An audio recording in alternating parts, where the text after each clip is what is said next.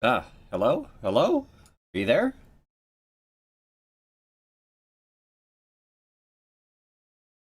Close that. Hello? Hello? Are you there?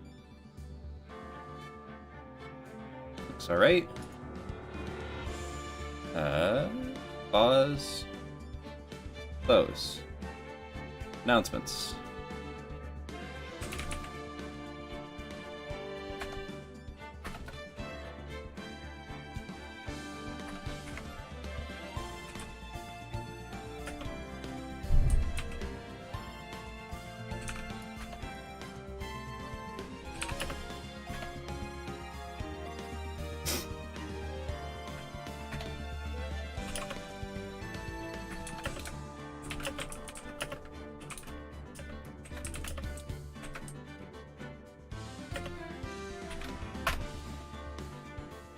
Alrighty. Hey, how's it going? This might be the end of Ace Attorney.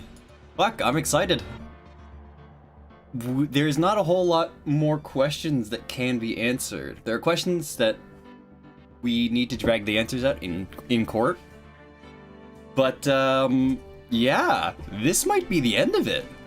'Cause I don't have questions that can be answered with more questions, I don't think.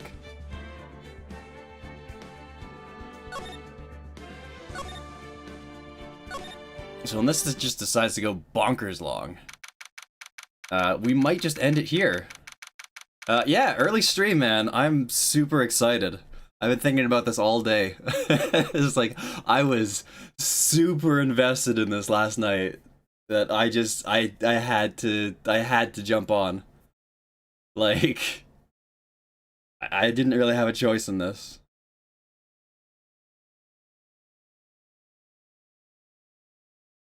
Oh my god.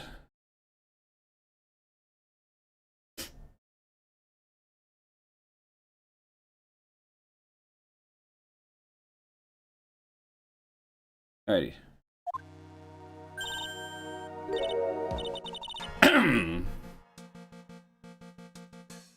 I'm too excited. Where's my water? Oh no, it's not filled up! Fuck, I need water. I'll be right back. Sorry, Pearl.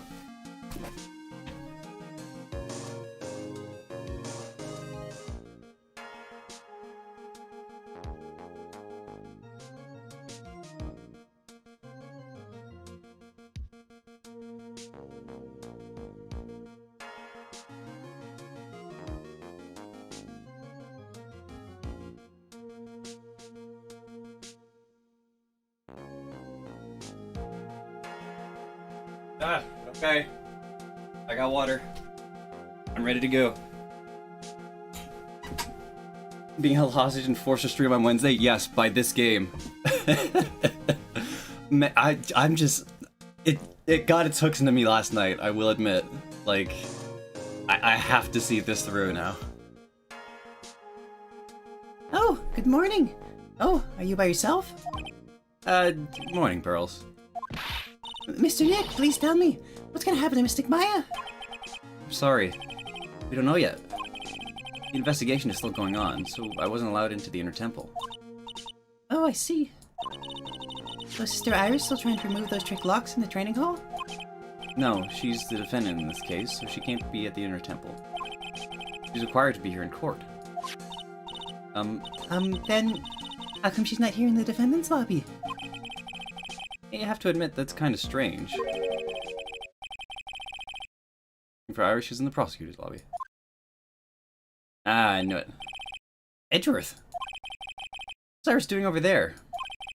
She's going over today's testimony with the prosecutor as we speak. Today's testimony? You heard me. Iris is going to be testifying as a witness for the prosecution. Wait, what? The prosecutor is squeezing her for a confession. Also, I heard.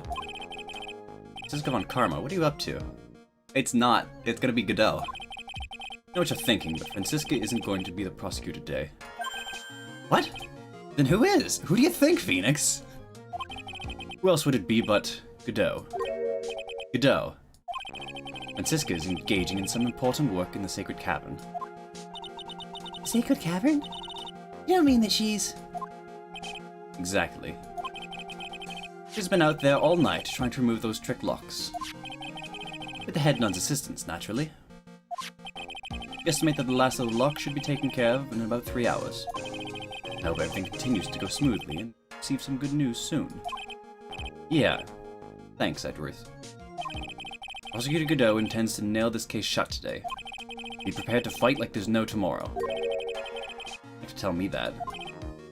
Hey, I can already see it in your eyes. You're not the same fever-ridden, frantic maniac you were yesterday. Strange. On the way here, I decided that today would be the end of all this. Almost immediately after I made that decision, I felt myself getting stronger. Interesting. Maybe you've passed your cold onto someone else, literally. And with that, I'll leave the rest in your capable hands, partner. Edgeworth! Oh, that actually... oh... That actually made me feel really good. That's super earned. I'm so happy for Phoenix.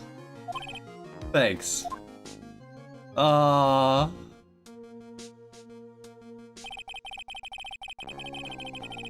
I still don't have answers to most of the riddles plaguing this case. Circumstances around the murder of Miss Listo Nim? No, I mean Misty Faye. Impossible flight Larry claims to have seen? And that woman is really after. Solve all of them and bring this whole tragedy to an end. Oh, I'm so excited! February 10th, 10 a.m., District Court, courtroom number 7. Now we got a regular judge back! Court is in session for the trial of Iris of Hazakura Temple.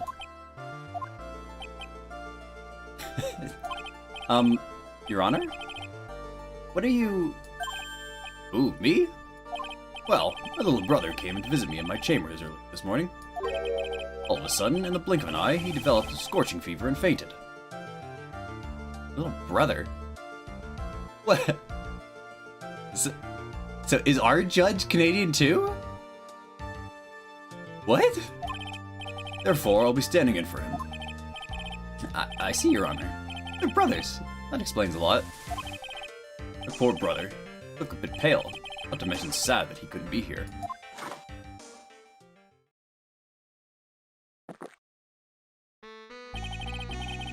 It is impossible to predict the future, what the future has in store for any of us. This is precisely why people feel the need to judge the past. We of the court have been charged with the solemn duty of passing such judgment. Well said, Mr. Godot. Understood exactly what you said, at least up until the end, anyway. Now then, Mr. Godot, please proceed with your opening statement. Fragile, fickle being, our hearts change with the shifting of the tides. There's only one thing that remains a constant in this crazy world. Coffee? The bitter darkness that lies at the bottom of this mug. Yeah, it's coffee. Then you mean, forget it. What do you mean? During yesterday's trial, the accused refused to admit her role in the crime. Today, she had a change of heart. Sister Iris of Hazakura Temple has a confession to make. Confession? The defendant. Iris? Why didn't she discuss this with me first? Very well. Very well. This court will now hear the defendant's confession. It's weird. On meeting a beautiful lady, always ask for her name and profession. That's one of my rules. My name is Iris. I'm but a simple nun undergoing training at Hazakura Temple. Witness, is there something that you want to confess to? Yes. First, I want to apologize to Mr. Wright. I can't continue lying to everyone anymore. It's alright. What is it? Mr. Wright, I have to admit that I did play a part in this terrible incident. Are you actually confessing? Are you saying that you were the one who murdered Miss Listo Nim? No, I'm not, Your Honor. But I dealt with the cover-up after the murder took place. After her spirit left, I took the lifeless shell of Mystic Elise and carried it to the Hazakura Temple courtyard, where I desecrated it. Yeah, I figured that much. Order in the court. Witness, are you saying you were an accomplice to murder? Yes, that's correct. What? 3 minutes in. 3 minutes in court, and I'm already covered in a cold sweat. Ha! Everyone on the planet is an accomplice to something. Just happens to be that in this case, it's the murder. Isn't that right, Mr. Trite? That Godot. But this is the confession they were conferring about. Needs me to say this. It looks like Iris's testimony was all a lie. Crumpled up and shoved into a pocket. Now then, little lady, if you don't mind, I've got a question for you. Whose crime were you trying to cover up by your actions? I was covering up for someone. Definitely get the creek without a paddle. Or a life jacket. I've been at Hazakura Temple ever since I was a little girl. Hazakura Temple is run by one of the branch families of the Korean tradition. And our mission is to protect the main family. I'm sorry, but main family? Yes, that's why I would dirty myself, if need be, to protect her. Daughter of the master of the Korean channeling technique. Mystic Maya Fey. Iris is on Maya's side? Really? Huh?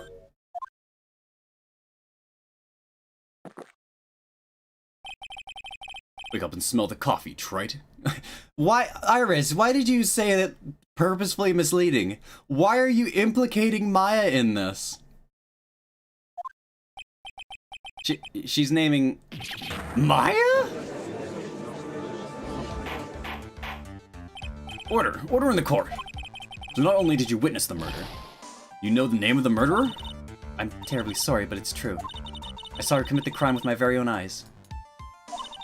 And then I cleaned up the area to try to protect her. That's ridiculous! Maya could never do so. Spence will refrain from commenting until the appropriate time. Now, witness, let's hear your testimony. What exactly happened on the night of the crime? Yes, Your Honor. I thought I was prepared for the unexpected. Never imagined the case would wind up going in this direction. Why is Iris indicting Maya? What?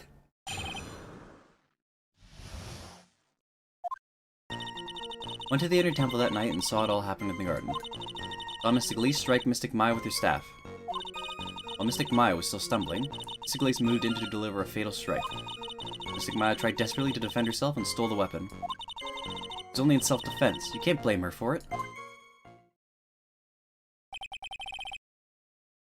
It was in self-defense.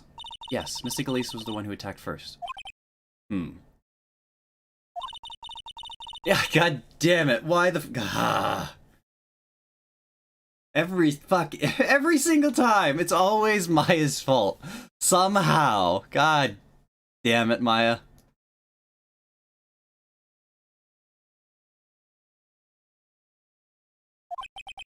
You moved the victim's body to the temple so Maya wouldn't be suspected. Isn't that right? Bad. You got the instincts of a true criminal. Something's not quite right. Sure, it was established yesterday, but Iris never went to the inner temple that night. That the person who did go was that woman. Iris even admitted it.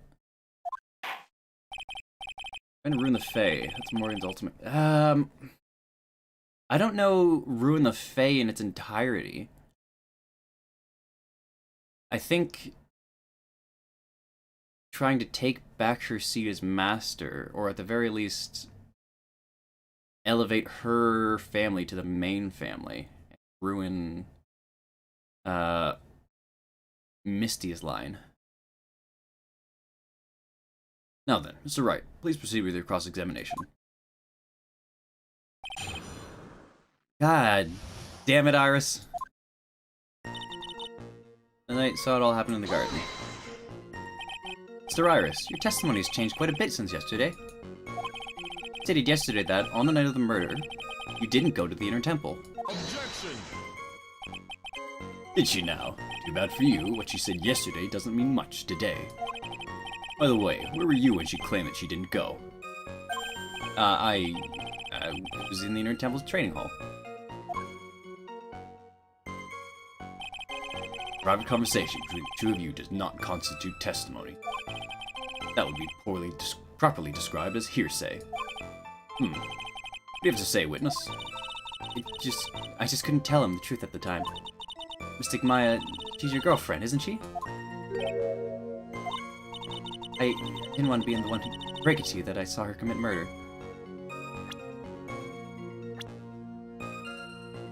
19? I mean, it's still a bit weird. You've known Maya... It's a little bit weird. There. You'll understand how difficult this is for you. Now then, let's continue with the testimony. What did you witness in the temple garden? Well, Your Honor. I'll mystically strike Mystic Maya with her staff. You're saying that the victim attacked Maya? I mean, Miss Faye. Yes. It was a truly terrifying scene. Mystic Maya was struck hard in the head and looked like she was going to collapse. What were you doing at the time? Why didn't you stop them from fighting? I'm terribly sorry, Mr. Wright. I was frightened. I couldn't move. I couldn't even speak. I was in such shock.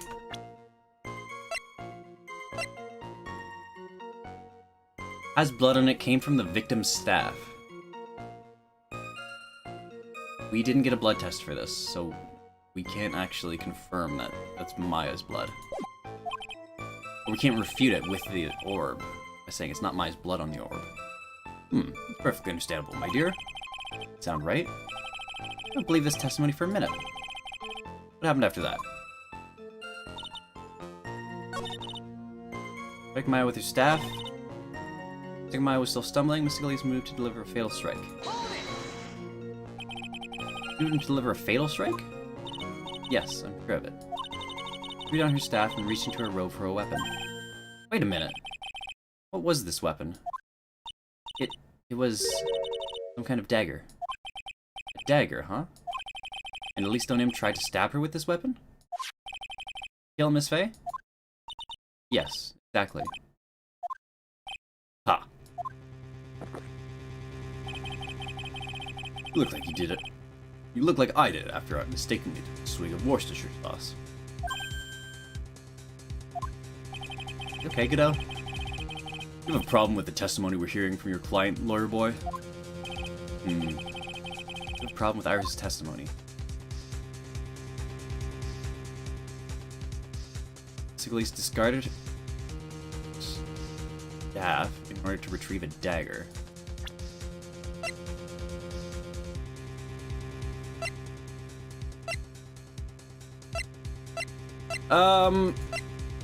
I can use the staff. I can use the victim's staff. What can I pull here? I can pull that Misty Faye had a sword cane.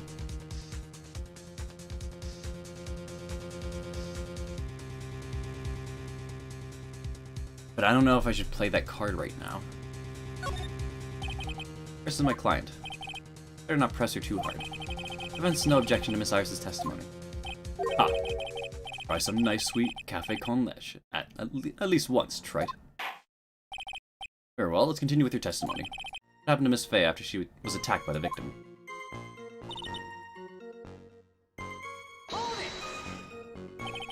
And then?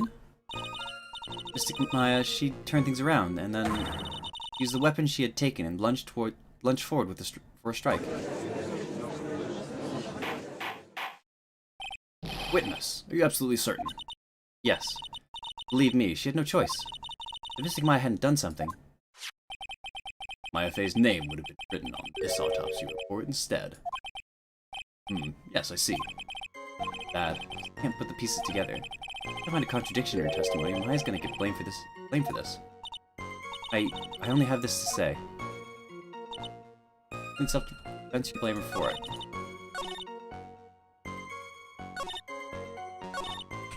I'll press here.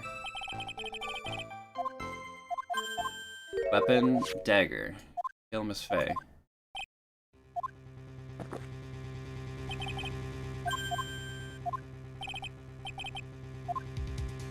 Here's one thing. Your Honor, I have a small problem with the witness's testimony. You do. But this witness is your own client. Yes, well, nevertheless, that's fine. Witness, let's add your last statement to the testimony. Yes, sir. Hey, just a moment. My job to say that. Listen, Gramps. I won't say it again. Final judgment will be rendered by me. Jesus Christ, Godot. Okay, now, let's continue.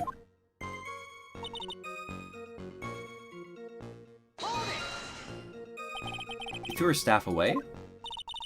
Elise was trying to kill Mystic Maya. I think that's why she wanted a more lethal weapon. It's true. Not easy to inflict a deadly blow with a staff. Mr. Iris, let me make sure I've got this straight. The victim herself chose to throw away her staff. Yes, that's what I saw. Is there anything odd about that, Mr. Wright? Yeah, it's odd, alright. Elise attacked Mystic Maya with the dagger. I'm sure of this. I guess I'm just pulling out the cane sword already.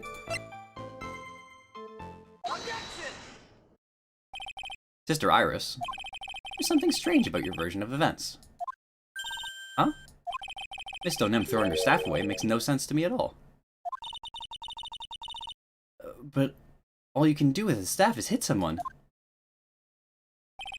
Actually, you wouldn't know this, Sister Iris, but the victim's staff had a special feature about it. As you can see, it's a sword. Ah! If Elise Donim had really wanted to kill Maya Fey, he wouldn't have needed to use a separate dagger. Not when she already had a beautiful blade in her hands already. Well, Sister Iris, what do you have to say? That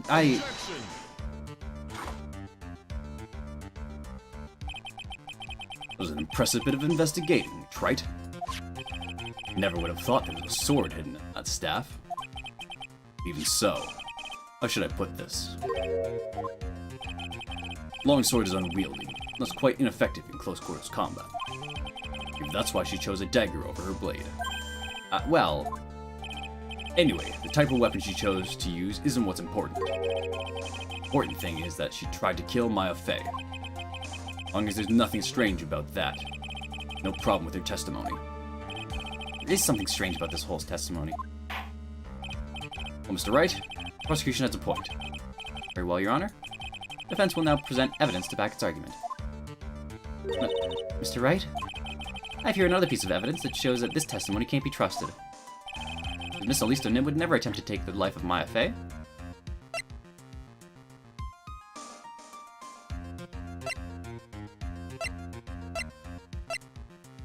Do I have proof that Elise Donim was...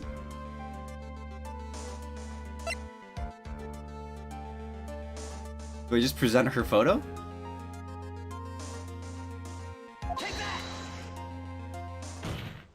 I guess so. Elise Donim would never have attacked Maya Fey. How can you be so sure? Because the victim's real name is not Elise Donim. Her real name was... Misty Fey. Fey?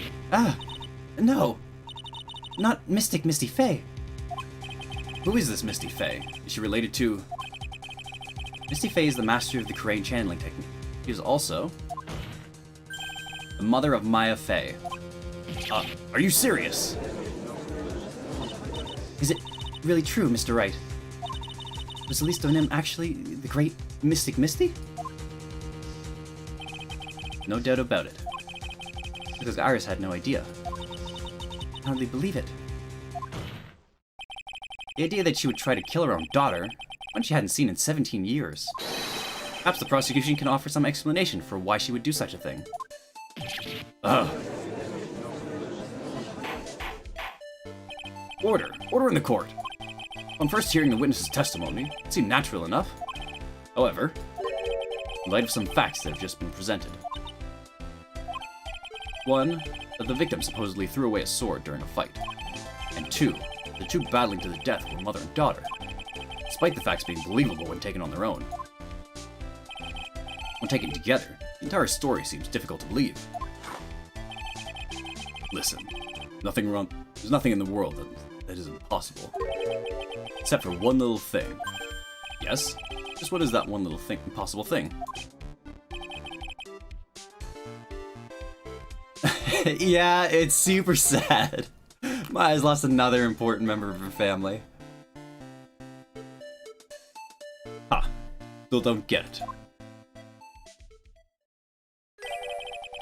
You think maybe my beans are under-roasted? You have no idea, Gramps. That was a weird coffee reference. Could you get your point? I heard this witness's confession this morning, just as I'd taken the first sip of my 8th cup of morning coffee. You're gonna ruin your health, my friend. Anyway, after hearing this woman's confession, I had a detective who loves to investigate sent to the scene of the crime. And he discovered this little beauty. Is that the dagger that the witness testified to seeing? Obviously, Your Honor. Do you notice something else? Now that you mention it, look closely, there appears to be blood on it. Where did you find that? I didn't see that when I investigated the crime scene. Did you investigate the pine tree at the crime scene? Huh? Pine tree? The dagger was stuck in the backside of the pine tree. And the last blow was struck, ending the violent battle between the two women. This little baby was thrown in the direction back of the pine tree. Which means blood on this dagger belongs to the victim, correct? Ha! You've been listening, old man. I first heard this confession this morning, just as I had taken the first sip of my 13th cup of morning coffee. That's not right. Did you say it was your 8th a few minutes ago? I didn't have enough time to get the blood analyzed in such short notice. In any case, the court will accept the dagger as evidence. Furthermore, I order that the blood test be performed on it immediately. This is my sweetheart. Make sure you treat her right. Bailiff, get this piece of evidence at the crime lab for testing immediately. It is being analyzed now. Now then, the testimony we've just heard has numerous unbelievable aspects to it. However, after having found this very dagger the witness spoke of, I believe we can consider her testimony to be credible. Cute girls never lie. Ever. That's blatantly not true. In any case, witness, could you please testify again to this court? That's definitely not true. Cute girls never lie. It's so stupid, Godot. About what, Your Honor? About the incident you saw. The battle between the two women. Yes, Your Honor. The battle! Maya stumbled briefly after being hit over the head with a staff. Then she dodged Mystic Elise's next attack and stole her weapon. Suddenly, Mystic Elise, the one on the defensive, and her back to the stone lantern.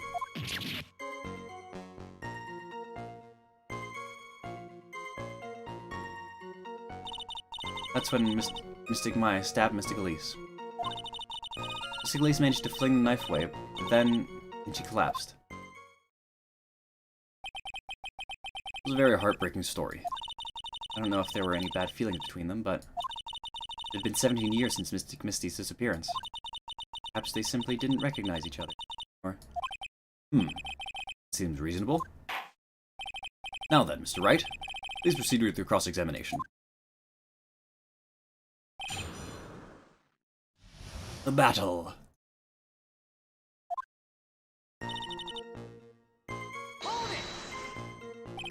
Iris, where were you standing when you witnessed this all?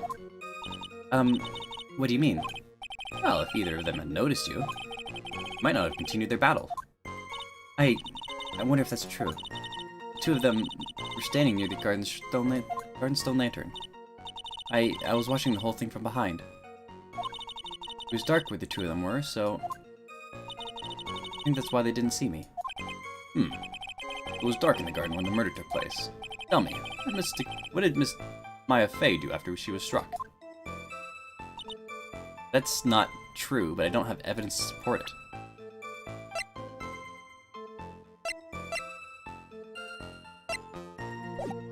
Like, and we know that's not true. What happened to the victim's staff, then?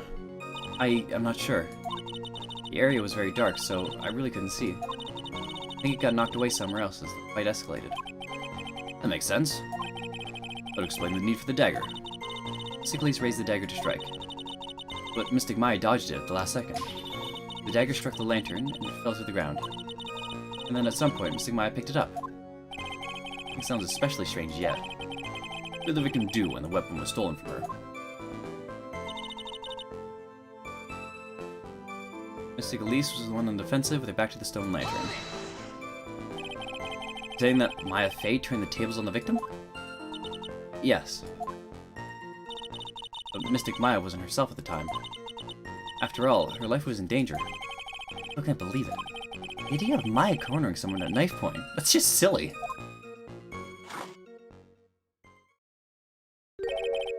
As they say, a cornered fox is more dangerous than a jackal. I believe the correct description of a cornered fox is scared and petrified. Your animal analogies have grown tiresome. You were the one who started it. Anyway, so after Maya Fey backed the victim to the stone lantern, what happened next? That's when Mystic Maya stabbed Mystic Elise. You absolutely certain that's what you saw? Yes, I'm almost certain. Almost? The garden was dark. I couldn't really tell who was who. What did she just say? So in other words, it could have been someone else entirely. Objection! You know that Maya Fey was at the Inner Temple that night. And that the woman that was killed was Elise Donim. Isn't it fairly obvious who attacked who? I don't have anything to counter that yet. Well then, witness, you continue with your testimony. Yes, Your Honor. The them faced each other for a moment, and Mystic Maya rushed straight into Mystic Elise. And Mystic Elise doubled over and fell to the ground. She was stabbed in the stomach, huh? Yes.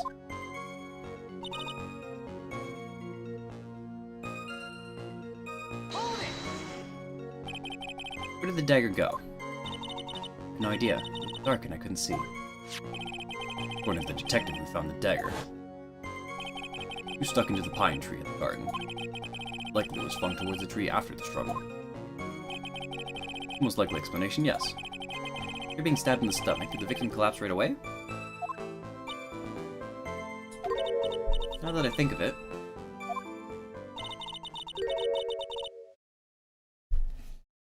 She seemed to stare at Mystic Maya for a while. Mystic Maya stood there, not moving an inch. But for a moment, like time had just stopped. Then, suddenly, as if the spell had worn off, Mystic Elise fell over. Reasonable story at first, but I think that was completely impossible. The very idea of Maya stabbing someone, that alone is impossible, which means this faulty testimony must contain another contradiction in there somewhere.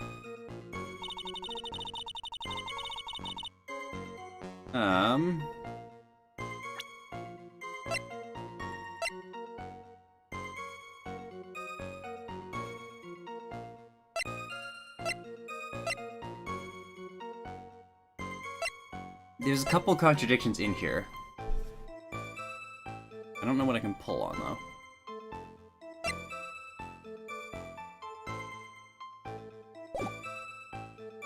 Stumbled briefly after being hit over the head with a staff.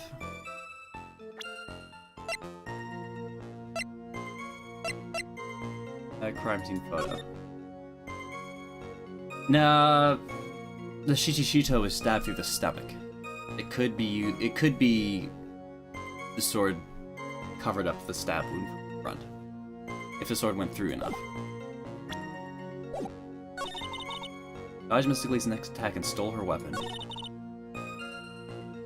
Suddenly Mystic Elise was the one on the defensive with her back to the stone lantern.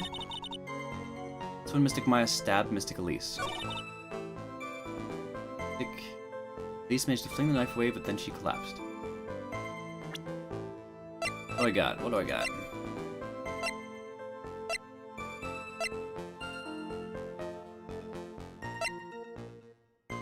Some staff.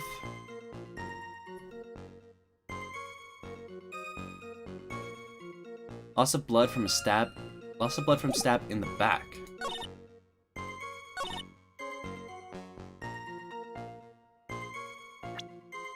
Autopsy report. Your Honor, what do you think about the witness's statement? I'm not sure I follow you.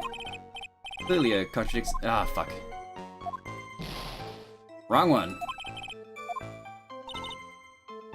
Back to the stone lantern. That's when Maya stabbed him.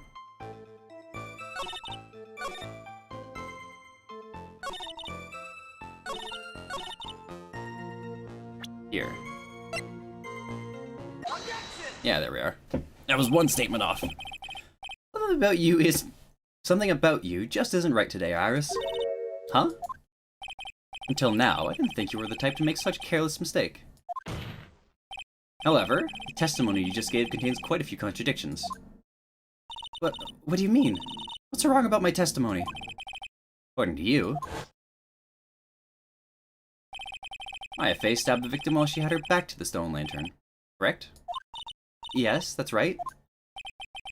But in that case, the victim would have been stabbed in the stomach, right? Yes, I think so. But, according to the autopsy report, the cause of death was due to blood loss from a stab wound in her back. This proves that the victim was stabbed from behind, not from the front. Sister Iris, it appears another seed of doubt has sprouted from your testimony. She has the same damaged... Oh, she has the same damaged, sprite as Stelia. That's cute. What is the meaning of this, Mr. Wright? Ha! It's simple. People are like books. You've all got a front and a back. Get my drift? Is that all you have to say?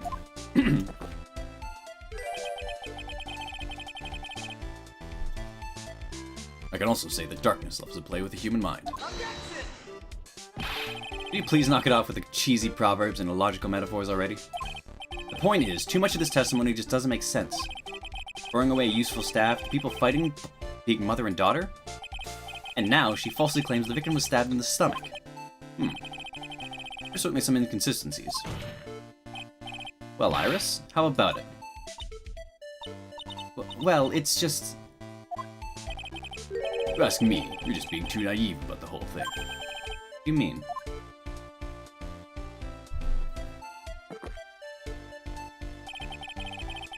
There are 253 distinct types of bitterness in coffee. To pick out each one requires total concentration and the use of all the senses. You're really concentrating on what this witness actually said. Prosecutor Godot, explain yourself. The witness was quite unambiguous about her own ambiguities, which she said. The garden was dark and she couldn't see clearly. A human needs one thing to see it clearly, and that is light. Light. By the way, did you know? Hazakura has a rule that on the nights when an acolyte is at the inner temple training, the stone lantern in the garden must be kept lit. I wonder what that stone lantern was there for. Well, if that's true, then the witness have been able to see the crime more clearly? Normally, yes, Your Honor. According to the head nun, Sister Bikini, on the night of the crime, it was impossible to light the stone lantern. Impossible? It hadn't been used in a long time, and the wick was no good. In other words, it had to have been nearly pitch black in the garden that night. It could have been a faint light coming from the training hall, but that's all. Most enlightening. Yes, that illuminating fact has chased all the contradictions away. If the staff was dropped, it would be difficult to see. It also explains why they didn't recognize each other. You can't see the demons that lurk in the night. That's why humans are weak. Isn't that right, Trite? No. Order! Order! Order! Here, Your Honor. Let me present the stone lantern to evidence. Maybe it will rekindle the flame of truth in your mind.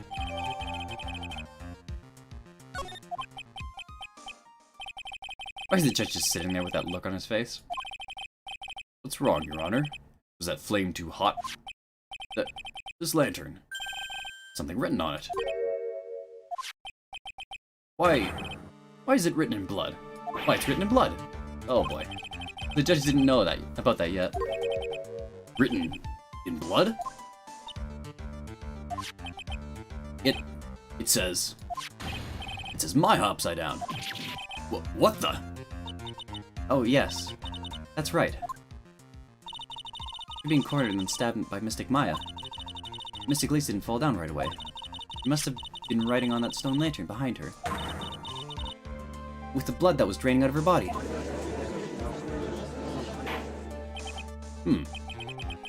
It looks that way. Hang on just a minute. What are y'all talking about? What do you mean, what are we all talking about?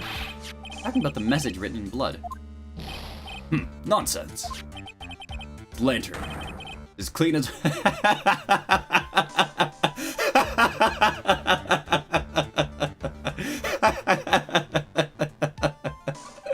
Oh, that's really funny.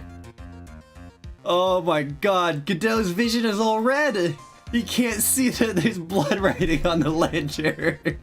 Because his goggles are red. That's fucking funny.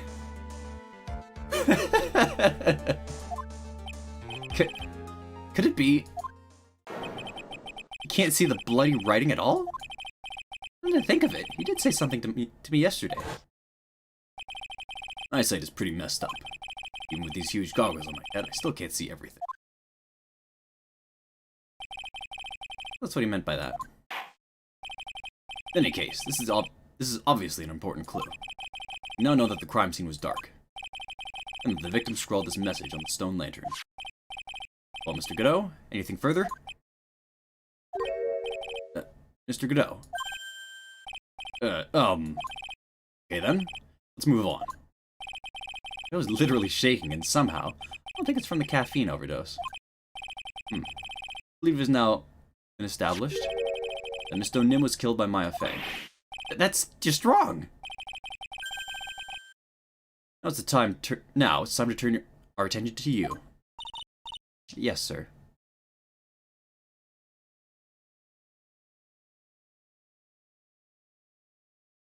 Didn't see blood on evidence in other past trials. Did he not? I'm trying to think.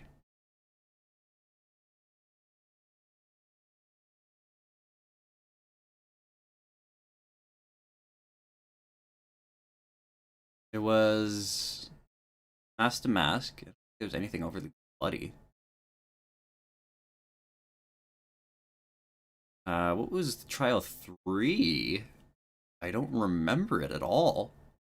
What is 3-3? Mask to Mask, then it was...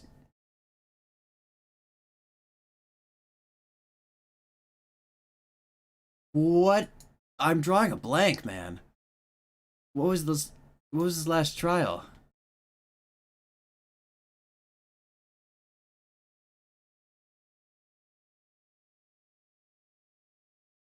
Oh, right. That was cyanide poisoning.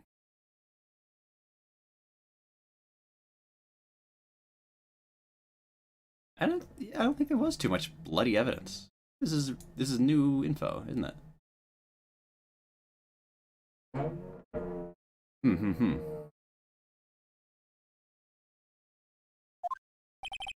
After the victim died, you did something, didn't you? Let's hear it. We're all ears.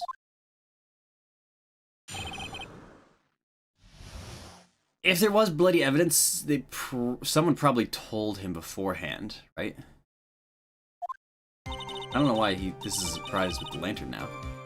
After Mystic Lise died, I called out to Mystic Maya. I thought it was my duty to protect the future master of the Crane tradition. So I removed the body from the inner temple by myself. I dragged it behind me all the way across Dusky Bridge. Use a snowmobile to carry it back to Hazakura Temple and...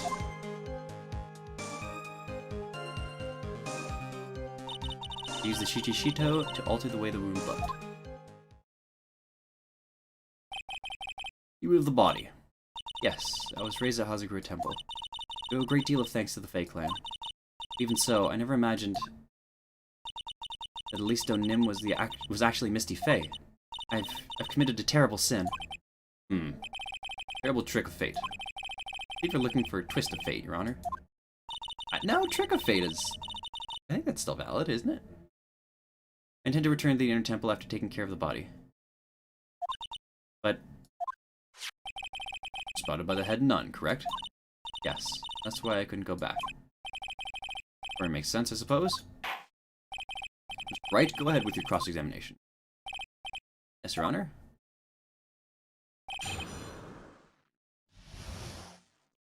Iris' cover-up.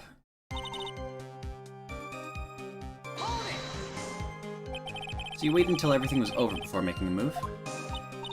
No, it's not like that. She saw someone murdered right in front of her eyes. Not surprising that she was a little timid.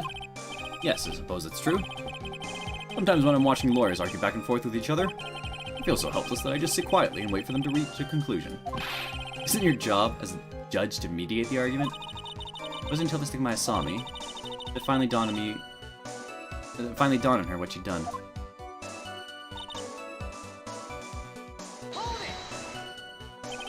So then, you knew? You knew the significance of the name Maya Fey.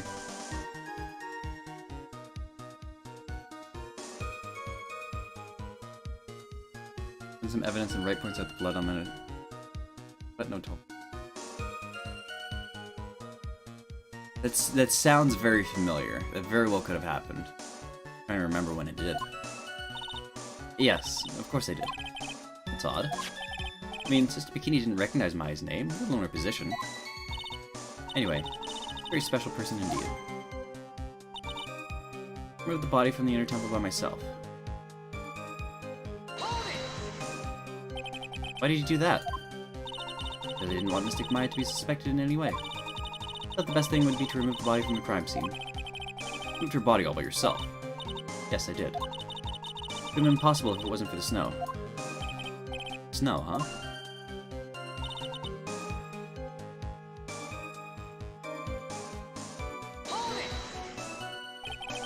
Pretty amazing you can make it all the way across.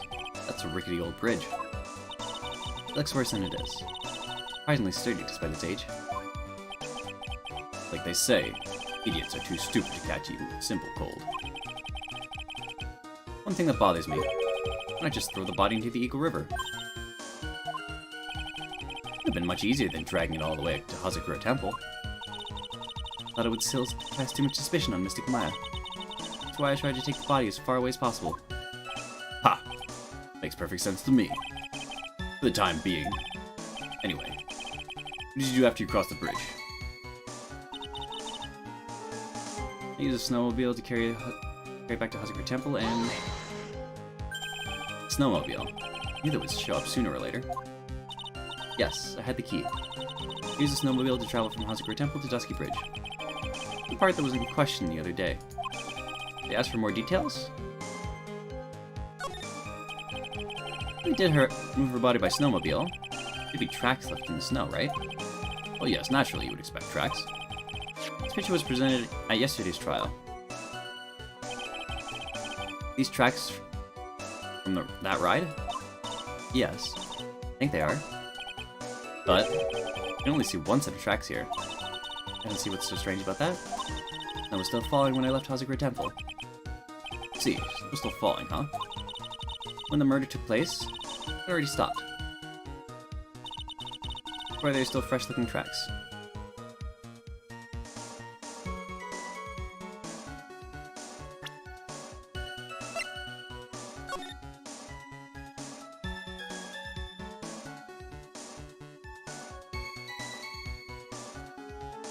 That doesn't make sense. You couldn't have carried the body across after the snow had stopped. The bridge was on fucking fire.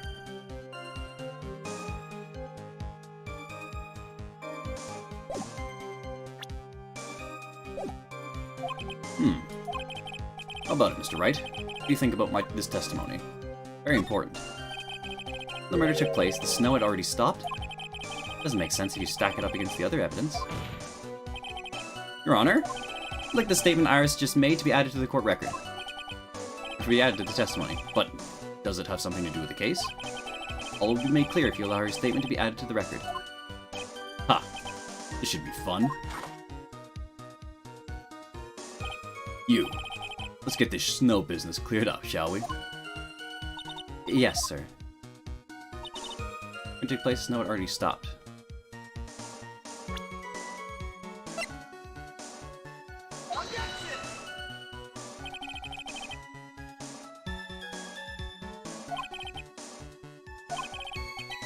What are they?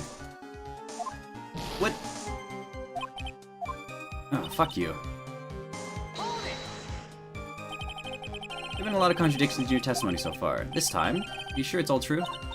Yes, I am. When the murder happened, the snow had already stopped. According to you, that's why the snowmobile tracks were so clear. That's right, I'm certain of it. I think I've trapped her this time. See how you think. Snow, huh? What's going on here? The snow really had stopped by the time of the murder. I mean, there's a bigger hole in her story than the movie The Grid Revelation. Not movie The Grid Revelations. Is that a Matrix reference?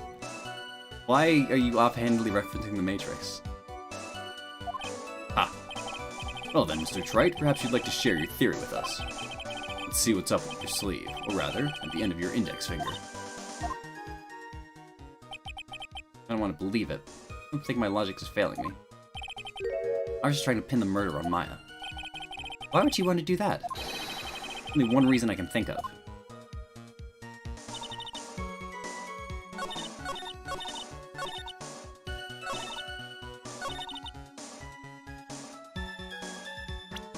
Now do I present the weather?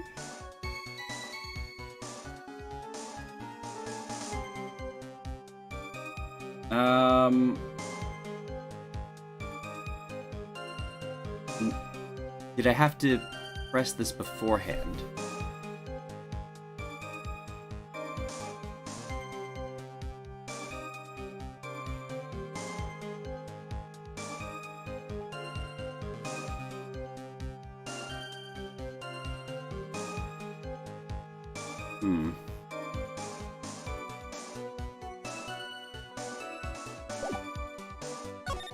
Oops.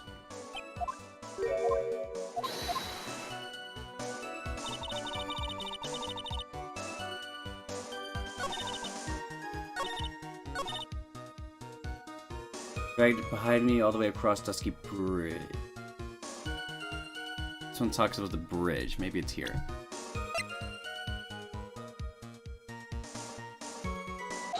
Yeah, there we are. You claim the snow had already stopped when the murder occurred. But I'm sorry, Iris. That just isn't possible. What? This is the weather data from the night of the murder. According to this, the snow didn't stop until 10:50 p.m. But you couldn't have crossed Dusky Bridge at that time. Why do you say that? Because 5 minutes before the snow stopped, Dusky Bridge was struck by lightning and caught on fire. What did you say? The bridge, it was on fire? You don't mean to say you didn't know about it? It was because of the lightning strike that the bridge burned down. What? But it can't be. Looks like you still haven't figured it out. No matter how hard you try to deceive or conceal the truth, you can't pull the wool over the eyes of a real defense attorney. No! Order, order, order! The bridge was already on fire when the incident took place. That's right, the inner temple was already totally cut off from the outside world. There's no way you could have crossed the bridge, body or no body. Witness, even my patience has its limits. Any further lying and I will find you in contempt of court. If you have anything to say for yourself. The only person here that is truly contemptible is you. Old man. Me? How dare you? Whether this witness lied or not doesn't mean squat right now. Squat? The important thing is find out the truth. Isn't that right? Yes, of course, but whether it was snowing or not snowing, whether the bridge was burning or not, there are two facts that can't be disputed. First, the body of Listo Nim was discovered in the Hazakura Temple courtyard. And the second, the head nun, Sister Bikini, witnessed Iris desecrating Listo Nim's body. Makes a good point, on both accounts. That's right. I'm not lying. What are you claiming this time? I wasn't myself that night, at all. I wasn't myself at all that night. My memory is still somewhat hazy. I haven't stood at the witness stand and testified this entire... You've stood at the witness stand and testified this entire time. You're telling us that your memory of that night is hazy? Only human to err. You're so perfect, Trite. Maybe you can explain this for the court. What is it? When the murder happened, the bridge was already burnt down. Somehow the body traveled across the bridge and was found in the temple courtyard. Perhaps you have some kind of perfect explanation for this little magic trick. Well, not exactly, no. There must be some other way she got across that burnt-out bridge. Unless I can somehow demonstrate it. I'll never know the truth. Looks like the defense is not prepared to offer a suitable explanation. See what I mean? In other words, you're in no position to suggest that this lady's testimony isn't the truth. Ah! Alright then, witness, let's hear your testimony once more. About what, Your Honor? You admitted that you moved the victim's body. Nevertheless, your prior testimony contained a rather large inconsistency. Please add an explanation for that to your testimony. Yes, Your Honor. Will this be her final testimony? Moving the body. Moving the body. Other than walking over the bridge, there's no way to move the body. Why, you must have just gotten confused, I guess. Was the snow still falling or had it stopped? Did it really matter that much? Or are you saying that there was a way to cross the burning bridge? It was just a misunderstanding, I see. This is a photo of Dusky Bridge after it burned down from the lightning blast. It was taken on the morning after the incident.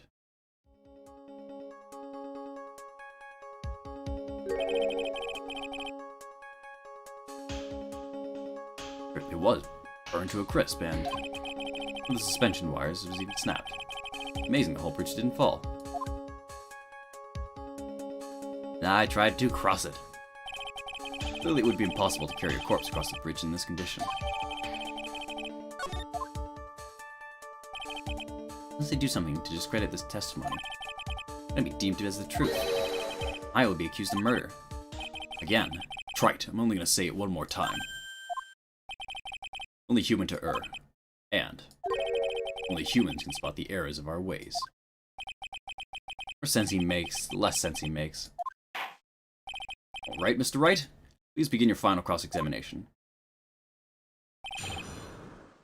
Moving the body.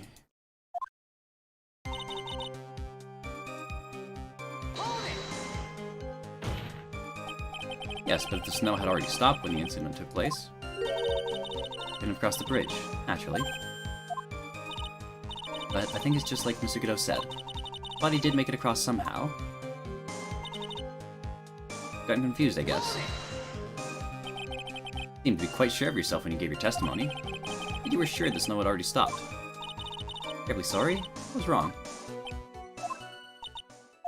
Do you really think an apology is going to get her off the hook?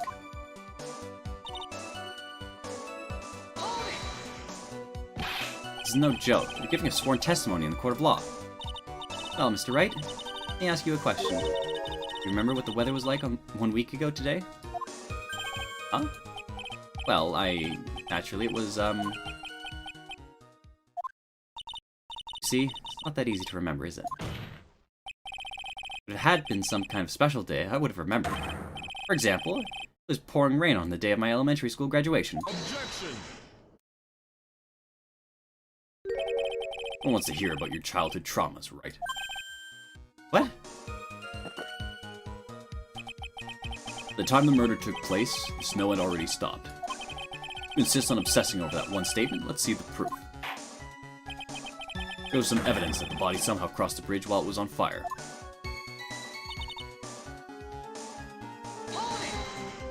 I don't see why there couldn't be a way across. Right? You think that sounds a bit silly? Dead body crossing a burning bridge. Did anyone actually witness such a thing? Huh. There was. I don't think I'll call someone like that a witness. After all, a dream isn't the same as as actually seeing something. All this way, so it's everyone to figure this out. You transport a body across a burning bridge. Even if I don't know the exact answers yet, it's okay. Start by examining all my evidence, see where that takes me. It'd be like a shark. If I don't keep moving, good as dead. I don't want to say this stupid picture. Horrible sketch of what they saw the night of the crime.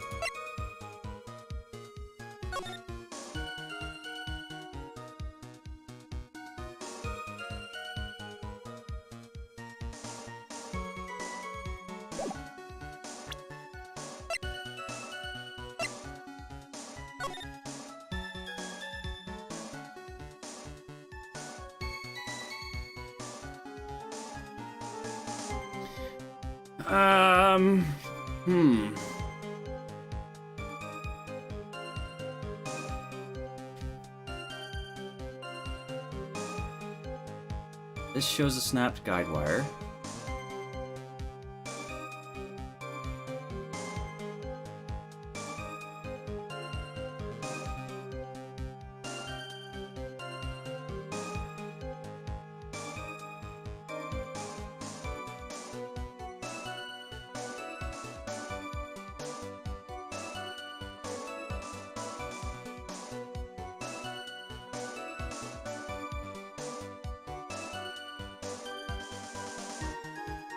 I think... I want to say that the guide wire was used to swing Misty across, but that's stupid and insane. But it's literally the only thing I have here.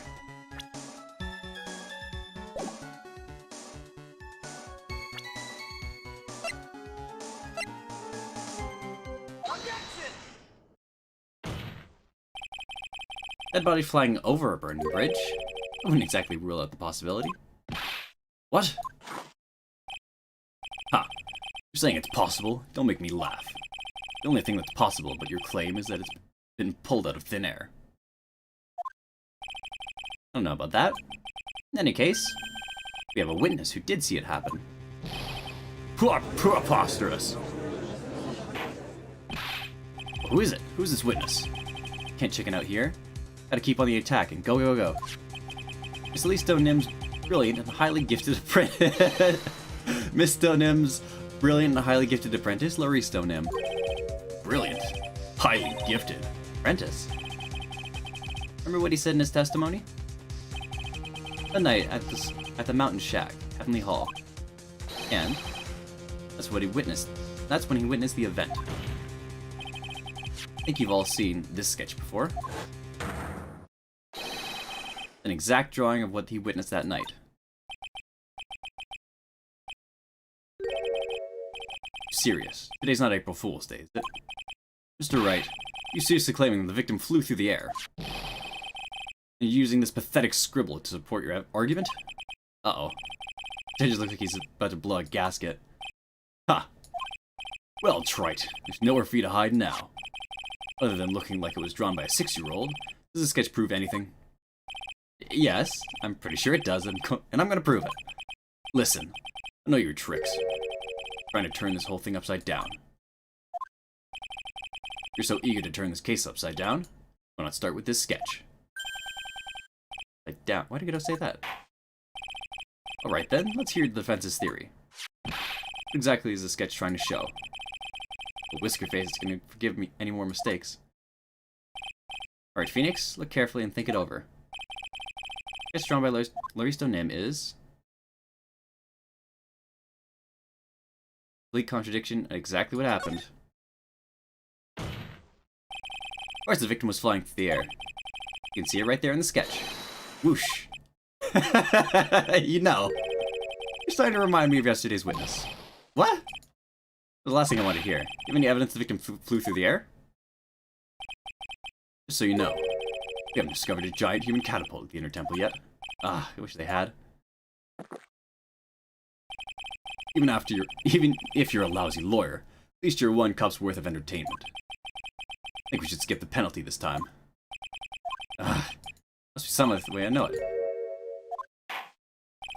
Alright then. When is that one doing your testimony? Are you serious? That's amazing. Alright, let's try this again. Present. It all comes back to this. Can't believe we're looking at this again. I mean, I didn't really understand it before, but I get it now. But I believe the sketch shows the truth. Very well. Alright, let's hear the defense's theory. Sketch drawing by Mr. Nim is... evidence of nothing, a complete contradiction. Something's obviously funny about this sketch. No art critic, but even I can see that. No, that's not what I meant, Your Honor. Laristo Nim stated it over and over, that this sketch was exactly as he saw it. However, it's hard to believe his testimony, when the sketch contradicts reality as we know it. Contradicts reality? Ha! This is getting interesting. Looks like you're back to the finger-pointing thing again. Okay, trite. What exactly contradicts reality as we know it? The guide wire is upside down. It's the wire connected to the bridge. Wire. Ha! Is that the thing that contradicts reality?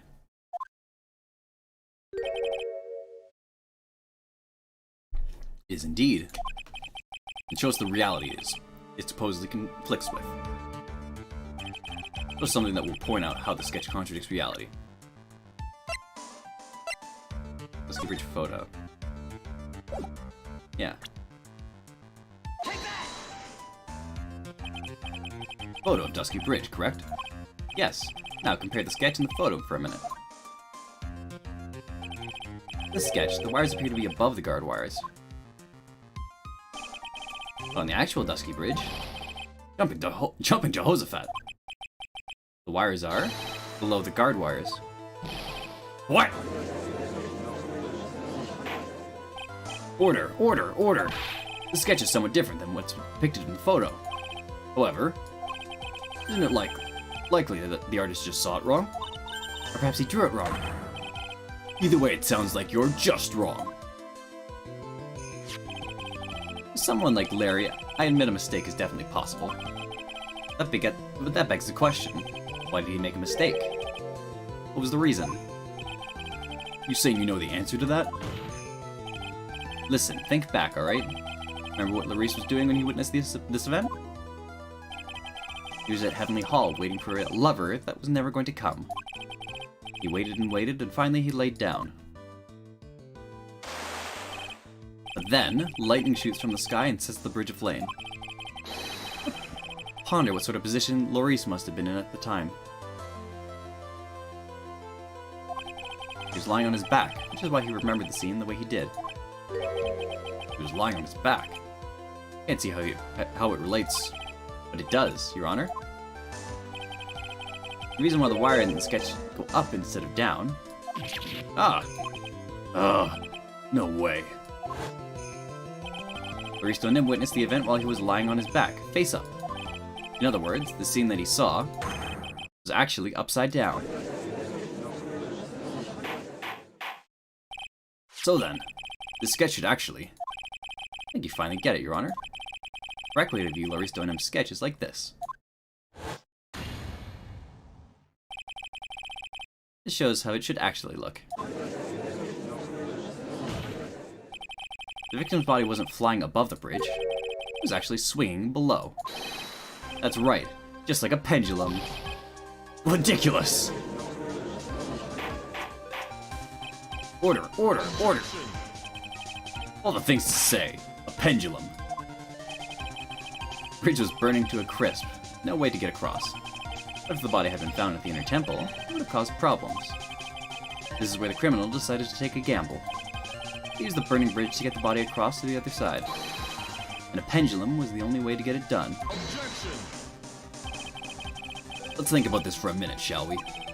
Dusky Bridge is about 20 yards long. Which means it's about that far from the inner temple to the opposite cliff. Yes, that sounds right. In order to cover the distance with a pendulum, you need a rope at least 10 yards long. To get a rope that long, you'd have to plan ahead. Lightning strike that night can only have been an accident. It doesn't make sense that the culprit would have prepared a rope beforehand. So then, they didn't have to get the rope ready. The rope was already right in front of them. What? Saying it was just a matter of using what was already there. In that case, Mr. Wright, please give us an explanation to support your theory.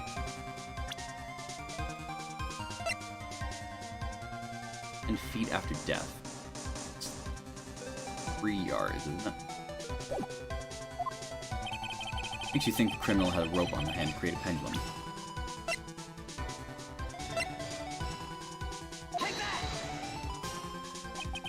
And the meaning of this is... You want to know where the rope came from? Hanging right there in front of your glorious beard. Ah! This is one of the wires from the bridge. When the lightning struck the bridge and set it on fire, one of the suspension wires came loose from its anchor. The criminal didn't have any time to waste, so they tied the wire around Elise Nim's body.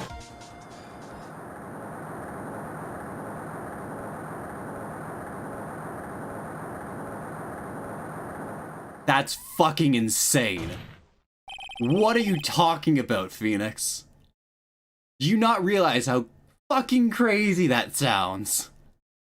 Because there's no simple way simply no other way to move the body.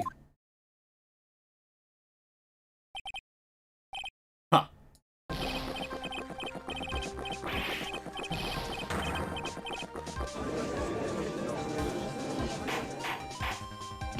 Mr. Godot! Seems that Mr. Godot is more focused on his coffee than answering my question. Seems that the odds of a rope being readily available were high. I suppose it's not an impossibility after all. Possible or impossible? That's not the question we need to ask. There's only one question. Did that really happen? Trite. I wonder if you can prove what happened to us. Do you have any actual evidence that show the body was swung like a pendulum?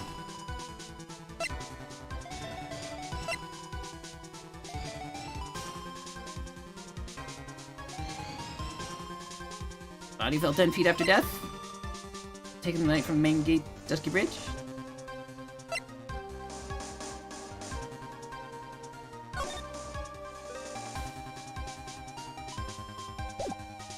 No, because that was fucking insane.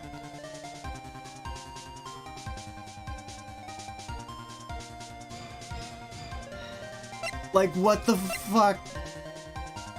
What do I do with this?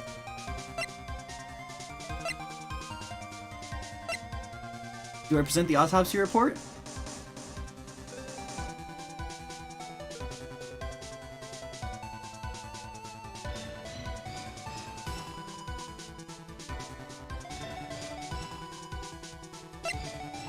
Found the outcropping near Dusky Bridge. Assume that it came off there? Before I present my evidence, let me review what we know so far. According to this photo, one of the wires snapped.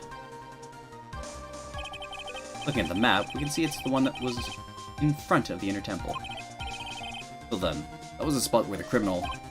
Yes, precisely. Now let's consider the body's movement by looking at the overhead map again. The body was pushed from this point here.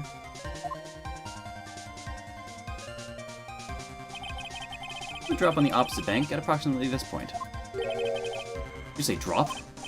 Oh, they must have failed to catch the body on the other bank. What? What makes you think that something like that happened? I have evidence to suggest her body dropped some distance. What kind of evidence? Take a look at this autopsy report. It says here that her body fell about 10 feet after her death. 10 feet, huh? Most likely the height difference between the two sides. Body overswung due to the forward momentum, it came loose and fell about 10 feet. Then, as a result of landing impact, the crystal sphere was knocked loose. That's... Yes, this blood-stained amethyst crystal is the one that came off of Miss Alisto Nim's staff. This is Danko and Rampa levels of bullshit. Yeah. This is fucking insane. Even more important, the crystal. This is giving me like crazy Karumi vibes. More important, the place where the crystal sphere was found. Indeed, I believe it's already marked on this overhead map. Right there. Crystal was found. Ah, precisely, Your Honor. In the very spot where the pendulum would arrive if given the right amount of speed. This explains your theory quite well, Mr. Wright. You have provided us with a way the body could have been moved that night. An impressive deduction, Mr. Wright. Most impressive. Mr. Wright! I thought this cold coffee might help cool you down. What is the meaning of this, Mr. Cadeau?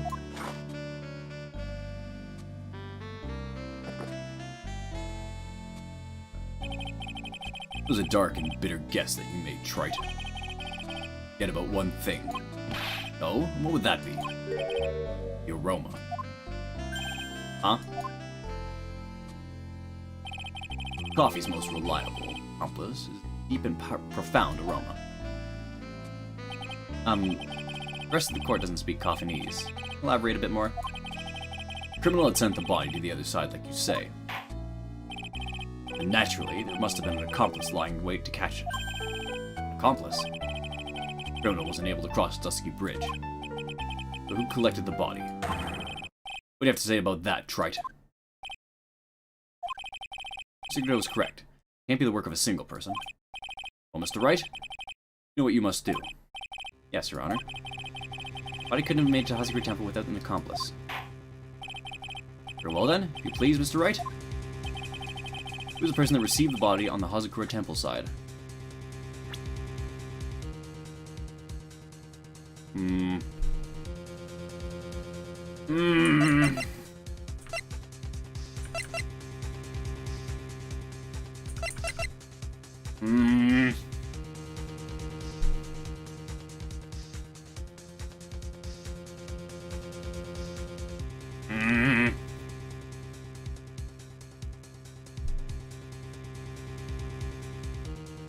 It would have to be Iris.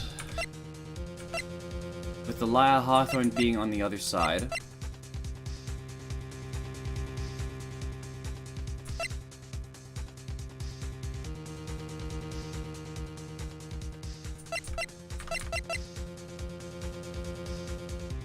Is it Bikini? No, I think Bikini's stem from this.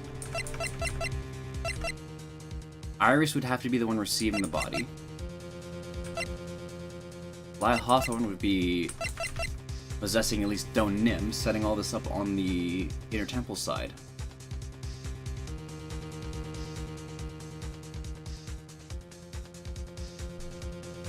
That's my theory.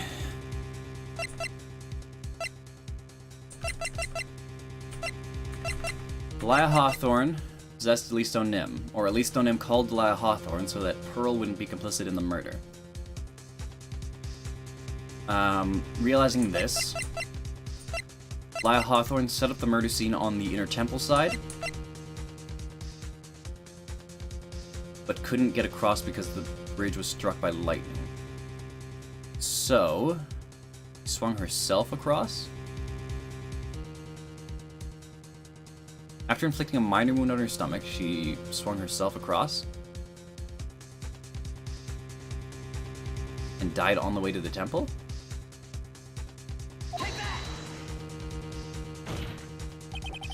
Only be you, Sister Iris? Huh? But I don't see why you're so surprised. The only way to transport the body from Dusky Bridge is by snowmobile. With her bad backs, Bikini could never pick up a body like that. You're the only one that could have managed it. Objection! Trite, you even listening to the witness's testimony. On the night of the crime, this little cutie pie was on cleanup duty in the inner temple garden after the mother-daughter bloodbath. I haven't forgotten, but have you, Mr. Godot? His witness was also seen at Hazakura Temple, desiccating the corpse of the victim. Strange indeed. Almost as if, on that night, the defendant was in two different places at the same time. Mr. Iris, let me ask you something. Why didn't you mention it when you first gave your testimony? Mention what? Pendulum, of course. Using the sketch drawn by an eyewitness, I've established how the body was moved using the burnt-out bridge. Which means it's now a fact this occurred, something that you should have already known. No, I had no idea. I didn't know anything about a pendulum. The body couldn't have been passed along to the other side without your help. So you should have known about it. In fact, it'd be impossible for you to be clueless about this whole thing. Unless you're not really Iris to begin with. What? What? How can you say that, Mr. Wright?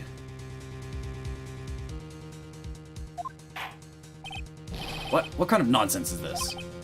You're saying that this witness isn't Iris of Hazakura Temple? Are you serious, trite?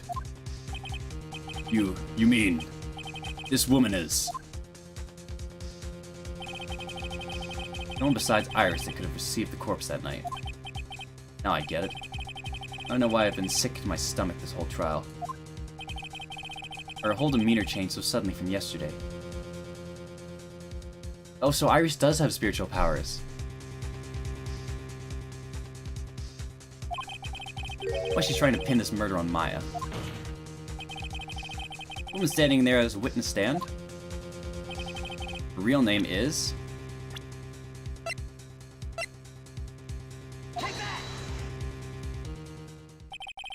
Never thought I'd have to utter your name again. Let alone see you. It's been a long time, Elia Hawthorne.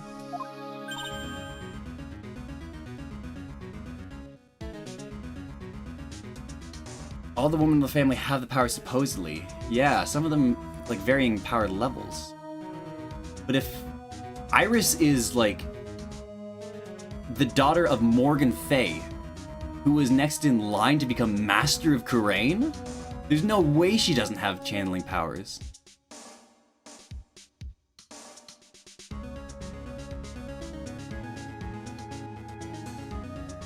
So, Iris let Delia possess her? Hawthorne. Mr. Iris had a twin sister. And you're looking at her. Miss Delia Hawthorne. Name rings some bells. Distant bells, but bells nonetheless. Ha! It's just your imagination, Gramps. This file contains all the relevant data about Delia Hawthorne.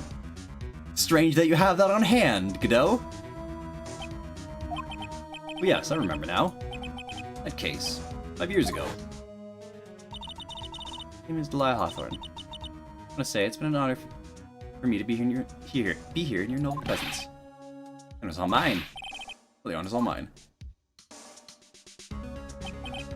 But, according to this, Delia Hawthorne is already dead, because her execution was carried out last month.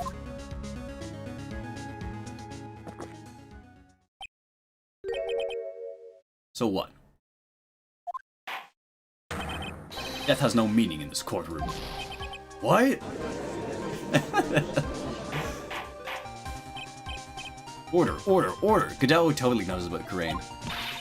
Wait a moment. How can you... My sister, she's already dead. What kind of... You of all people should already understand. After all, the blood of the master of the Kurain channeling technique flows within that body. Kurain channeling technique? Where have I heard that? That's right, you're not Delia Hawthorne herself. You're the spirit of Delilah currently inhabiting the body of a spirit medium. This is insane. An exciting story. Exciting, but quite impossible. You're asking us to buy that Delia Hawthorne just happened to be channeled by someone? On the very night of the murder, to a temple where her twin sister Iris was. Well, if you're gonna put things that way, then yes. I'm supposed to believe a coincidence like that just happens. Naturally, it was no coincidence. The whole thing was part of a plan from the very beginning. It's all written right here, in these instructions. What's that? The instructions were written by your mother, Morgan Fay. Part of the plan called for Delia Hawthorne to be channeled. That night, there were 2 irises at Hazakura Temple. 2 of them. Even the time of the channeling was planned out. Did you hear the lights out bell? In other words, 10 p.m. However, Iris was seen before dinner time. It means that Iris was at dinner. It means the Iris at dinner was the real Iris. And the Iris who gave me his hood in the main hall was also the real Iris. Meaning that the Iris Sister Bikini saw at the inner temple was someone else dressed up as her, namely one Delia Hawthorne. You even know what you're saying, Trite. This whole channeling the spirit of Delia Hawthorne business. This is true that you found the plans. Talk about it. However, there's one thing that's perfectly clear. The witness currently standing in the witness stand is the real Iris. What? What?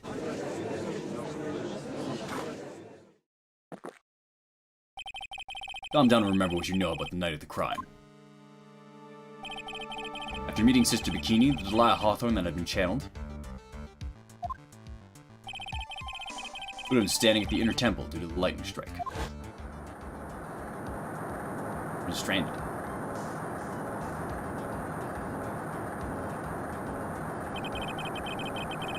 It was later that the body was moved by pendulum. That's right.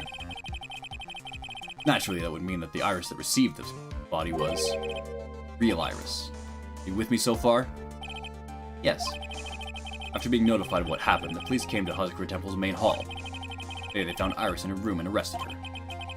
Ever since, she's been under police supervision at the detention center. Yes, I suppose. Didn't lie any of that. Phew, thank goodness. I think he's finally convinced.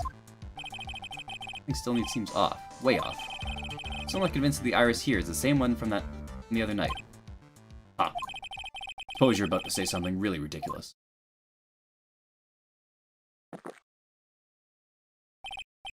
Like the real Iris and the spirit of Delia somehow switched places. Switched places. To be perfectly honest, there's still quite a few things I don't understand. I do know, unless we confirm the witness's identity, we can't continue with this trial. I doesn't have spiritual power needed to channel Delia, which means we must have switched places somewhere.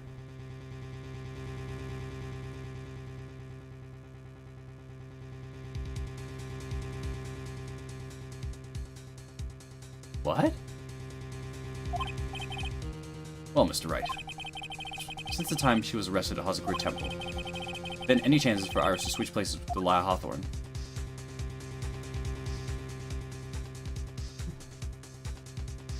No, because Delia's been dead for a month.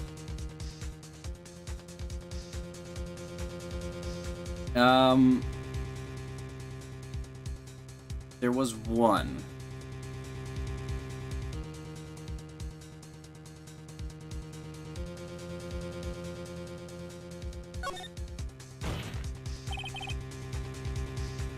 Your Honor, I think there might have been one chance.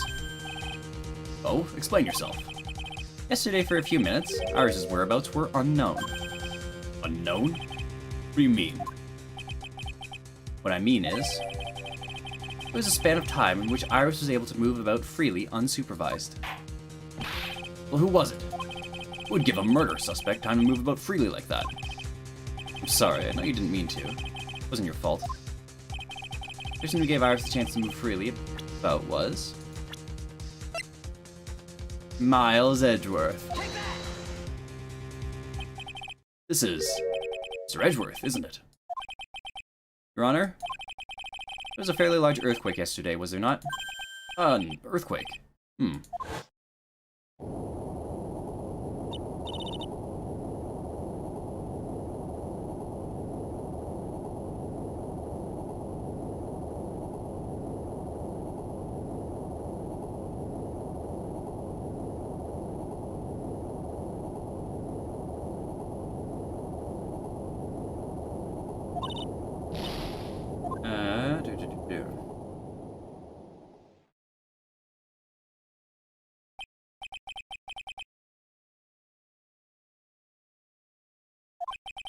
Lead. Gate.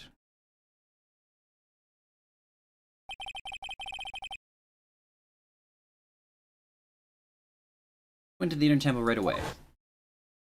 It is true, Iris was already there.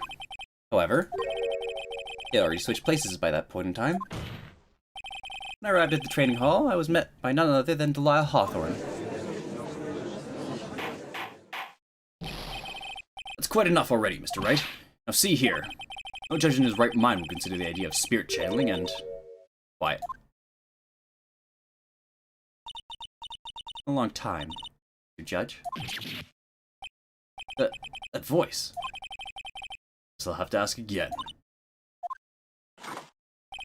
Upon meeting a beautiful lady, always ask for her name and profession. That's one of my rules.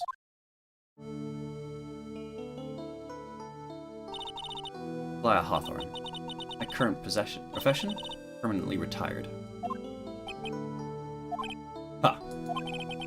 You're not gonna bother hiding your identity anymore, huh? Should I? After all, I'm dead. Really nothing you can do to punish me. Whoa.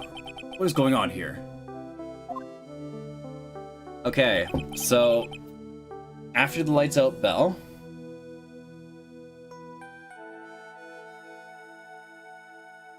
fuck. Never thought we'd meet again, and never thought we'd meet like this. This time, I'll end it, for her and for myself. This is fucking insane. This is totally like Danganronpa levels of batshit crazy.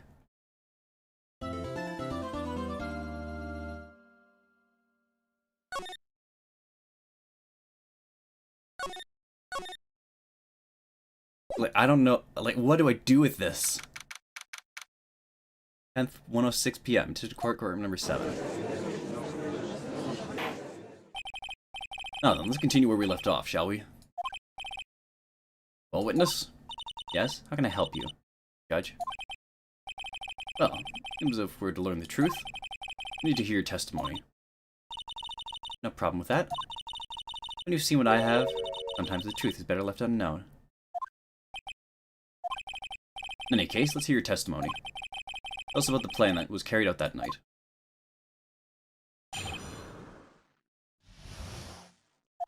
The whole plan began with my death. A stupid plan hatched by Morgan Fay to install her own daughter as the next master. But for it to work, Maya Fay would first have to die. The idea was for me to kill Maya and then have the blame pinned on Iris. The plan went wrong. It seems to have succeeded anyway. Well, that means you really are... Wait a minute. Did you say the plan was to kill Maya Fay? Yes. You have a problem with that. Don't give us that nonsense! Watch yourself, trite. You got a problem? Solve it during the cross-examination. That's one of my rules. You're always correct. And by the way, that's one of my rules as well. Kill Maya? Could it be true?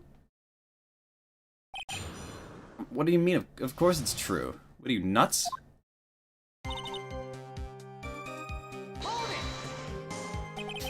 You were executed last month, correct? Yes, I was hanged.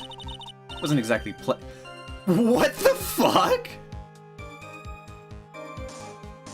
What do you mean?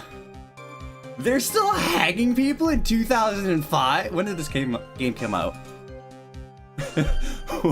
What the fuck? Ace Attorney, Trials, and Tribulations.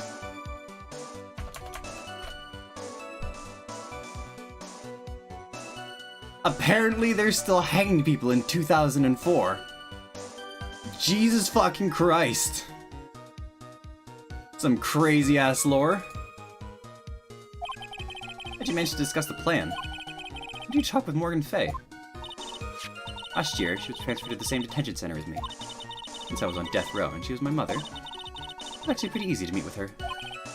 See. That's when you would discuss the plan. Huh. You crazy. First, that woman was planning to kill me as well. Even though I'm her own daughter. Will it make Pearl Fay the master of Kurain? She's a cold, twisted woman. Thought she could finally regain her lost honor. The honor she lost when her younger sister, Misty, took her place as the master. Ever since that day, she's been working on this plan. A plan, huh? Asked by Morgan Fay to install her own daughter as master. Talking about Pearl Fay, is that correct? Yes. At first, she had high hopes for the two of us. You and your twin sister, Iris. That's correct. Fortunately, neither of us have much spiritual power. That's why we were abandoned by her, along with our father. Abandoned? The only person I ever really cared for in my life was myself. My sister was a nuisance, so I convinced my father to leave her at an old temple. You mean Iris? Yes, my father remarried a woman who also had a daughter. The less children you have, the more money there is to go around, right? And on top of that, my father had absolutely no interest in children in general. How horrible. Really horrible one was that woman. A bitter, vengeful woman. It was her stubbornness that gave birth to that child, Pearl Fay. She was born with an abundance of spiritual power, fortunately for her. Morgan Fay heaped all of her broken hopes and dreams onto that poor child's back. All because of her pathetic dream of having her bloodline become the main family.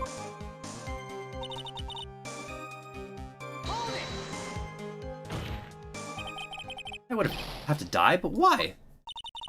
For our bloodline to succeed as the main family, thus making Pearl the new master, remaining descendants of the current master had to be taken care of. But Pearls would never agree to a plan like that.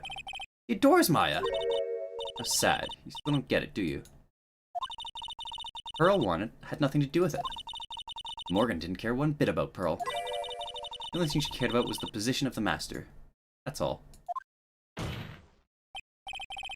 That's ridiculous.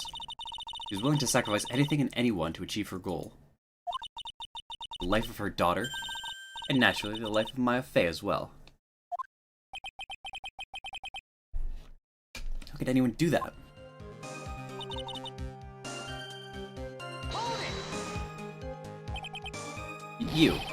You were going to kill Maya? Pearl didn't need to know anything about it. All she had to do was follow the instructions in the letter and channel me. Then I would have simply used her body and finished the job. In any case, I'm already dead. There's nothing any of you can do to me. The plan was to blame the crime on your younger twin, Sister Iris of Hazakura Temple.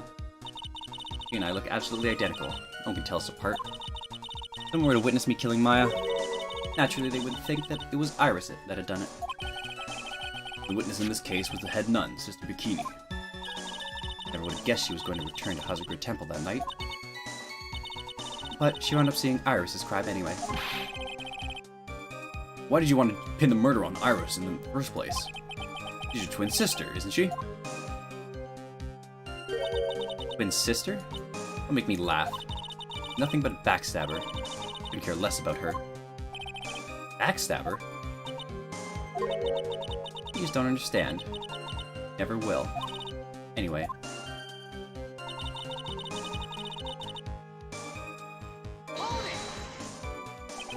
I think the plan was a success? You heard me. Just as that woman had hoped. Maya Fay is dead. The title of Master will pass on to Pearl Fay. That's absurd. Maya's just... she's just trapped inside the sacred cavern. Really? As foolishly optimistic as ever, aren't you? My darling Feeny. Want to know the truth? Ever since we met, I've despised you. Sniveling naivete and your pathetic faith in other people. I just want to know one thing. What did you personally think of Morgan Fay's plan? I told you already, didn't I? It was a stupid plan. It had no point, no value other than fulfilling her own greedy desires. Yes, it was certainly nothing to be proud of. That's how you feel. Why did you help her carry it out? Why would you do it? Why would you kill Maya? I may not understand it, but the kind, gentle soul that you are, being the kind, gentle soul that you are, may not be able to appreciate why someone like me would help a woman like that. But tell me, why? Isn't it obvious? Not like that woman. I only acted in my own self-interest. The reason I helped her was for myself. For my own personal satisfaction. What did you say? This woman, Delia Hawthorne, had her own reason for wanting Maya dead? You understand why I would kill Maya Fey now? What my goal was? Obviously, because you were helping Morgan Fey. Helping? Don't make me laugh. From the day I was born to the day I died, I never helped anyone. I lived for myself, and in the end, I died for myself. I thought that was obvious. I wasn't actually cooperating with Morgan. Just using Morgan in her plan so she could accomplish her own goal? All I wanted to do was kill Maya Fey. That was the only way I could think of to get revenge. Revenge? No other choice than that piece of evidence. I can't believe it. I meant to kill Maya. Gotta keep a cool head. And get more information out of her. The only way I can understand his plan. What she was after as well.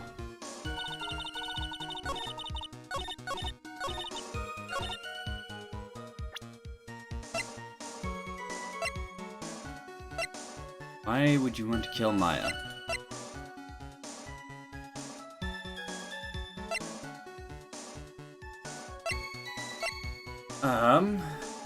Why I would want to kill Maya Fey now?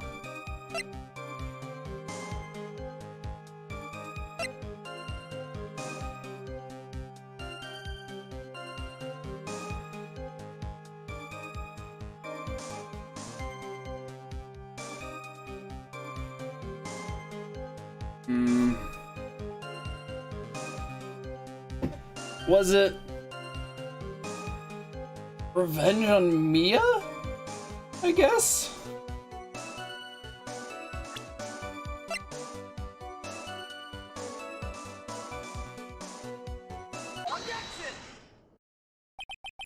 Could it be that your actual goal had nothing to do with Maya Fey herself? As I said, none of you have the power to punish me anymore. Because I'm already dead. Well, I had the same problem, you see. You can't punish the dead. You can't take revenge against them either. You wanted to take revenge on someone. I was sentenced to die because of that woman. Mia Fey. I somehow knew this was it. I wanted to send her a message. It was at her hands that I suffered my first humiliation. I wanted her to feel the same pain she made me feel. Sadly, when I realized revenge was impossible, I gave up. The reason it was impossible? Was it perhaps because Mia Fey was already dead?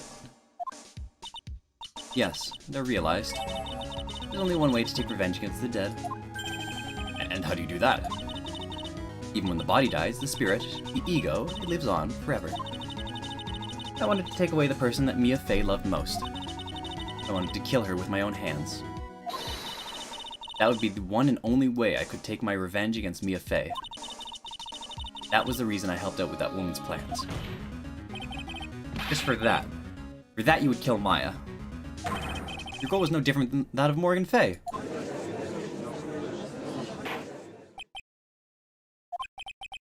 They say the apple doesn't fall far from the tree. What a cruel plan. Cruel, cold, and heartless. Don't waste your time preaching to the dead. I already told you. Not a thing you can do to me. That night, at about 9:30 p.m., I materialized into this world. I quickly pinned my hair up, put on a demon-warding hood.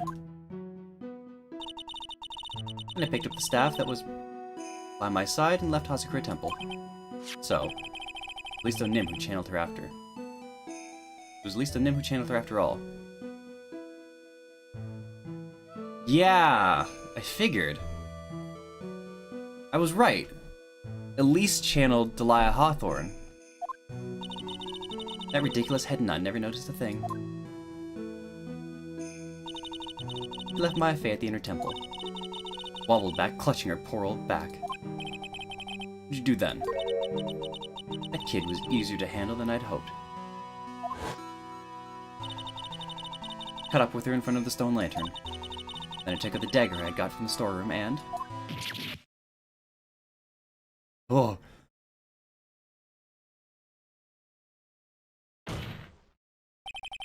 So then you're saying you stabbed Maya? Strange, but I don't have a clear memory of what happened after that. What does that mean?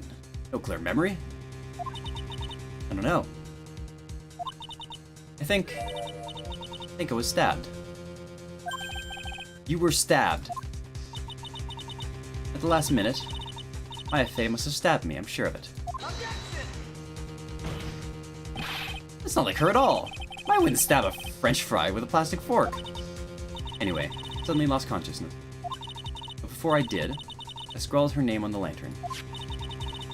Just as I was passing out, I wrote Maya behind my back. I'd hoped it would cast suspicion on her. I can't believe she was thinking of that until the bitter end. That's where my memory temporarily stops. Stops. I don't have any memory of the actual killing, of actually killing Maya Fey with my own 2 hands. My very last memory was... Jesus! Maya's terror-filled eyes. When I woke up after that, I was in the sacred cavern surrounded by darkness.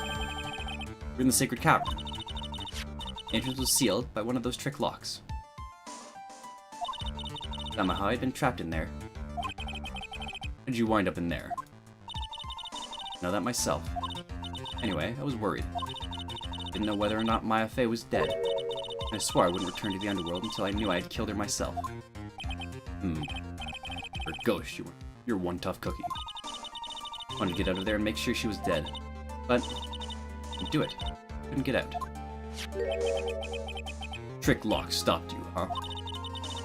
Didn't know how to remove it.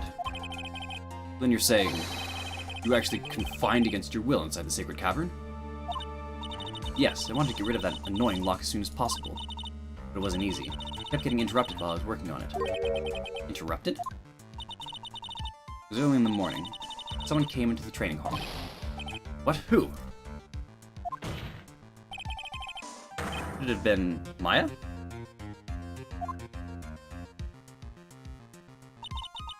That's the same thing. I couldn't see. Why not? If no one had stopped me, I would have lost my chance to take revenge. I made sure to hide myself at the back of the sacred cavern.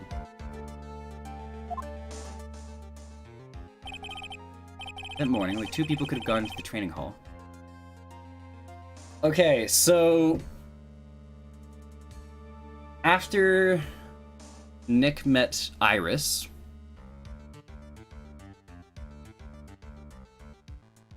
Delia possessed Elisto Nim.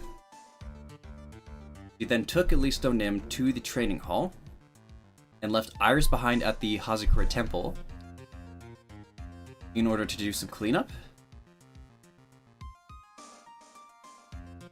At the Hazakura Temple side, the bridge was struck by lightning and burned down. While looking like Iris,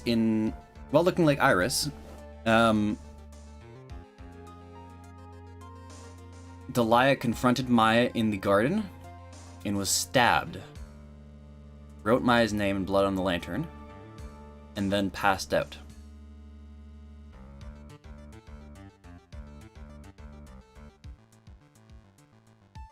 That might have been Elise taking control back from...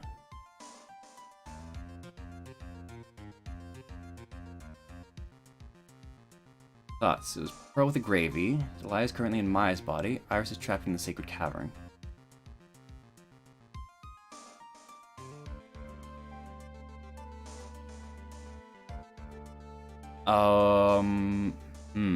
Maybe. Yeah, so the person who entered the training hall was definitely Pearl. Delia is currently in Maya's body.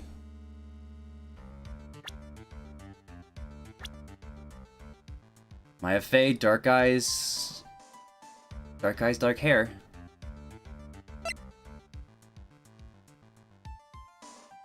Yeah, actually.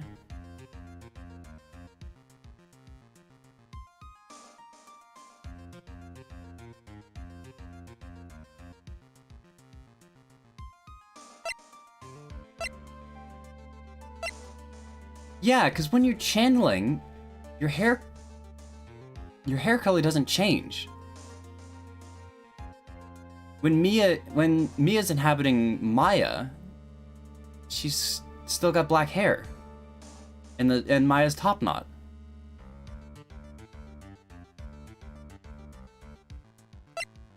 And Iris is a brunette.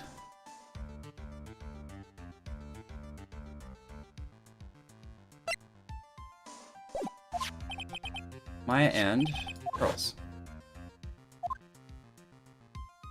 Maybe. No, maybe. Until I finally managed to remove the lock. But it was too late. What do you mean by that? Supplies had already started to gather. It didn't fix, the police started an investigation, correct? Actually, I couldn't go out. Instead, I went into the cavern and put the lock back on myself. Okay.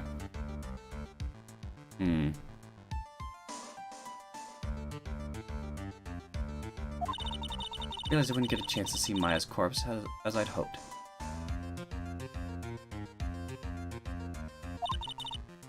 Just then, Luck showed up. Lady Luck? After the big earthquake, she showed up, all by herself. Hey, Iris?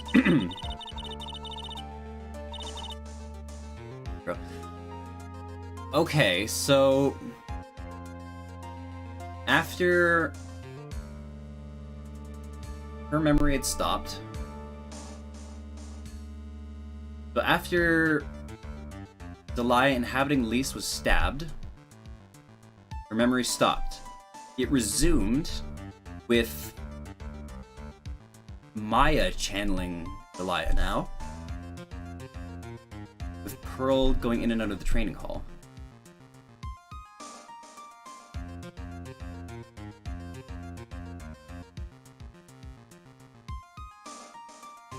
Ended the lock, and then the real Iris showed up. So, according to the Delia right now, she was only active in the real world while possessing Elisto Nim from about 9:30 until Elisto Nim's death at the garden. And now she's back in consciousness from this point after, like, during the earthquake, up to the trial. We've seen the real Iris with our introduction to her, and from Edgeworth to... actually, no. Iris was never possessed. This is the first time Iris is being possessed, right after the earthquake.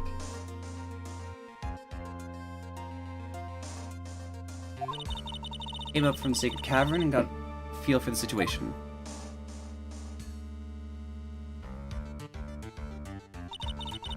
I locked her away at my place.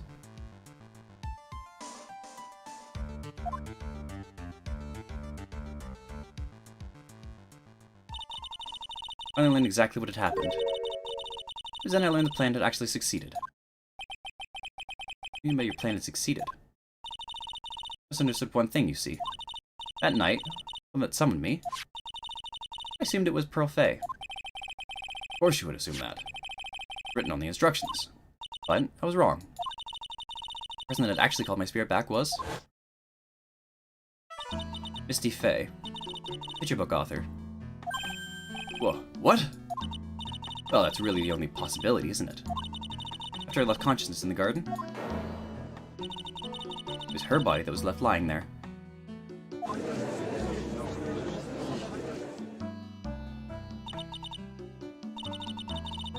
Maya Fey wasn't able to kill her with my own hands after all. But even so, I made her commit the most vile sin a human can commit. And that is... matricide. The sin of killing her own mother. Ugh. No way! Order! Order in the court! What's the meaning of this? Knew that I was the one who attacked Maya Fey. Even so, the murderer who actually killed the snuffed-out Misty Fey's life The murderer who actually snuffed out Misty Faye's life was none other than your darling little Maya. Ridiculous. Nonsense. Hear about that? Just think about it. There's even evidence supporting these facts, isn't there? What? What do you mean? What is the so-called evidence? The fact that Maya Fey has disappeared is evidence enough, isn't it? Huh? The idea that she's still inside the sacred cavern is just ridiculous.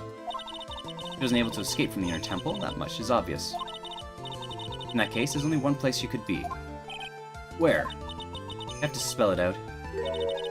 Bottom of the Eagle River, where else? Eagle River? Maya Fey killed her long-lost mother. Can you imagine the guilt she must have felt when she realized that? Why she threw herself into the Eagle River? I don't think she's realized that she's currently possessing Maya Fey. Most bodies that wind up in there are lost forever. That's quite the assumption you made, Delia. What do you have to say now, Beanie?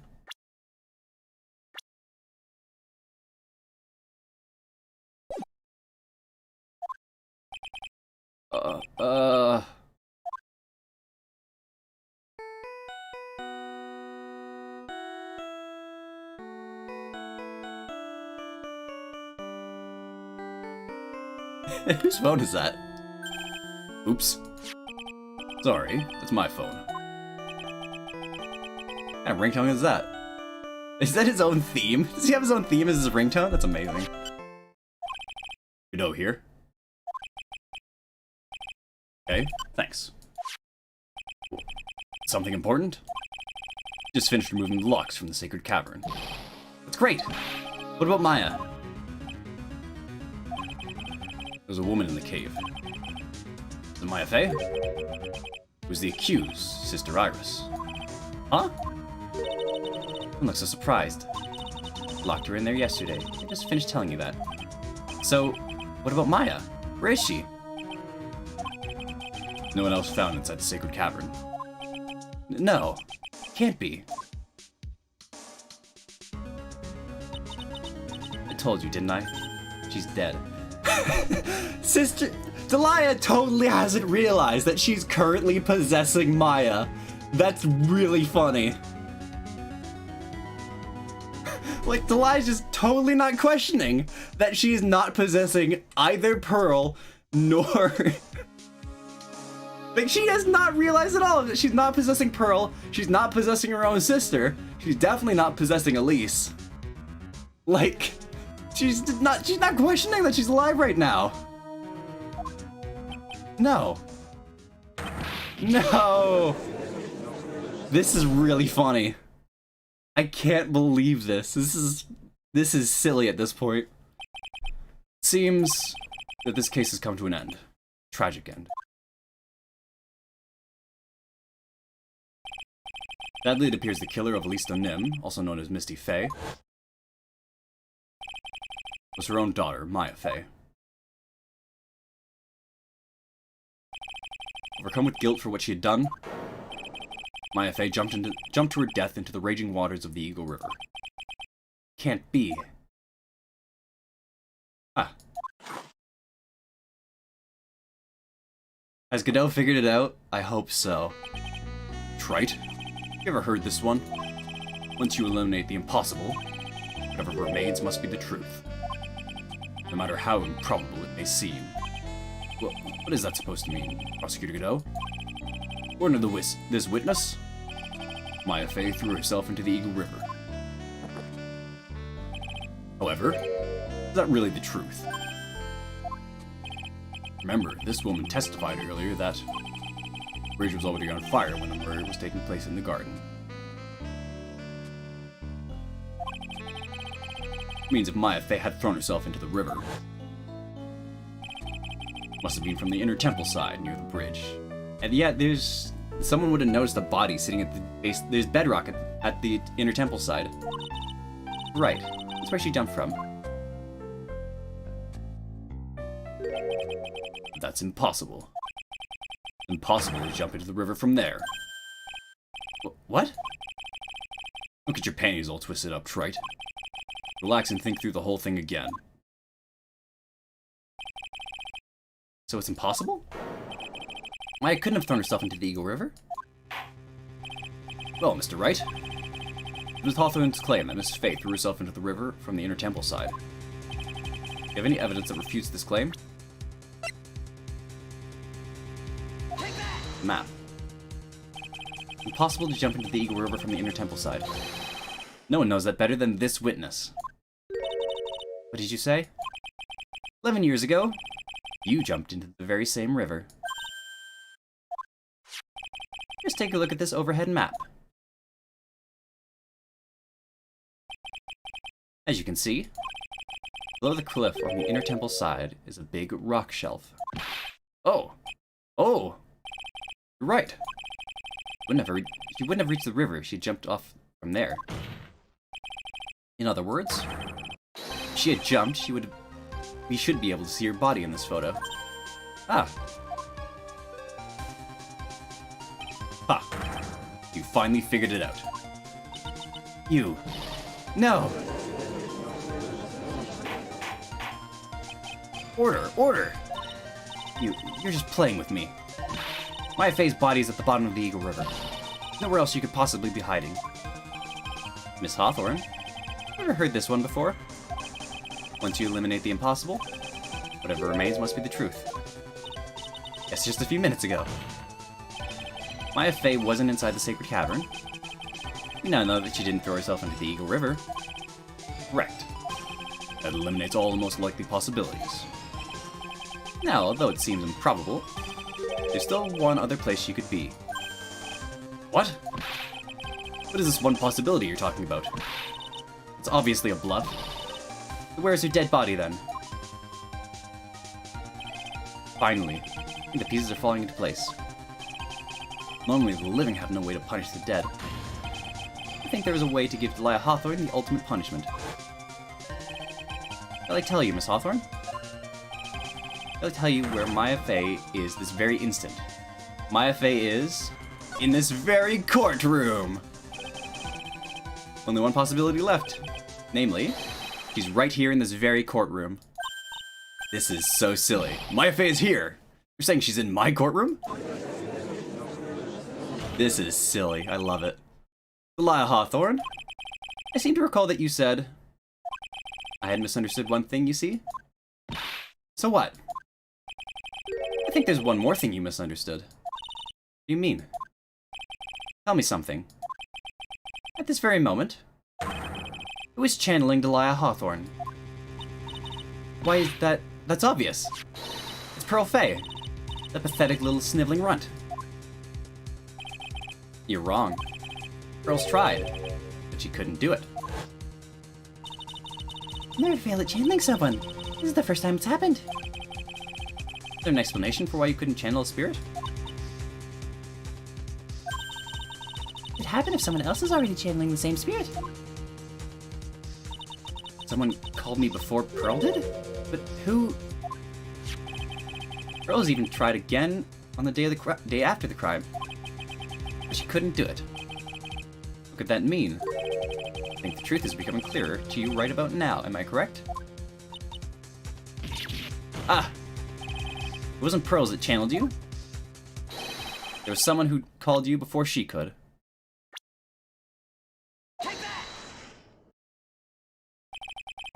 This is an easy one. Pearls couldn't do it, and Misty Faye is gone. There's only one possibility left. Come on already. I can't stand the tension. Delia Hawthorne? The person channeling you right now must be Maya Faye. What? But how could that be? Remember what this witness, Delia Hawthorne, said about her goal. She said her goal was to kill Maya Faye. Yes, that's right.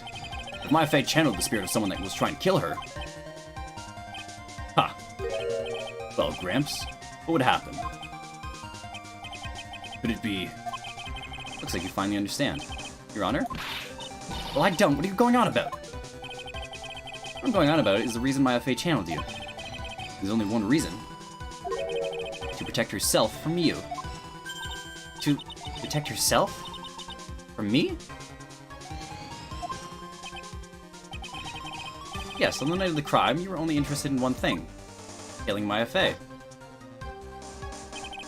The path back to Hazakura Temple was closed off, and there was nowhere for her to run. So then the problem became, where would be the safest place to hide? You mean, that's when she channeled me? All this time you thought you had been channeled by Pearls. That's why it never occurred to you that Maya's hiding place was you. No, don't say that. This is so stupid, but this is super satisfying. I agree entirely. You're saying that I, Delia Hawthorne, was played for a fool by that little whelp. Maya Fey killed herself, isn't that obvious? Sorry, but no. It would have been impossible for her to jump to the Eagle River. This was the only avenue of escape open for Maya. The only way that Maya could disappear from the Inner Temple. I don't believe you. Stupid little girl like that who has never been out in the real world? You could never have come up with a plan like that. Who could have ever given her such a brilliant idea? Well, me, of course.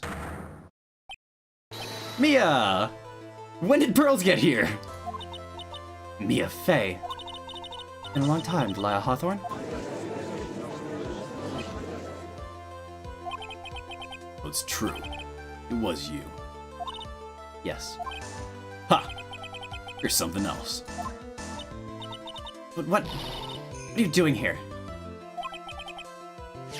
Hair. It's Pearls, right? Tell me something, Delia. I want you to think back to that night one more time. You just cornered Maya in the Inner Temple's garden. And then, in the final moments of the fight, you lost consciousness.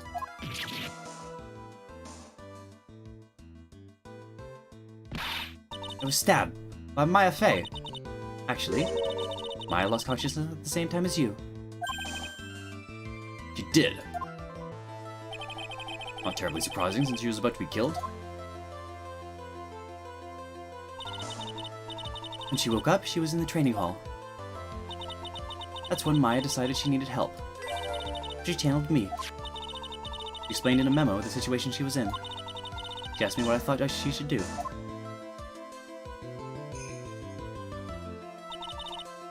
Did that. Can't believe it. Of course, I didn't have all the details, but one thing was perfectly clear. And that was? I knew that you couldn't be allowed to wander free. Free? What do you mean? It was a race against time, so I wrote down 2 things that Maya had to do. Handle Delia Hawthorne as soon as possible, and lock herself in the sacred cavern until help arrived. It was Maya who put the lock in there. Yes, but why did you order her to do those 2 things? If she hadn't done it, Delia Hawthorne would have been channeled by someone else. Our one Pearl Fey. Pearls? Yes, Pearls didn't properly understand the plan. All she was trying to do was follow her mother, Morgan Fey's instructions. If she had succeeded in channeling Delia Hawthorne's spirit, things would have turned out very badly, to put it mildly. That's how it was. Delia Hawthorne would have used the body of Pearl Fey to kill Maya at all costs. Yes, it certainly sounds like it was the intent all along. How dare you! I won't forget this! Why not just admit it, Delia Hawthorne? Your little plan was nothing but a big failure. Yes. Another failure to add to the pile of shame, wouldn't you say? What do you mean by another? Think about it, Delia. Remember all your past crimes? Not a single one of them was a success. They all ended in failure. What? How dare you? 11 years ago?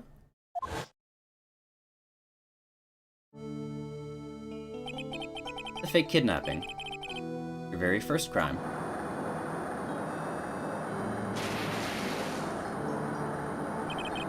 You got your hands on a $2 million diamond, but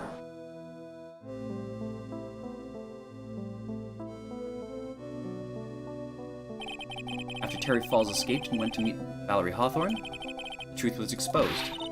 Shut your mouth. That wasn't my fault. It was because of that stupid oaf of a prisoner and that weakling of a policewoman. Then 1 year later, he tried to kill me. Well, I'm still alive, but...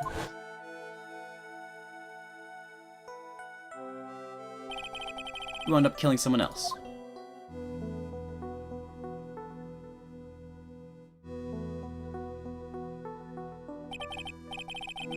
As a result, you were sentenced to death.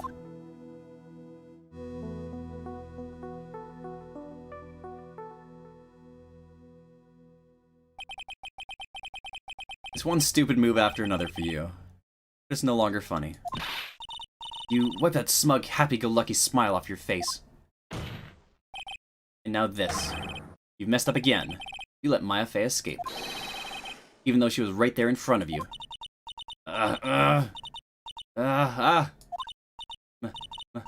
Mia Fey. Mia Fey, Mia Fey, Mia Fey! You spinster! I was supposed to kill Maya Fey like I swore I would. If only you had gotten that spiky-haired jerk the guilty verdict. I wouldn't have been hanged to death.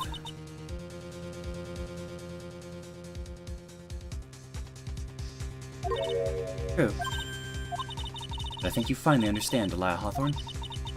You will never defeat me. What? What did you say? Whether you're alive, dead, or somewhere in between, you will never defeat me. As long as I'm around, you're destined to lose for all eternity. I remember what you said earlier in the trial. You said there was no way we could punish you. Because you were already dead. What about it? And you said, even when the body dies, the spirit, the ego, it lives on forever. It's very true, Delia. And this is exactly the punishment you'll never be able to escape from. For all of eternity, you'll have to remain as Delia Hawthorne. A miserable, pathetic, weak creature who can never win at anything. For you, there's no escape from that. No hope of freedom. Since the day you were executed, the narrow bridge that once stretched out in front of you has burnt to a crisp. You're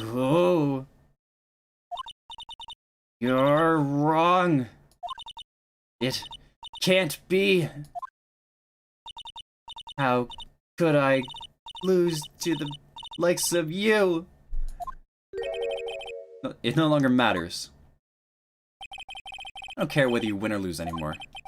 The only thing I want is for you to come out of Maya's body right now.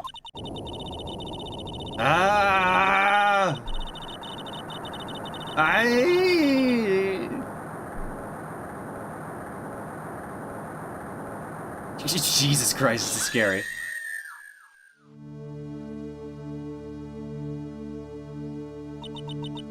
I'm not ready. Not ready to go.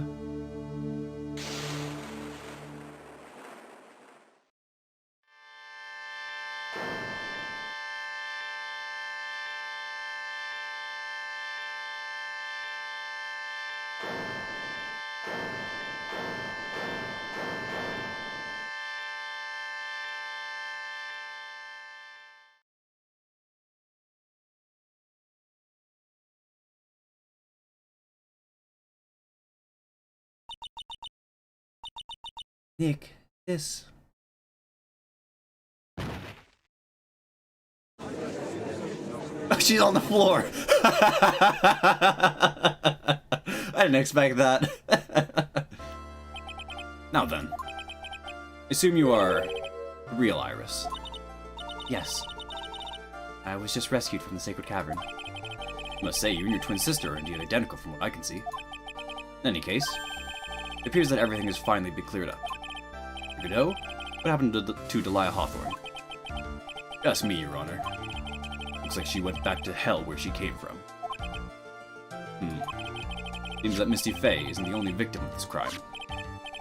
Maya Fey, as well as the young Pearl Fey, are also victims of this wicked and selfish plan. Yes, Your Honor. The tragedy of the Medium Valley is coming to an end, it seems. It'd be best for everyone if no further attempt was made to channel that spirit again. Your Honor? Yes, what is it? What this whole spirit medium thing? It's weird how comfortable you seemed with the concept now. Well, to be frank, my younger brother is quite judgmental. He often criticized me for not studying hard enough. That's why I made a concrete effort to study up on the Korean channeling technique. Hey! Isn't that the new issue of Occult? I've seen quite a few things in my many years on the bench. And in all that time, I finally learned this one thing. Each case is different and takes place in its own world, if you will. In order to fully understand that world, first we have to immerse ourselves in it completely. And that's where my brother and I used to differ. Never thought of it that way. At any rate, it's time to pass judgment on the case of Iris of Hazakura Temple. Objection!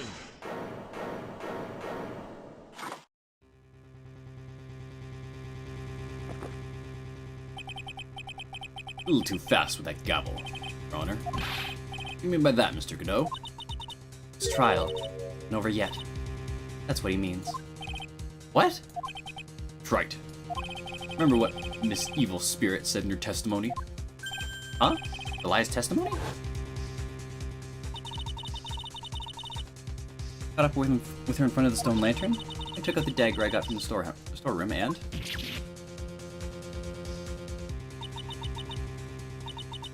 It's strange, but I don't have a clear memory of what happened after that. I think I was stabbed. Just as Delia Hawthorne was about to attack Maya, she was stabbed and killed by someone. Yes, that's right. The person that was ultimately killed was the spirit medium that channeled Delilah.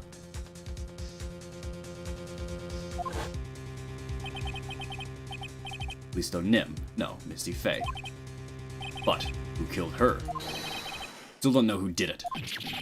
This isn't over? Oh my god! It keeps going! Unless someone is found guilty, the accused is still on trial. Can't let her walk until there is evidence that proves her innocence. No way. But this court isn't prepared for any further testimony. Prosecution is ready to call our final witness. Final witness? This one will clear up the whole mystery. Mystery of who killed Misty Faye. Indeed. You're really alright, Mr. Prosecutor? Of course it's alright, Madam Attorney. Very well then. Who's this final witness? Ha! Isn't it obvious? One person who saw the whole event will put the final dagger in this case. Someone who saw the murder take place? Very person who saw her mother killed in front of her own eyes. You mean Maya? You can't. She can't testify after what she's been through? You need to find the truth. Prosecution calls Maya Faye to the witness stand. Very well. First, we'll take a brief recess. We'll have to wait for Miss Faye to recover before summoning her. Once we receive the doctor's permission, we will proceed with the trial. Hey, Trite, I've got something to say to you, so listen up. What is it? I don't think much of you as a lawyer. It's always the same with you. You somehow managed to make just squeak by without even a faint understanding of the case. Some beautiful woman always seems to come dashing in at the last minute to save you. You got some nerve. You're not wrong, but that's not gonna happen this time. This time, you're gonna have to do this by yourself. That's enough. This court is now in recess. Fuck, it's a good thing I started this stream early. Fucking 3-part trial here. I'm truly sorry about everything. You're working so hard to defend me. I was missing all day, and we didn't even have a chance to talk. He's right. I met Iris at the training hall yesterday. They already switched places. Iris was inside the sacred cavern. I wanted to at least be the defendant in the defendant's box today to root you on. Well, it wasn't your fault. You locked up this whole time. Something more important than that, though. I have to ask you. Why did you help your sister out as much as you did? Huh? You tried to get help at the Sacred Cavern yesterday. You wouldn't have spent an entire day locked up in there. My sister... I felt sorry for her. She was abandoned by her mother and never got any love from her father either. Yes, but it was the same for you too, wasn't it? Yes, but at least I had Sister Bikini, who was like a mother to me. Only Delia had come with me to Hazakura Temple. I always loved her. Delia was always so smart, so strong, never complained about a thing. That's why I promised her that I would help her. Talking about the fake kidnapping case 11 years ago? Yes. I wanted to be useful to her in some way.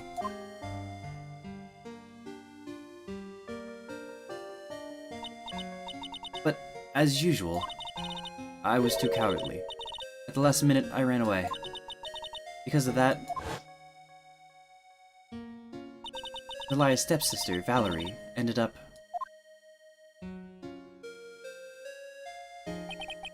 That was the case that wounded Mia so badly.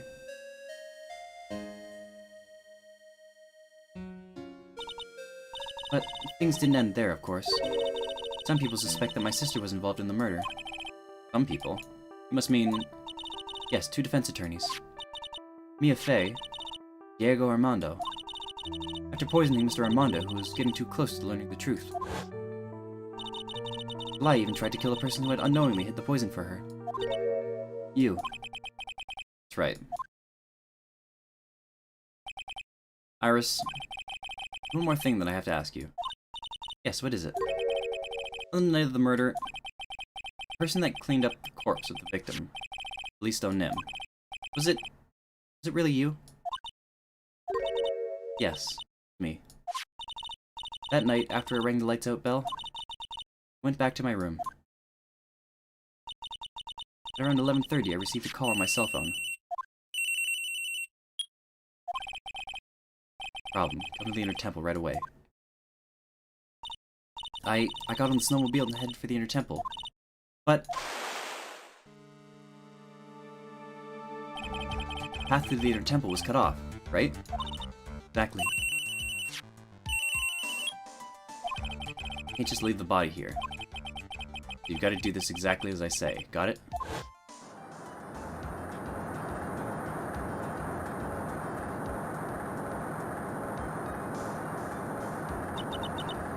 It was me. I was the one that received her body. The murder weapon had been left in her body so she wouldn't bleed too much. The staff that Mystic Elise had always held. Knew it. The actual murder weapon was the staff. Yes, that's right. Brought back the body to Hazakura Temple on the snowmobile.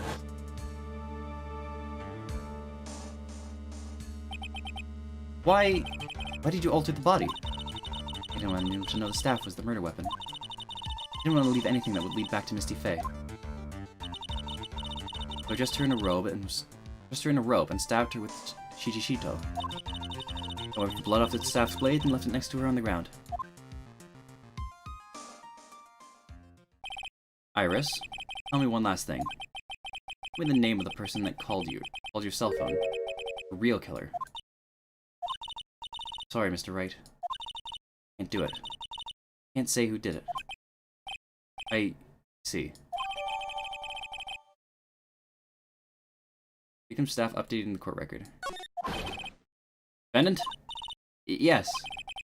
Judge is calling you. He wants to see you in his chambers. He has some questions about Delia Hawthorne. Alright. Well then, I'll see you later. Something I want to tell you. Oh, okay. Something she wants to tell me?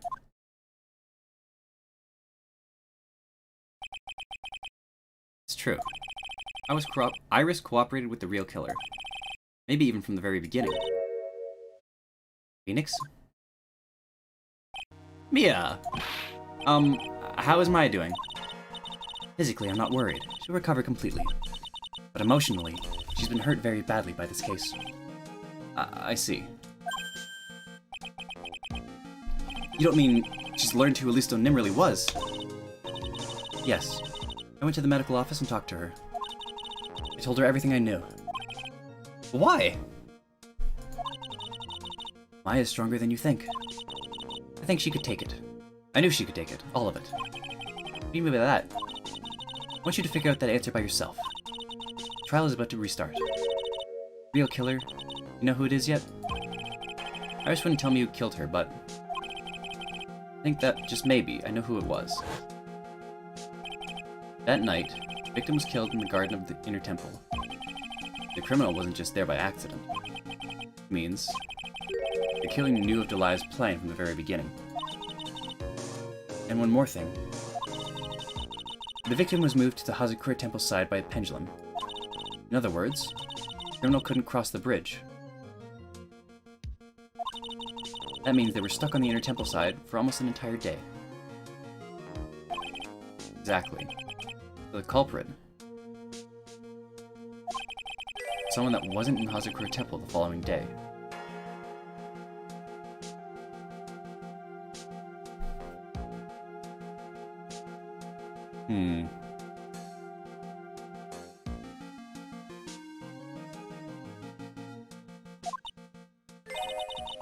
That's as much help as I can give you. The rest of the battle is yours to win, or lose. Okay, I got it. Thank you, Mia. Finally, it's almost time to bring this case to an end. What exactly did Maya see anyway? Who was it that actually killed Misty Faye? Whoever it was, I have to prove it. Me, all by myself.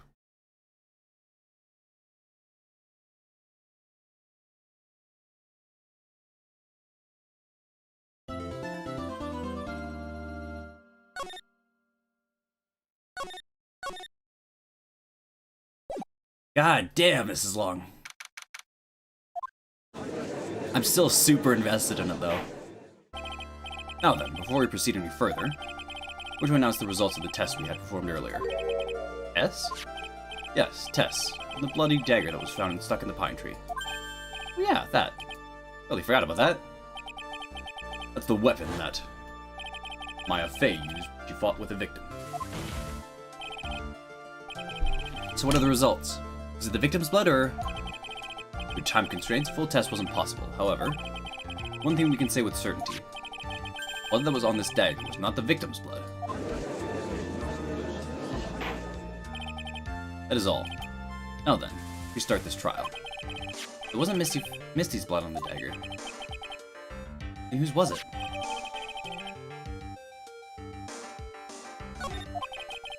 Sure, both the defense and prosecution know this, but the trial is rapidly coming to a close. Both sides will need to show some firm evidence with their claims. I understand, Your Honor. What I've heard, witness is dangerously weak, physically speaking. Let's finish this quickly. Agreed.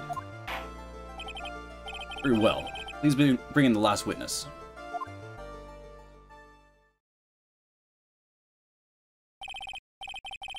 Witness, please tell us your name and profession. Maya Fey. My profession is, I'm the assistant manager at Wright & Co. Law Offices. Maya. According to this magazine I have here, your spirit medium of Korean channeling technique. I'm frightened. Hey, clan, I don't want any more to do with it. Oh, Maya. Pain the Fey bloodline causes must be unbearable. Very well. Now then, Miss Fey. When the event occurred, you were in the garden of the Inner Temple. That's so sad. Oh, it just hit me how upsetting that was. Oh. You witnessed the moment of Alisto Nim's murder. Is this correct? I didn't see any... Straighten up this instant, young lady. Huh? Pick your head up and speak clearly. There's always time for crying later. But I... Your mother was killed right in front of your eyes. There's nothing you can do to change that fact. There's something you can do. You can finish this. You've been watching the whole thing, right? You've seen the witness come out, and you've seen us squeeze the truth out of them. Now it's your turn. Let's hear your testimony. On the night of the crime, what exactly did you see happen? Witness, if you please. Yes, Your Honor.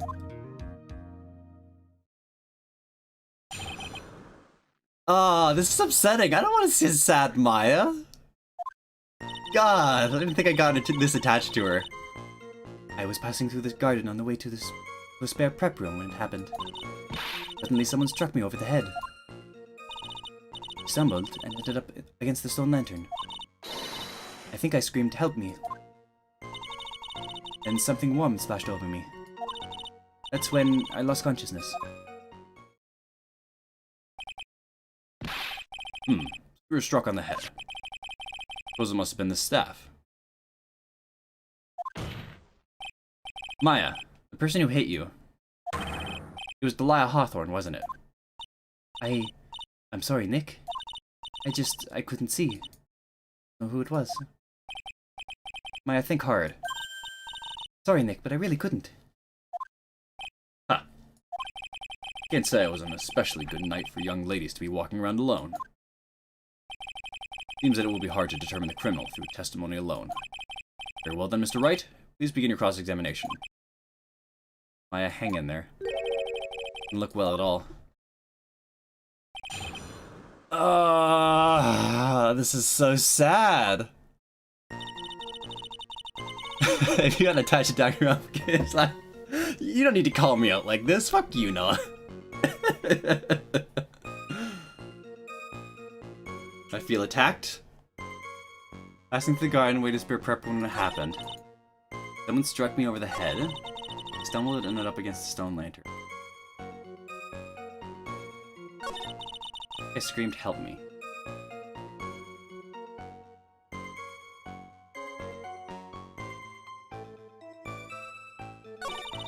Something warm splashed over me. That's when I lost consciousness.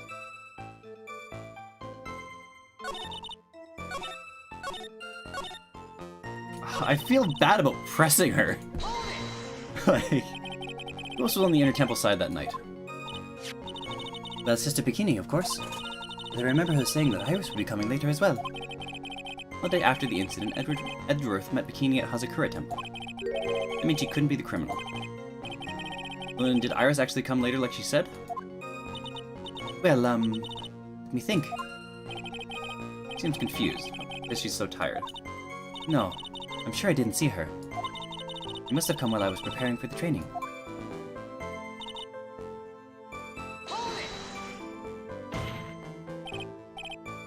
Who did it? Who hit you? Well, I didn't see who it was. I was hit from behind. You didn't see the person? After that, your attacker was in front of you. How could you not see who it was? Oh, let me think for a second. I'm sorry, I just can't remember. I was really having a hard time. What should I do? Leave her alone. Considering the conditions at the crime scene, not surprising she didn't see her attacker. Huh. It looks like even you've got some. It looks like even you've got some compassion. You've read the testimony this far. You didn't know the attacker was most likely a spirit that was channeled by at least Nim, Leia Hawthorne. Very well. Please continue with your testimony. What happened after you were struck on the head?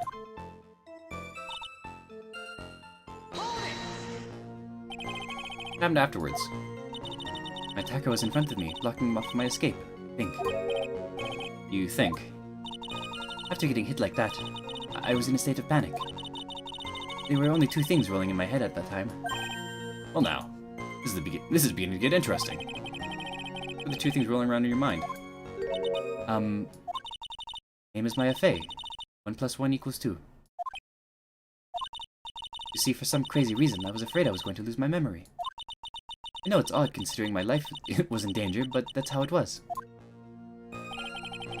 Well, not at all. Your actions are understandable in the circumstances. So, what did you do then?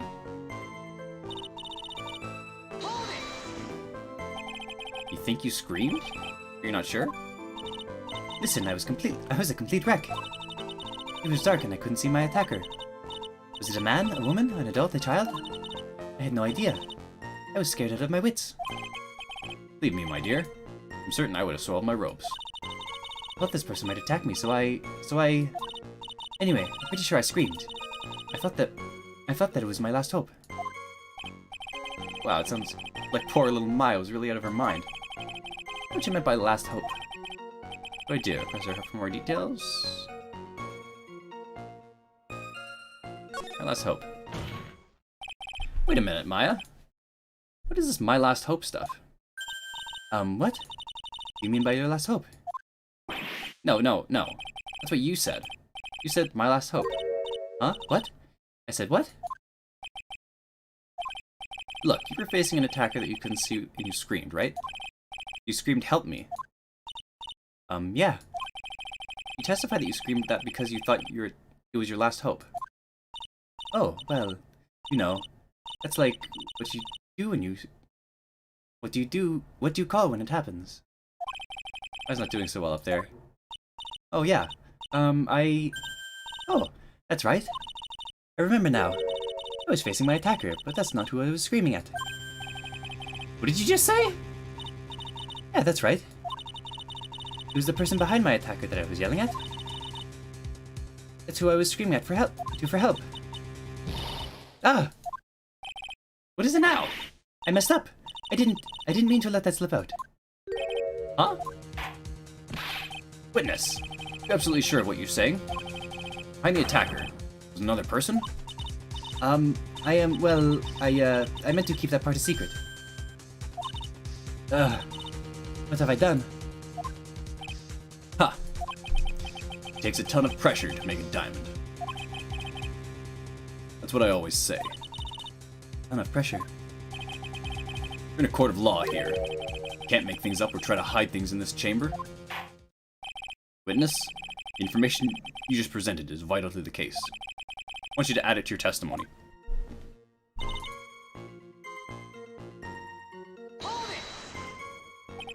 Man, who is this man? Oh no! I unplugged my headphones. Shit. I am deaf. Oh, fuck. Now's not the time. Ah, fucking now there's magic cards everywhere. Oh, I'm such a wreck right now.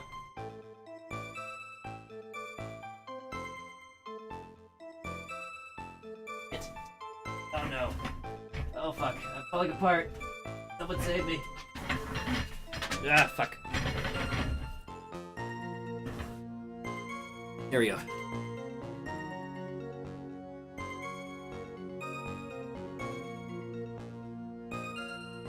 Oh fuck, I stepped on my cord when I was putting my foot down. And now my fucking... I'll tangle. There we go. Okay. So, who is this man? Well, you see, I couldn't see. You couldn't see. Use this excuse twice now. Well, you know, lantern lighting isn't very bright. Lantern light, did you say? It's a great big stone lantern in the garden. They always light it when the acolyte is there for training. Hey, you know what they say? Under the lantern, darkness reigns. I could see the person that was further away, but not my attacker who was closer.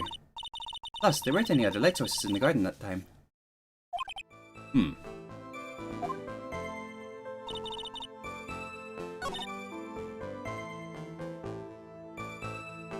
Present. Objection! So there's a man standing behind your attacker. God, I hope we don't send Pearls to jail.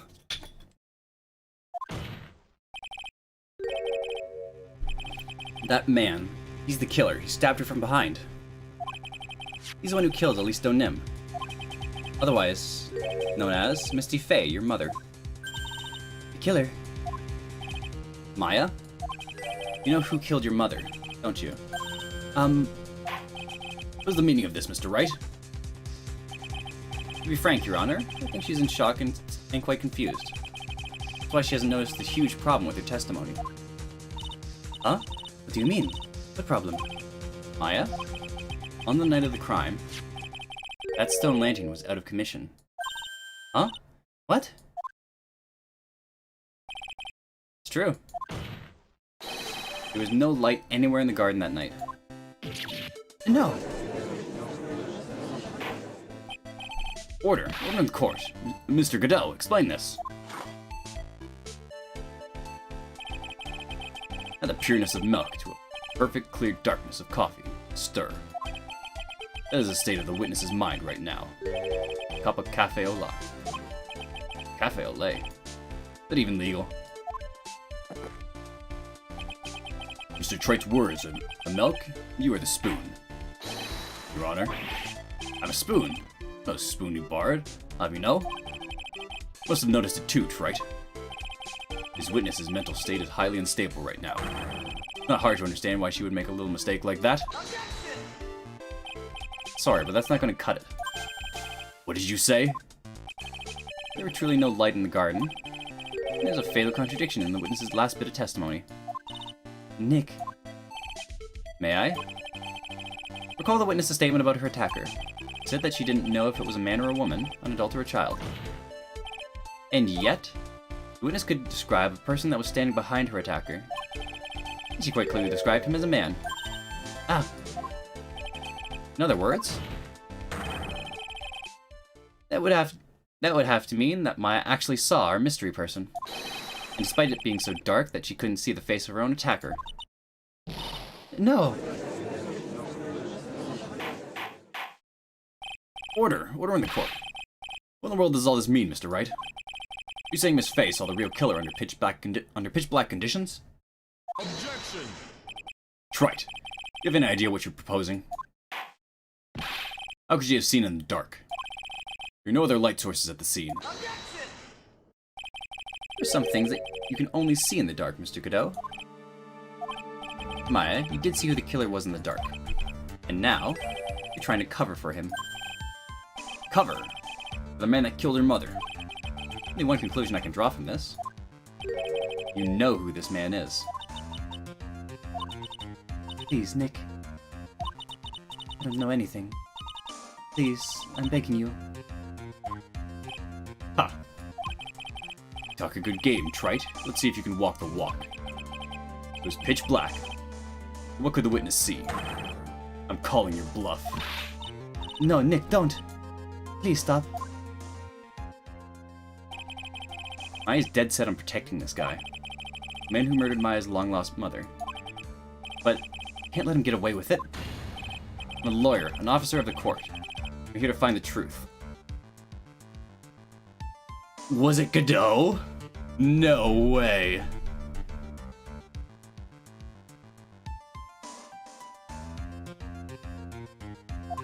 No way! Alright, Mr. Wright, time to show us what you've got. Who is this person that you say saw that you say Miss Faye saw in the darkness? Why was Godot there? I have so many questions.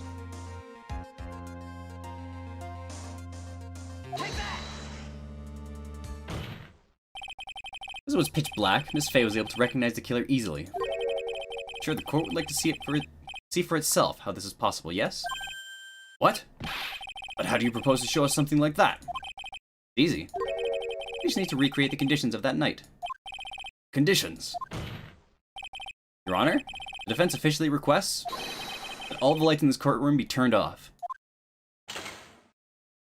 That was fast. Whoa. This is... But it can't be. Huh.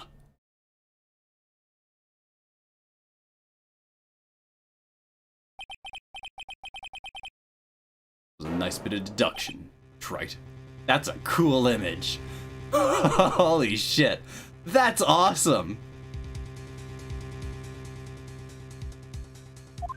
I want that as a desktop background. Well, everyone, this is the man Maya saw on the night of the murder. Order! Prosecutor Godot, what's the meaning of this? Surely you must be shocked to hear yourself accused of such a thing. Why aren't you denying it? Ah. Your Honor, you're asking the wrong person. What do you mean by that? If you've got a question, ask the witness. That's one of my rules. Well, Maya, how about it? What you saw that night? Was it 3 glowing red lights? Well, witness, answer the question. You're wrong. I never saw that. Maya? I thought the person that stabbed my mother was a man. For a totally different reason. What? Witness, Mr. Wright, what the? Stop your chattering, Your Honor. Chattering? It's worth asking, ask the witness. That's one of my rules. Alright. Well then, let's continue with the testimony. Please tell us how you knew the killer was a man. Yes, Your Honor. I didn't realize it until after I woke up, but...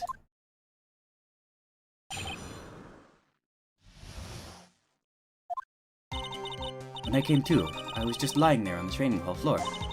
By the time I got back to the garden, the place had totally changed. The torches were lit, and the body was gone. And all of the snow around the stone lantern had been carefully cleaned up too. Since the person did all that work alone, I just assumed it was a man. It was after the crime took place that the witness came to think the killer was a man. Yes, that's right. I'm sorry, Your Honor, No need to apologize. As Mr. Godot said, you're utterly exhausted. Only natural that you would be a little confused. Also, consider the situation you described. Doesn't seem too much of a stretch to assume that the culprit was a man. Mr. Wright, proceed with your cross-examination. Godot, the scene wasn't completely clean.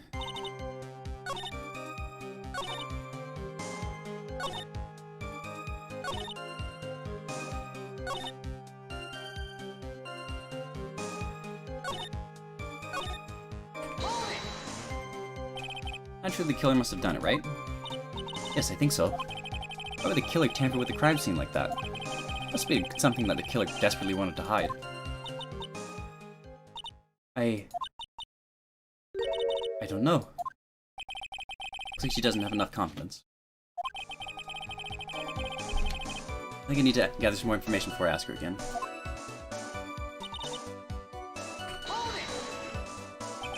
Torches were lit? Yes, that's how I noticed the whole scene had changed. I say it was a killer who lit the torches. I mean, who else could it be? The killer probably lit them, since it'd be impossible to do any cover-up work in the dark. However, if that's true, one thing that still bothers me. Why didn't the killer go to the effort of moving the body? True. Hard to see how that would give any advantage to the killer. Anyone who would gain anything from that would be the only person that was at the inner temple, Maya.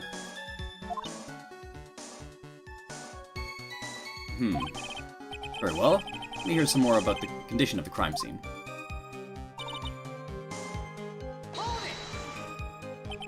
They're saying that the killer cleaned up the snow? That look really odd. It was removed in an unnatural-looking rectangular shape around the lantern. There's a lot of shovels around the inner temple. They're all really heavy, way too heavy for me to use. Odd fellow indeed, this killer. Why on earth would anyone want to take snow anyway? There's one thing I can think of. Did you say that a lot of the victim's blood sprayed on the snow? Yeah. The area I collapsed in ended up being splattered. In other words, the killer's purpose was to hide the bloody snow. I think that's the most reasonable explanation. Perhaps. However, something that's bothering me. The killer just wanted to hide the snow with blood on it. There's no need to remove that amount. It's true. I just scooped up just the snow that was stained with blood. Looks like there are some mysteries behind this issue. But I think this will help explain them.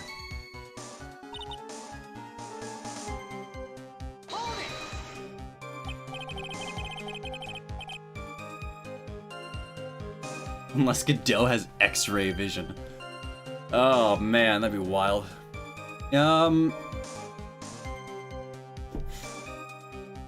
I don't know. It's real hard to say. I don't think Godot has X-ray vision. If you can't see red, he definitely doesn't have X-ray vision. You saw the killer. Yes, earlier you very clearly stated that you saw a man behind your attacker. Nick, sorry. They certainly went through a lot of trouble. Moving the body by pendulum, manipulating the crime scene. Purpose, why'd they do all that? I think Maya knows more than she's letting on. You lost consciousness when you were in the garden, is that right? Yes, I think it happened when the victim was stabbed. So the person that carried you into the inner temple wouldn't have been the killer. That's what I think, too. The killer carried Maya into the inner temple.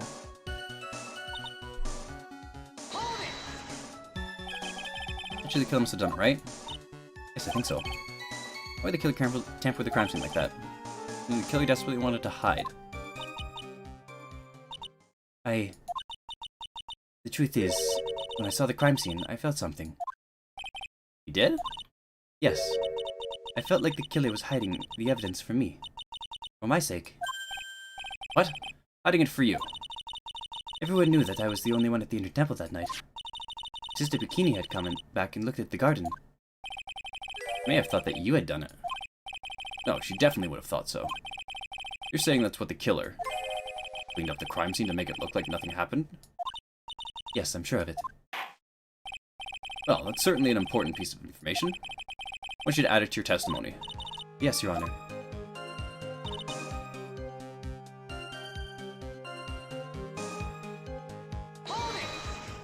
They did it for your sake. Well, if the body and the blood had been removed, I would have immediately been the prime suspect, right? Yes, I suppose it's true. Yeah, if that happened, I would have caused some other problems too. The real identity to come out right then would have been terrible. Master Crane killed by her own daughter. I don't think Maya would have been able to handle it. Still, rather difficult to fathom the killer's motives. Reason is there to go through that much trouble to protect you.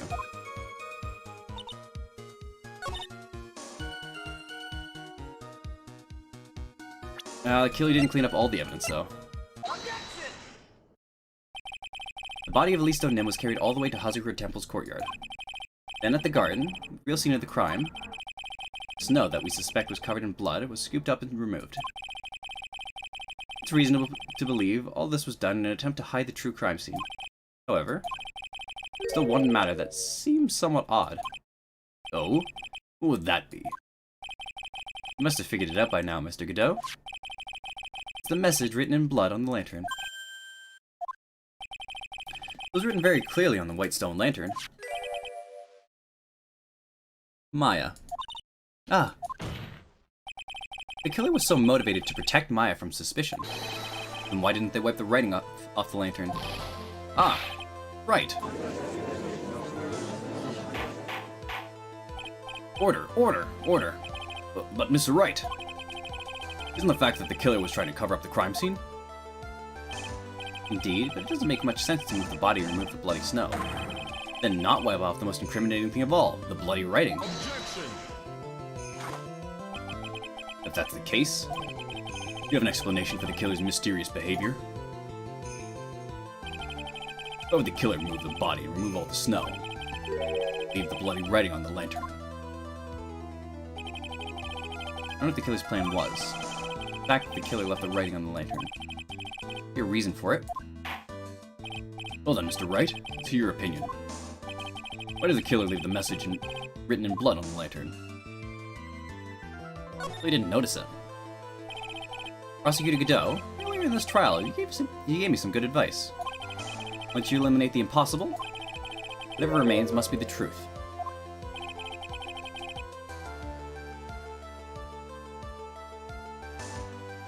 Maybe you're not as dumb as I thought. The real killer wanted to disguise the fact that a crime had occurred there. If that's the case, they wouldn't have left the bloody writing on the stone lantern on purpose. Therefore, it must mean that they didn't notice it. but that doesn't make any sense. The torches were all lit and everything. There's no way any normal person would miss something as glaring as that. You're right. No way any normal person would. What are you trying to say, Mr. Wright? There's only one person involved in this incident. Who could have missed seeing the bloody writing altogether? And who would that be? It's the person that could have failed to notice the bloody writing.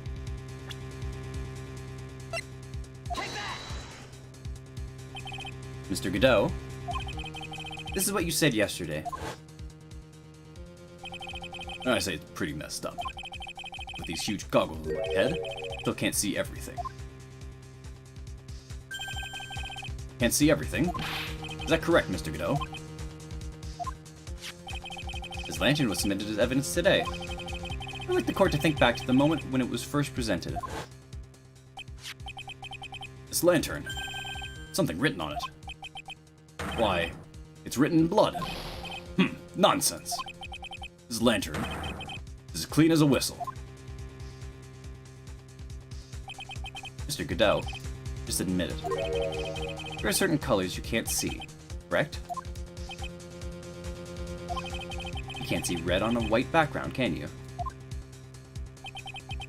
That's right. We went through this once before. During the poisoning case at Tribulations. Oh yeah, right! Yeah, Godot couldn't see the ketchup stain, that's what it was. This is the apron Lightful Miss Bird was wearing at the time. Somehow spilled coffee on. Something's still bothering me, Mr. Godot. Why have you not explained the bloodstain to the court? Bloodstain? What bloodstain would that be? Like games prosecutor, the blood-colored stain that's smeared all over the apron. That's ridiculous. No one told me anything about the bloodstain. Yeah, you were right. It was Maggie Bird's apron. You could see the coffee on the white apron, but you couldn't see the ketchup because it was red. Ha! It's strange. In a black and white photo, those letters would have appeared black to me. I wonder, why am I the only one that can't see them? So then, Mr. Godot, you're admitting it. You're admitting that you can't see the red writing on the lantern.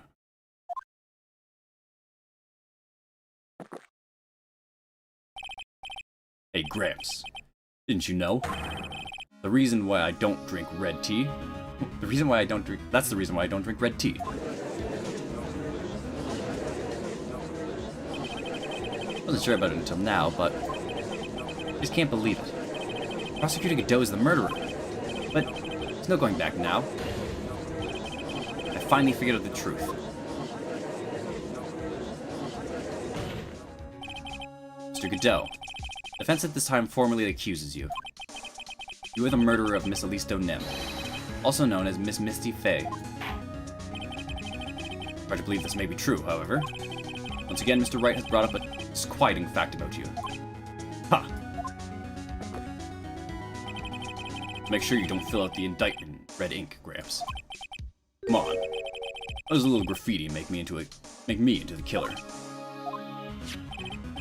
Besides, it's not like my name. It's my name that's written there. I'm certain that the killer was able to see the color. I'm certain that the killer wasn't able to see the color red. This is rich. Do go on, trite. The answer is right there at the crime scene. In the snow. Snow? How so? Well, for example, why did the killer move all that snow? Your Honor, you said it yourself. He wanted to hide the bloody snow. Why not just take that area? Yes, why didn't he take just that area? Ah! Could it be? Yes. The killer couldn't see red blood that had seeped into the snow, so he cleared out the whole fucking area. Just to be safe. And so he had to remove all of the snow. And he couldn't be sure of where the blood had landed, so he removed the whole area. Isn't it more likely that the killer couldn't see the blood because it was dark? Not a chance. The torches were all lit. He would have been able to see it just fine. It seems that once again, this trial has taken an unexpected turn, to say the least. Can you explain this, Mr. Godot? Hold it. Maya. Wait just a minute. Maya? What is it, witness? Mr. Godot isn't the killer? After all, he didn't even come to the inner temple until 2 days after the murder took place. He didn't show up until after the old bridge got fixed up. Objection! Maya? Can't testify to something like that. Why? What do you mean? I may not look like it. Hey. After the murder happened, you didn't even exist. Didn't? I'm afraid I don't follow. You see now, old man, we established this just a little while ago. After the murder, this witness was unconscious for a long time. She was channeling Delia Hawthorne. Oh, that's right. Please, Your Honor, let me add to my testimony. Nick, please listen to me. Maya? Plan to cover for Godot no matter what the cost? That's the case. I've got no choice. Your Honor? Let's hear her testimony. It means we're going to hear the whole truth. I say we should not silence her. Ha! Nicely done, trite. Very well, let's hear the witness's testimony. Please tell us what happened at the inner temple after the murder. Yes, sir. After I woke up, I began channeling my spirit. After I woke up, I began channeling and my spirit left me, as it were. But little Pearly was there at the inner temple, too.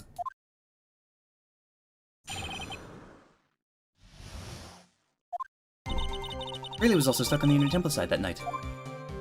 The next morning, she looked around, but couldn't find anyone. The next day, when the bridge was finally fixed, she was in the spare prep room. That's when Mr. Godot arrived at the inner temple for the first time. He found Pearly first, and cheered her right up. Who's this Pearly? That's my little cousin, Pearl Faye. When did you hear about this? Oh, a while ago. When I was in the medical office. Terribly sorry. What you heard from someone else is simply not admissible as testimony. What? Come on. Pearly would never tell a lie. He's a way more honest person than I'll ever be. Feel smart, Maya. You always know the best thing to say when you're under oath. Ha! Prosecution has no objection. We believe the witness. Mr. Godot, let's just move on to the cross-examination. The defense has no objections. It's highly unusual, but... Well, Mr. Wright? Get this cross-examination started.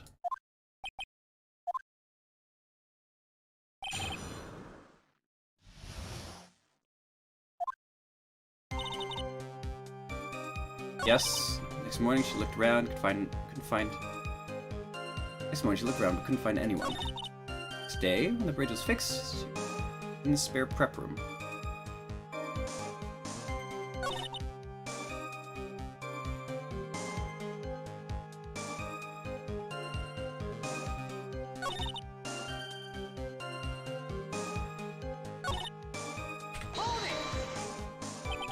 It was your first time on the inner temple side.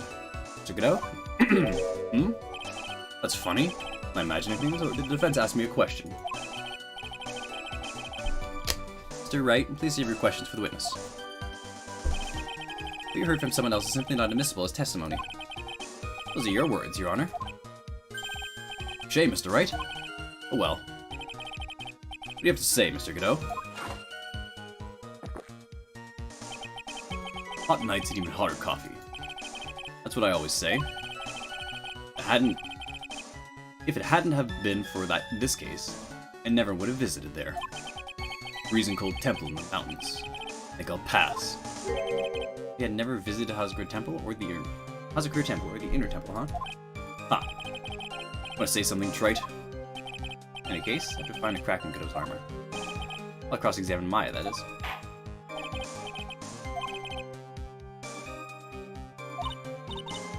Mr. Godot? Cheered her up? That's what Pearly said. He said he was a very nice older gentleman. Thank you for looking after my cousin, Mr. Godot. Hero was thinking you were nothing more than a coffee addict. Ha! Cut it out. You're making me blush. You guys are really beginning to get on my nerves, in more ways than one. Truth is, there aren't many places to look on the inner temple side. Policemen were all busy going over the garden with fine-tooth combs. So I decided to carry out an investigation in my own way. Godot style. The same way, I'd like to hand out my verdicts in my own judge style. I should ask some questions. Phoenix style.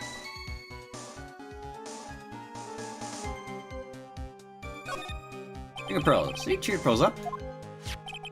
I found that little girl.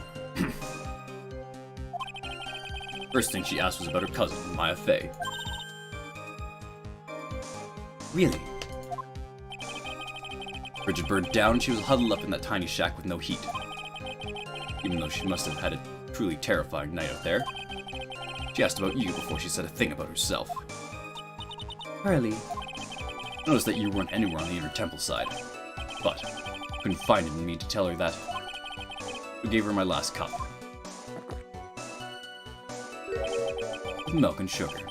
Hide the bitterness of the harsh truth. What a sweet story. You get a thermos of coffee? Why didn't that surprise me? Only one thing of any importance here. Where was Godot when the murder was taking place? Could have been inner town what happened, but couldn't kill the least on Nim. Where did you think Pearl slept that night? In the spare prep room next to the training hall, I guess. There's a rule that you can't enter the training hall during an Acolyte's training. Even so, why should you go to the inner temple in the first place? It seems that Pearl became very worried about Maya. I knew that the spiritual training I was about to undergo was very intense. Pearl was supposed to be channeling Delia Hawthorne. Couldn't do it. Why she headed to the inner temple? However, Delia Hawthorne was already there, posing as the body of Elisto Nim. Possessing the body of Elisto Nim. She searched the entire inner temple side, end to end? Well, you see, Riley gets pretty scared when she's alone. And there weren't many places to look. She says it even went back and forth several times. The temple side has two structures, the training hall and the spare prep room. There's also a storage shack, I think. That's about it. Storage shack, too? I was just looking for other people, right? You really examined a storage shack all that carefully? Well, if it was me, that would be the first place I would investigate. That means it's possible that someone may have been hiding in the storage shack.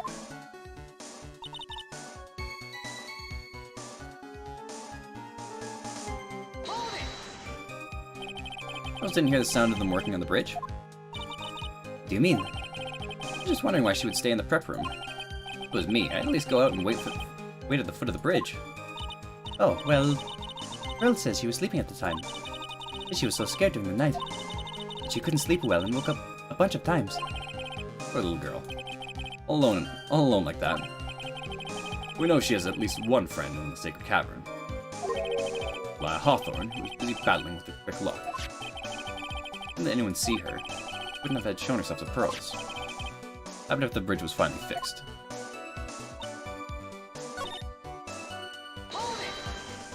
Investigation.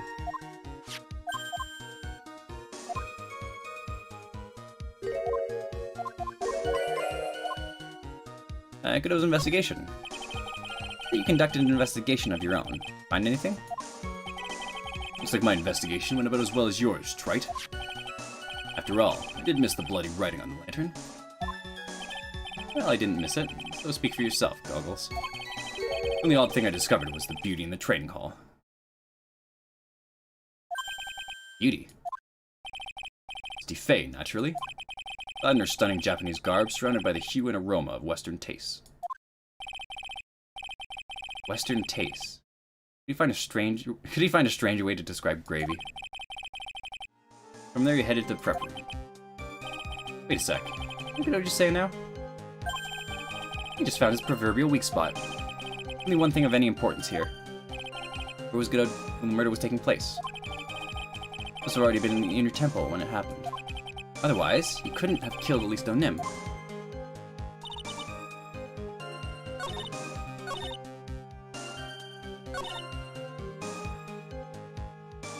Inner temple for the first time. I got you, Godot. Hanging scroll. Mr. Godot. The first time you crossed the Dusky Bridge and went to the inner temple was long before the murder took place. Well, why do you say that? as he just made one fatal slip-up. The hanging scroll in the training hall. Hanging scroll. But Mr. Godot is right. The scroll that shows a picture of my mother. Maya?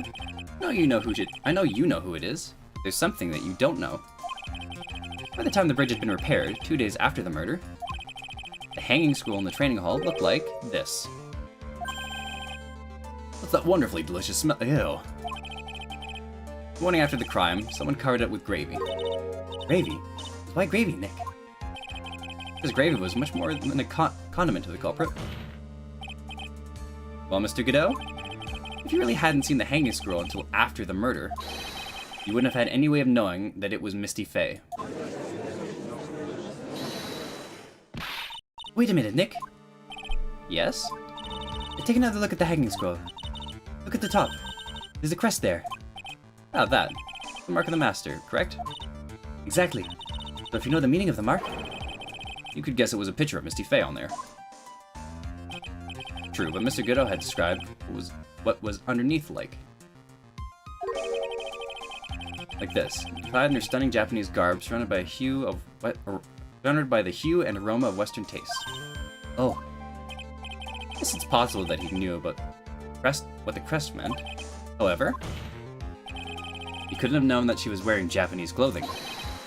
Mr. Godot, on the day of the murder, you were hiding at the Inner Temple long before the crime took place.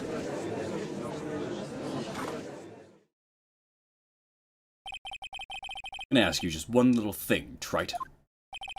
What is it? This whole theory of yours. It all rests on a certain assumption. That I knew beforehand that the crime was going to be committed. that's right. Otherwise, there's no reason for him to sneak onto the crime scene.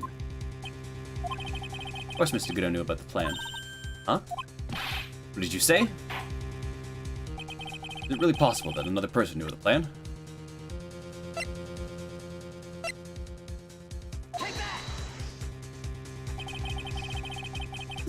This crime was actually planned over a year ago. Morgan Faye authored the plan for her daughter's future. And these instructions were hidden somewhere in the Faye Manor for a year. However, by the time the little Pearls found these instructions, they had already been unsealed. Unsealed? Yes. The killer had read these instructions long before Pearls ever found them. That's how I knew the crime was to take place at the Inner Temple.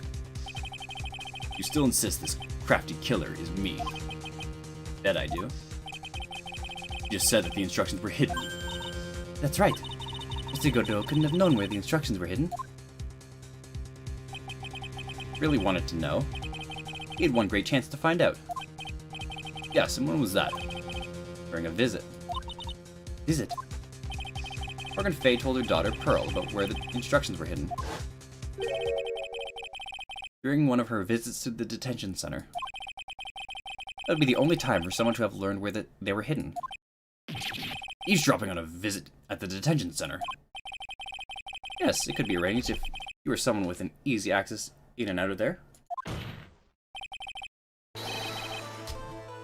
Like, for example, a prosecutor such as Mr. Godot.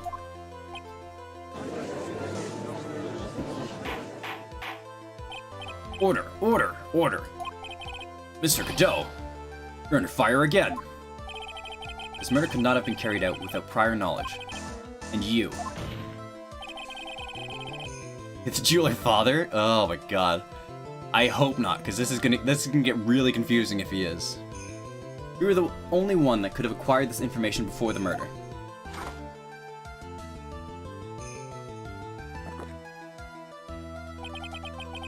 Humans are afraid of the dark. Yet, at the same time, we're fascinated and bewitched by it. Maybe that's why humans drink the darkness that is coffee. Sorry for always asking, but what does that mean? It means it's a reason for everything.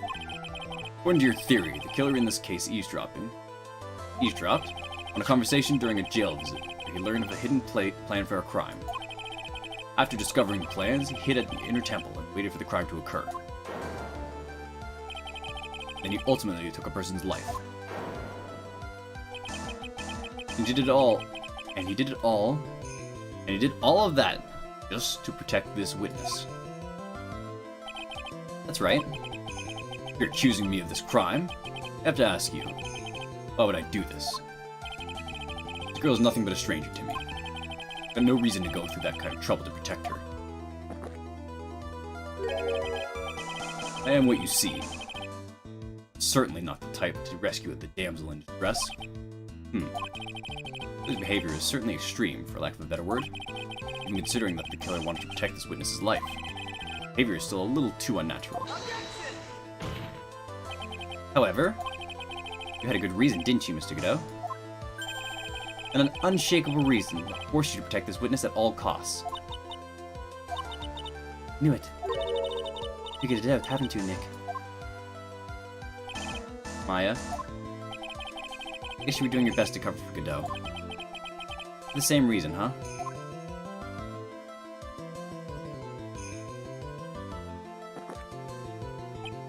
Okay, Trite, I'm all ears. Let's hear it.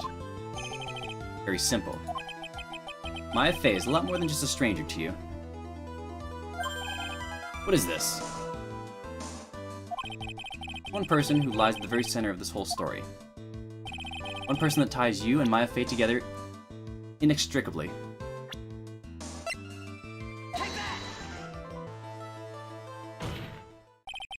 There's a very good reason why Maya Fey's life is so precious to you. After all, she's Mia Fey's only sister. Mia Fey. You once worked alongside her. That was when you were a defense attorney. Wait a second here. Mr. Godot is a defense attorney? With your honest piercing intellect, you must have figured it out by now. Real name of this man who calls himself Godot. His real name is Diego Armando. Isn't that right?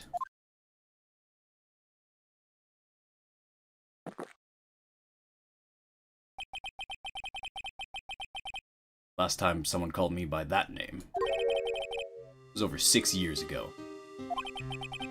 Diego Armando. The name rings a bell. It should, Your Honor.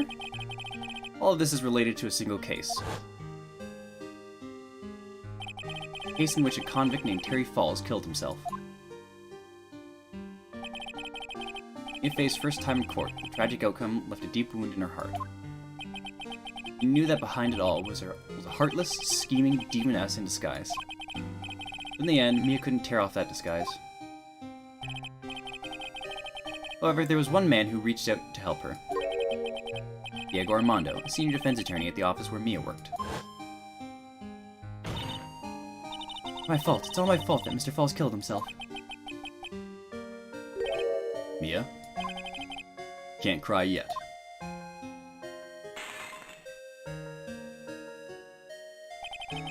The only time a Laura can cry is when it's all over.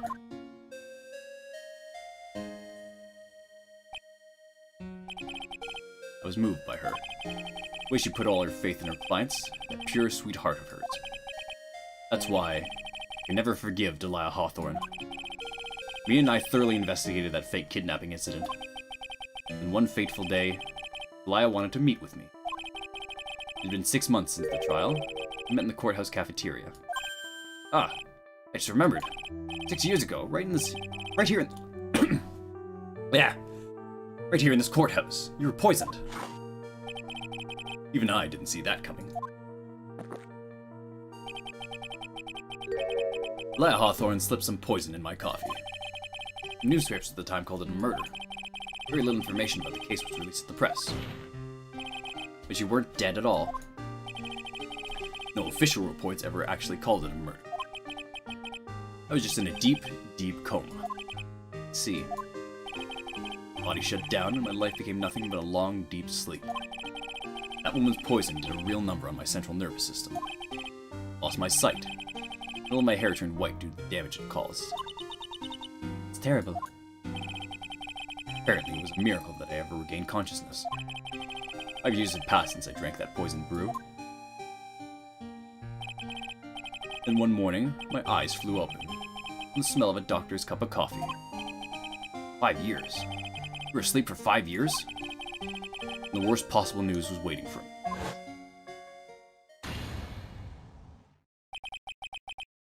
Mia Fey was dead. From the very moment I opened my eyes, I'd already lost everything I thought I had. The woman I loved had been murdered. The woman I loathed had been sentenced to death. The woman you loathed. The woman who had spiked my scalding hot coffee, Delia Hawthorne.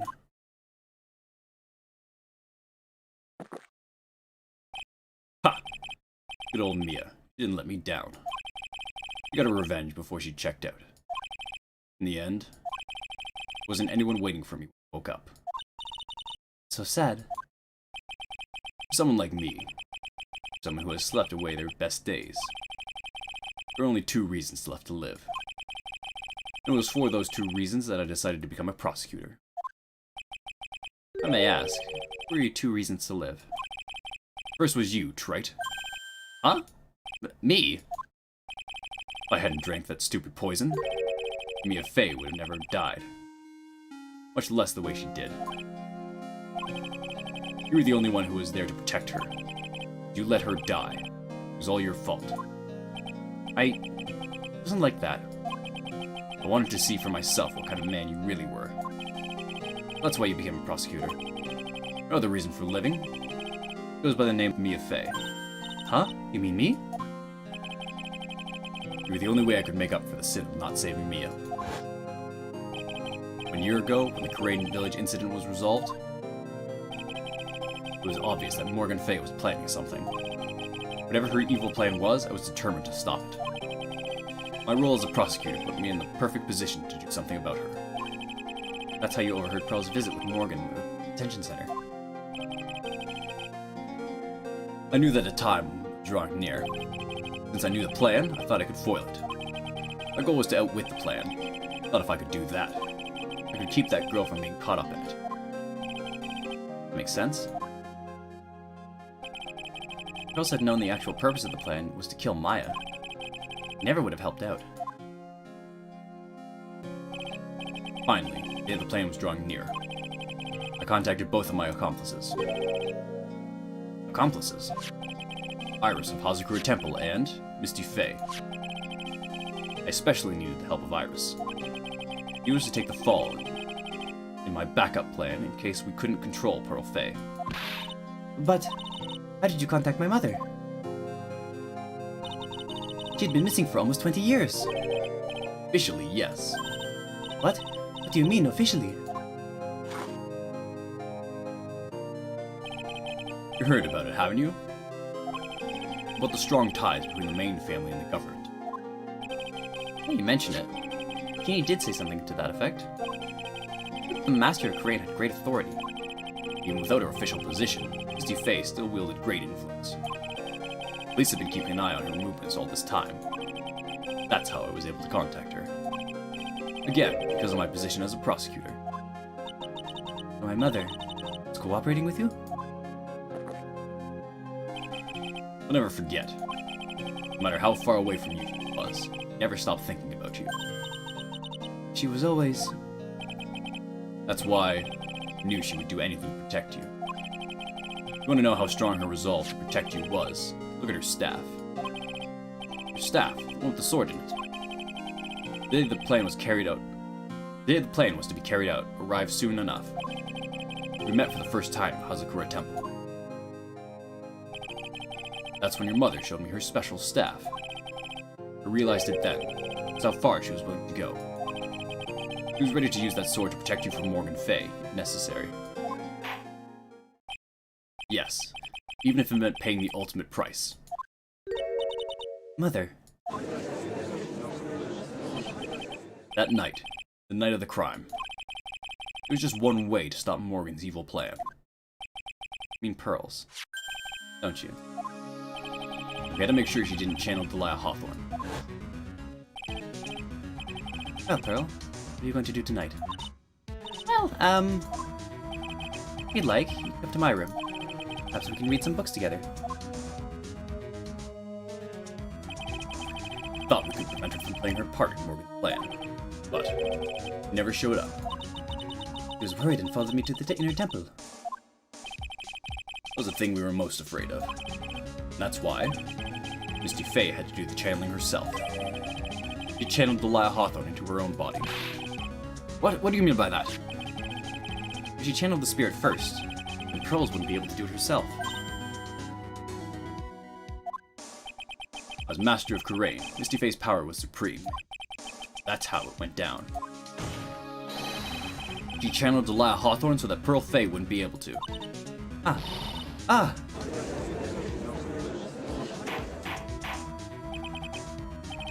What? Is this true?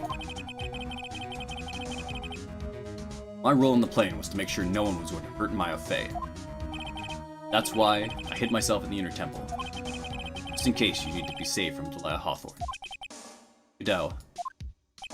Anyway, that's all I'm going to admit to. Trite. Huh? No doubt about it. You're a great defense attorney. But you're going to have to do the rest yourself. The background leading up to this incident has been laid bare. There's just one question remaining, Mr. Wright. Who killed the victim? There are only two possible suspects right now. Maya Fae, and I'm sad to say, you, Mr. Godot.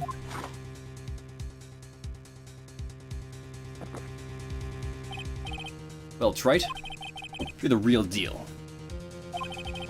Finish this thing once and for all. It goes beyond a shadow of a doubt that you can finish this on your own. No, Nick. Please don't. Maya. I heard the whole thing. From my sister. In the medical office. That's why I have to protect Mr. Godot. I can't do it. I can't testify against him. After all, he's the man who put his life on the line to protect Mia. And me too. Maya, I know that. Nick.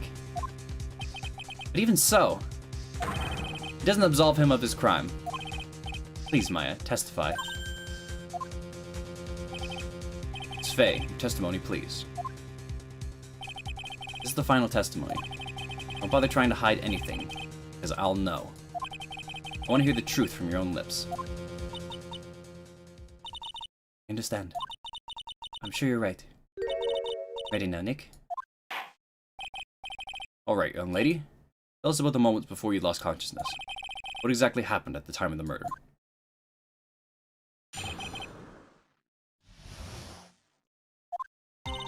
Just before it happened, I think I saw some red lights. 3 of them. Thought I'd ask for help, but just then I was splattered with blood. He wasn't dead though. He was struck and she struck back against the enemy behind her. Suddenly the red lights went out and the whole area was dark. Just at that moment, it was a horrible scream. Right after that, Delia collapsed and I lost consciousness. These red lights. I thought you said you didn't remember seeing them. I'm sorry. Thought I saw them. Then they disappeared all of a sudden. Ah. Things break, Trite. Even the best of theories. Who was it that was stabbed? Who was it that stabbed Misty Fae? Looks like you still can't prove it. He's telling the truth this time, I know it. The rest is up to me.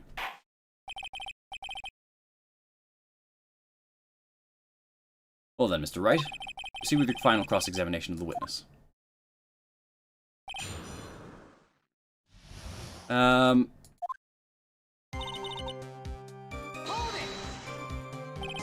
Lights shining in the dark. I don't think you could make a mistake about that. Yeah, you're right. I think I saw them, but I can't say for certain.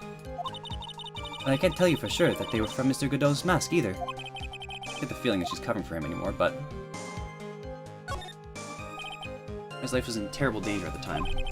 No way she can remember the details of the scene perfectly. Alright then, let's go on with the testimony. What did you do when you saw the red lights?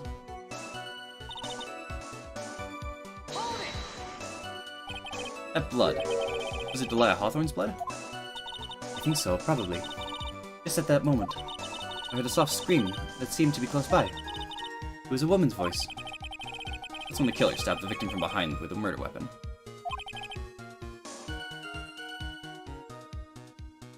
Is that right? Without a doubt, Maya was in the middle of a really dangerous situation. Anyway, the victim was stabbed with a murder weapon. That's what happened after that. Oh god, I really have to go to the bathroom. I don't want to leave it, but I'll be right back. Just a second.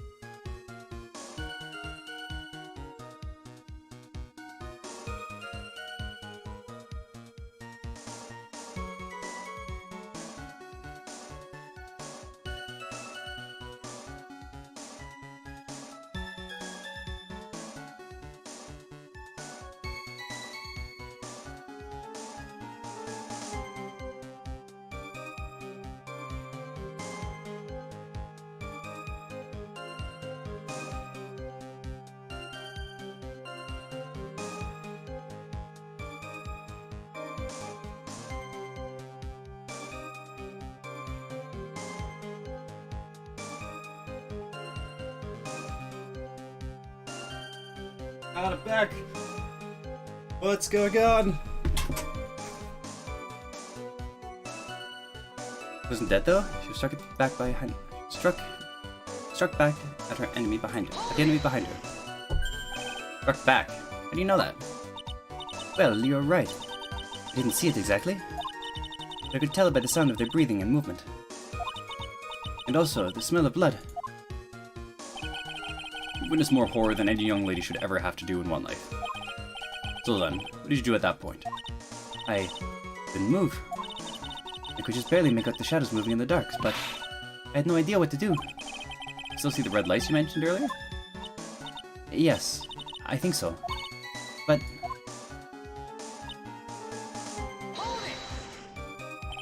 They went out? Yes, suddenly I couldn't see them at all. What could it mean? The lights were coming from Godot's mask, and they went out right in the middle of the fight. Maybe the mask was damaged. Maybe it was knocked off. Maybe the batteries ran out. Right, Trite? Maybe those little maybe those red pinhead-looking lights just stopped working. What really happened then?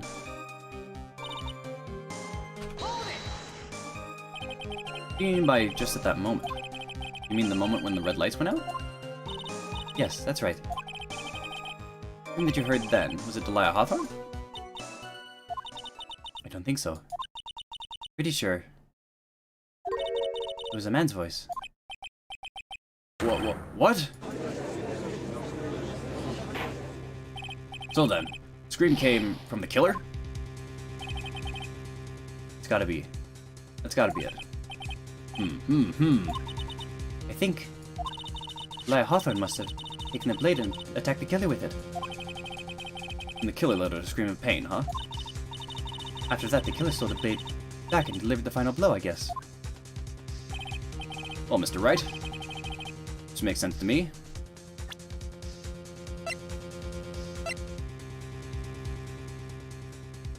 Blood doesn't match the victims.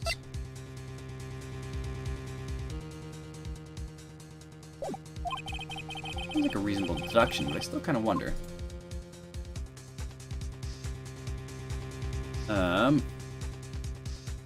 So the sword back to liver. Contradiction. Try to say this. The interpretation would create an enormous contradiction. Makes sense. After all, my deductions are almost certainly never correct. At least he admits it. Remember the testimony she gave before? She just gave. Before the killer let out a scream, Maya said she had already been splattered by the victim's blood. In other words, the blade and the staff had already been plunged into the victim. Ah, you said right. She couldn't have struck back with the sword that was already stuck in her body. The weapon that caused the killer to let out a scream must have been something other than the staff. You're so sure about that? Then why don't you don't keep us waiting any longer, Trite? Only one thing I can think of. It could have been used as a weapon here. Delia Hawthorne had already been stabbed in the back by the staff. What could she have used to strike back the killer?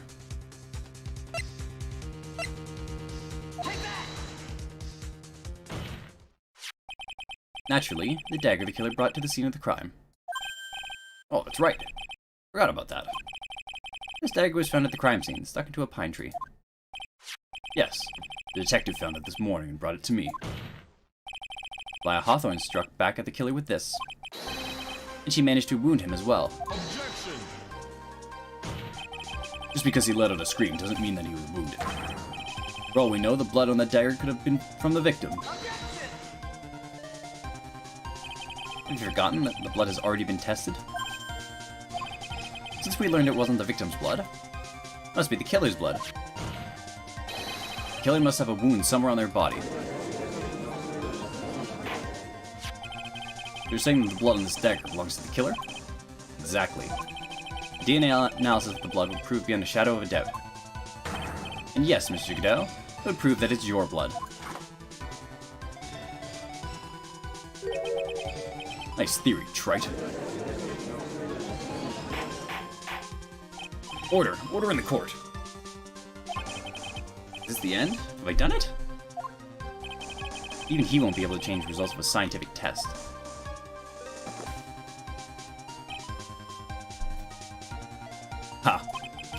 Let me ask you something, Trite. Just say that it turned out I was the killer. Really think I would be stupid enough to leave evidence like that? What? Just think for a second. This dagger was found this morning by a detective and brought it to me. There was already blood on it, correct? But even so, I was the one who brought this dagger here to this courtroom. Yes, what does that prove? Well, if I really were the killer, I could have washed the blade off and planted another person's blood on it. It can't be. In any case, there's one thing I can guarantee, Trite. That blood doesn't belong to me. Not a chance. What?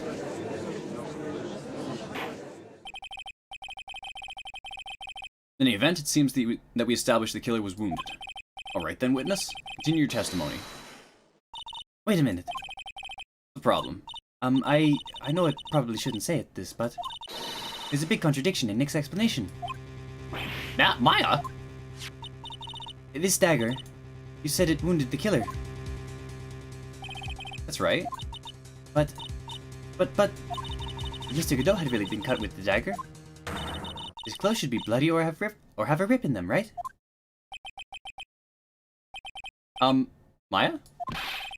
Maybe he just changed his clothes. That'd solve the contradiction pretty easily. What are you talking about? Not that simple at all. Remember back to the day of the murder. Everyone that was on the inner temple side got trapped there. That's right. Once the bridge was fixed and the police headed for the inner temple, Mr. Godot was already there waiting for them. He never had a chance to change his clothes. Ah! Order in the court. The witness says... Well, maybe he brought a change of clothes with him.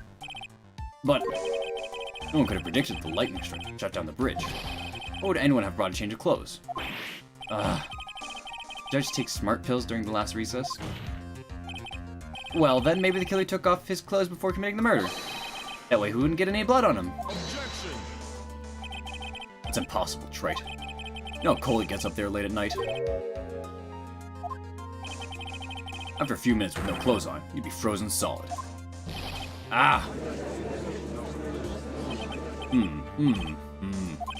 Ha! So that's all you got. I knew you weren't tough enough to finish this. Right now, Mia Fey were here. Mia Fey were here. Could have closed the book on this case already. Mia Fey were here? Come on, Trite. Can you do it or not? How about it, Mr. Wright? You accuse Mr. Godot of being the killer. Can you prove it? You got even one piece of evidence. The question isn't whether I can prove it or not. The fact is, I have to prove it. That's the only choice I have. I was taught that it's one of the rules of being a lawyer. I can prove it. I'm gonna bring your magnificent vengeance to a fruition, just as you wanted. Ha! That's good. Fight her to the bitter end, Trite. This is just one piece of evidence that can prove your point. Why don't we go for the unlimited penalty? Trying to pressure me, Mr. Godot? Because it doesn't matter to me.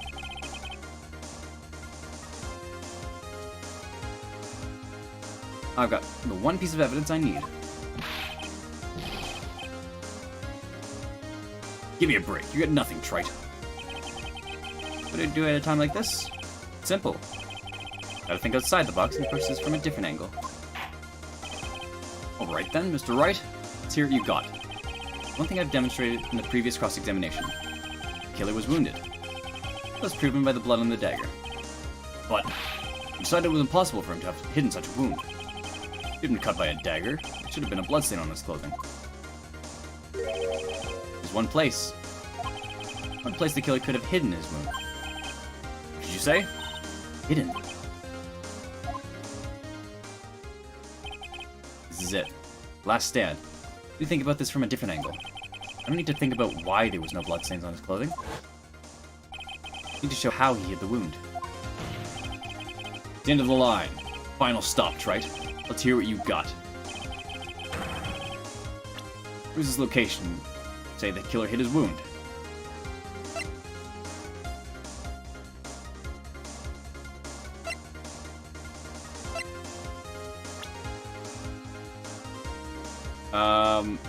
It would be the goggles, right?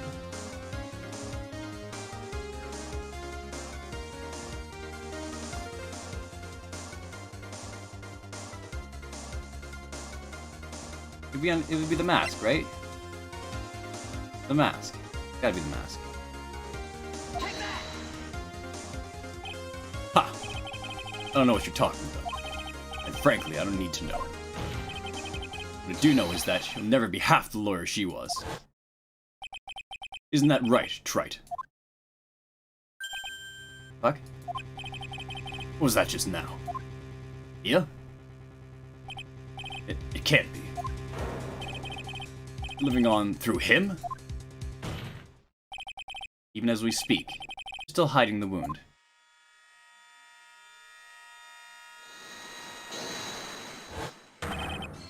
It's beneath your mask. During the fight, the red lights given off by the killer suddenly disappeared. Seconds later, the killer let out a scream. That's right, your mask went flying off your face. Mr. Godot, would you mind removing your mask? You have a dagger wound under there somewhere? Then I'd say this whole case is solved.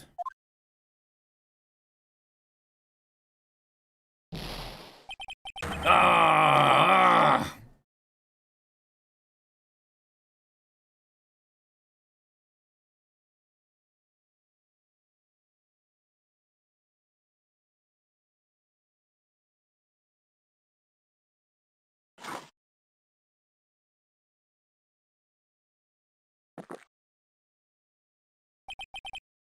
Just now, I saw her spirit in you. I never liked you. 6 years ago, you helped the woman who put me to sleep by hiding her bottle of poison. Then, while I was sleeping, you let Mia die. But you didn't care. You just kept living your pathetic, happy-go-lucky life. You even had the nerve to follow in her footsteps as a lawyer. I could never forgive you. That's what I thought. Stick it though. But I was wrong about you. I knew it from the very beginning. Truth is, the only person I could never find it in my heart to forgive was me. You, yourself. I was the one that failed to protect Mia. Me and no one else. I tried to avert my eyes from the truth, escape from the harshness of reality. I just couldn't face Mia's death head on, so I ran. Hid behind a mask, threw away my true name. Couldn't even deal with being a defense attorney, so I quit. But you saved Maya! Yeah, that was my plan. Until just now, anyway. What do you mean? You're listening, Maya. I'd really wanted to save you. There's one person that I should have gone and talked to right away. Who would that be? You talking about Nick? I didn't do it. I tried to get the help of Iris and your mother. I closed my eyes to the most important man involved. You know why? The real reason. No, why? I suppose I wasn't really interested in saving you at all. Huh? Nick was just trying to salvage what's left of my own broken soul. I was trying to make up for the fact that I couldn't save Mia. Nothing more. That's why I let you walk right into a situation that I knew was dangerous. Forgive me. You're wrong. Put your life on the line to save Maya. Really for Maya's sake? Even I'm not really sure. What do you mean by that? That night, in the darkness of the garden, I saw her silhouette. Part of me must have known the truth. The truth that I wasn't really Delia Hawthorne. That it wasn't really Delia Hawthorne standing in front of me. Could have been Misty Faye, or even the little girl. But I still picked up that blade. It was like I was dreaming.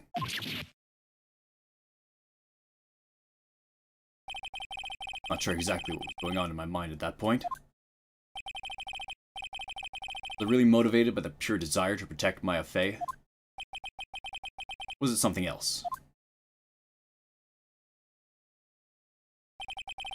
Was it my hatred for a woman who had stolen everything from me 6 years earlier? Could it have simply been desire for revenge? And now, I don't know anything anymore. I did learn something today, however. I finally realized that I was the arrogant one. I was just chasing an illusion, fantasy. Stupid fantasy of defeating you in the courtroom. You were the one who made me realize my folly. You never ran away from me to death. Instead, you picked up where she left off, as a true defender of the people. In that one moment, I understood everything. Figured out. I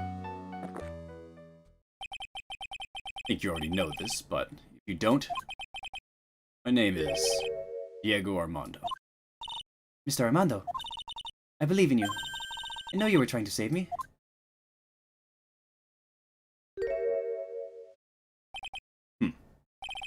Thanks.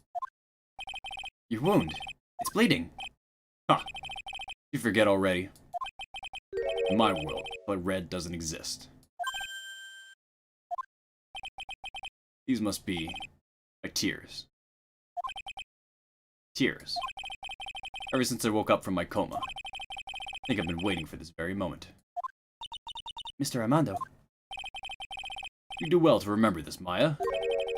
The only time a lawyer can cry is when it's all over.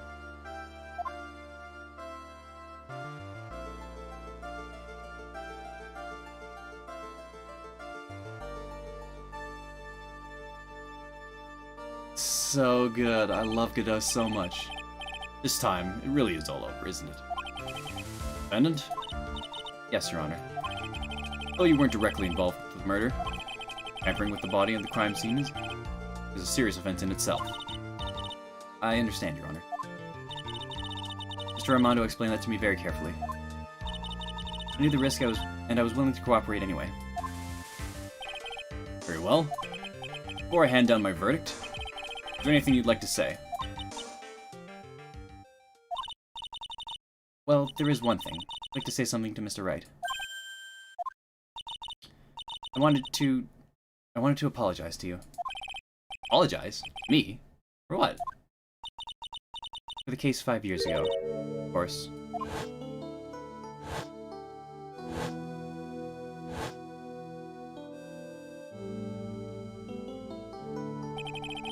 Just remembered. You poisoned by your own lover. Not exactly, but yeah, something like that. Even now, 5 years later, I can hardly believe it. I'm going to do it. Planning to kill me. Not all that surprising. Two of you hardly knew each other. Huh? What do you mean? You and my sister only met twice. Huh? We only met twice. First time you met was on that fateful day. The day she poisoned Mr. Armando in the cafeteria of this very courthouse. Next time you met her was 8 months later. Met her again on the day that she stole your cold medicine. And Doug Swallow was killed. No way, it can't be true. I mean, during our whole relationship, we were... For those 8 months, the woman you thought was Delia Hawthorne wasn't actually my sister. It wasn't Delia? I hope one day you can forgive me, Beanie. Oh, no way! Are you serious? Oh, my heart is breaking! Iris! You mean... That's right. I lied to you. For 8 months. But why? Why would you do such a thing? Ever since she gave you the bottle that day, my sister was trying to get it back as soon as she possibly could. Because of the police investigation and their surveillance. She couldn't move about freely. That's why you... My sister... From the beginning, she was prepared for the worst. Prepared for the worst? She thought that you might somehow discover the truth. That's why she was always ready to deal with you at a moment's notice. I think she was ready to kill me, don't you? You already had so much to answer for. I didn't want any more sins on her soul. I begged her not to do it, and she agreed to give me a chance. And that's why you came to me? You came to get the bottle pendant back from me in her place. But I couldn't get you to give it back. I failed at something even as simple as that. 8 months passed and I still couldn't get it back from you. Finally, my sister couldn't wait any longer. She didn't consult me about her plan for you that day. It's the first time that had ever happened. It was a bit strange, wasn't it? Until that day, we were partners in crime, and she would confer with you. I think you must have noticed. Notice what? My feelings for you. Ah, if I had found out she was planning to kill you, I would have done whatever was necessary to stop her, even if it meant her life. Or mine. Iris! After spending those 8 months by your side, feelings towards you, they changed. Ah, I have something to say to you too. Yes? You really are the person I always thought you were. Even after Delia Hawthorne was found guilty, I still believed in you.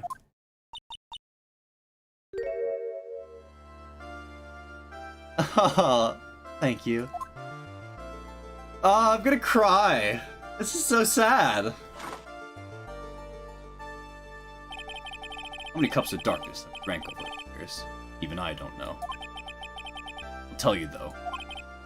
Right now, this one here is the greatest cup I think I've ever had. Don't you think so, Phoenix, right? Yeah, I think you're right. The purpose of this trial was to rule on the murder of the victim, Elisto Nim. At some point, I expect you will be tried for the role as an accomplice in this case. I understand, Your Honor. Very well. On the charge of murder, I hereby find the defendant...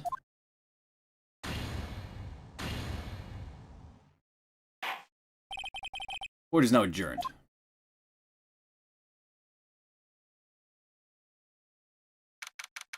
Oh, this is super bittersweet. I love it. Oh, this shit's my jam. I love this.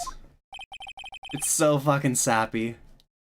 So I guess it's all over. The way everything ended, is justice really served?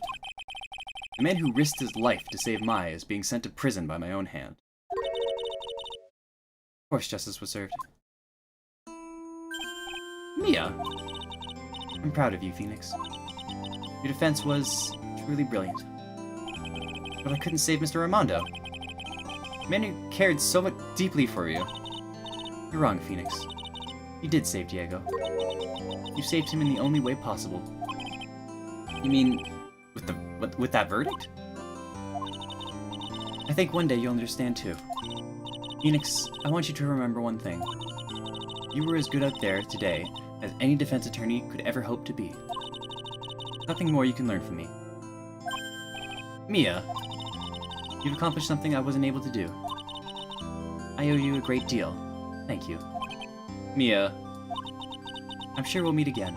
Someday, Phoenix. I've handled lots of cases and seen lots of things. And along this journey, I found myself asking just one question. What does it really mean to defend someone? Suppose today's case produced one possible answer. Nick, Maya? this is just like my sis said. Mia? What'd she say? That night, when I challenged Mia to get her advice on what to do. This is what she wrote back in my notebook. Don't worry. Phoenix will save everyone in the end. But... Come on, cut it out with that gloomy face. Can't you see? Me, Sis, and I'm sure Iris too. We owe you for everything you've done for us, Nick. Maya. How can you be so bright and chipper after all this has happened? You were brutally attacked. You even saw your mother murdered. Ouch! Francisca! Still as softy as always, Phoenix, right? Excellent work, right? Huh?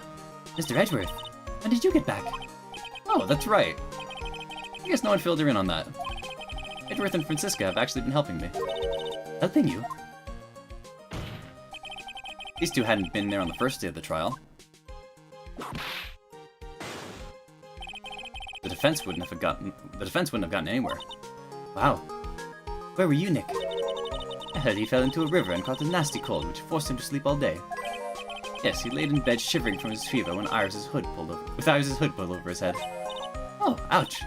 Talk about embarrassing, Nick. You definitely need more training. Anyway, thank you, Mr. Edgeworth. And you too. Francisca.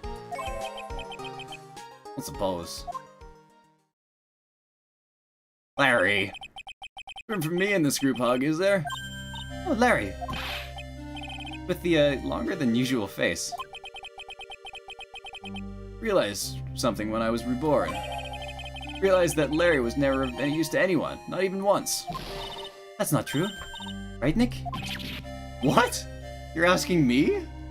I really want to say that he's useless. I so want to say it. Well, Nick, is it true? I've got a place in this world, right? Huh? Oh, yeah, of course. Knew it. Everyone would be better off if I were gone for good. No. Oh yeah. Those portraits you painted. They were really good. Isn't that right, Edgeworth? What? Me? You making that face, huh, Edgy? Oh, well, yes, indeed. Certainly can't say they lack semblance. Really mean it? What about you, Franzi? Did I draw you well, too? Ah! My beauty cannot possibly be captured by a mere crayon. Nevertheless, I recognize the effort you put into it, and it's worth something. You'll do it, like you promised. The model for my next picture book, Franzi's whippity whip. Don't get carried away. Ah, damn you, Larry. Well, how about that? I guess painting portraits is the only thing I'm good at. Painting a pro was pretty darn good too, if you ask me. Huh? Let you mention it. Haven't seen her around. Pearls? Where could she have gone? Normally she would have made a beeline for Maya. Oh, I'll go look for her. Be right back. Please don't get accused of murder again. Hey, Pearly. Right? Seem to be uncharacteristically puzzled. I suspect you're wondering how Maya can be so cheerful despite all that's happened. Yeah. To be honest, I can't understand it either. Siska. That's right. She lost her father fairly recently as well. I think I understand how she feels. As a much wiser person than she appears, I think she realizes something. Now's exactly the time when she needs to be as strong as she can. What do you mean by now is exactly the time? Maya wasn't the only one that was badly wounded by this incident.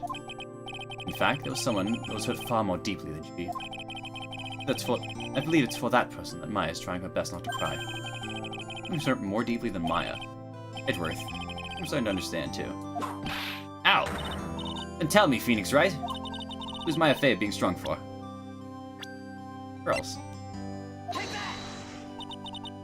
Well, Faye. Poor kid. After all, the reason she worked so hard to follow those instructions because she loved and believed in her mother, Morgan. For the good of the Faye clan, I'm sure she believed in every last word. She thought she was doing it for Maya. That's why she was so happy. Just how truly devoted she is to Maya.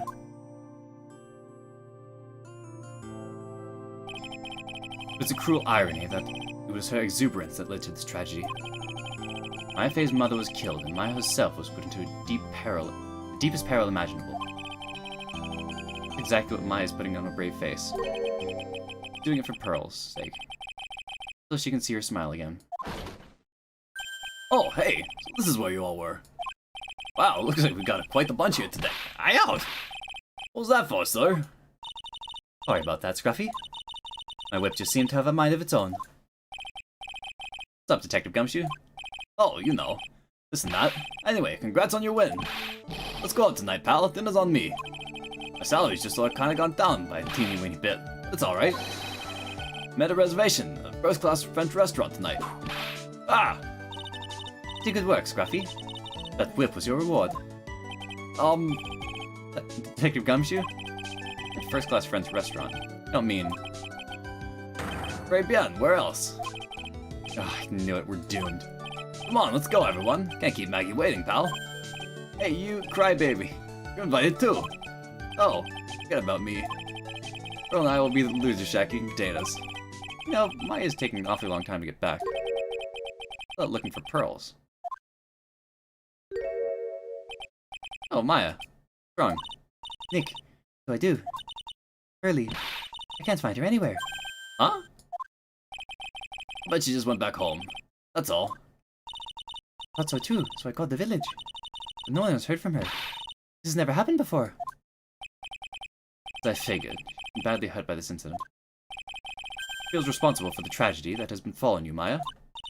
But none of this was her fault. What should I do? Detective Gumshoe? Yeah, what is it, pal? You guys going ahead? But what about you? Maya and I will join you guys once we find pearls. Nick, Don't worry about us, Detective Gumshoe. Maybe a little late, but we'll definitely be there. There's a lot of celebrating to do tonight, and I wouldn't miss it for the world. Yeah, but you're the... Ah! Very well, Phoenix Wright. Go on ahead. Don't keep us waiting, right? You won't. but where should we look? Where could Pearly have gone? Let's go, Maya. Only one place I can think of that pearls might have gone to.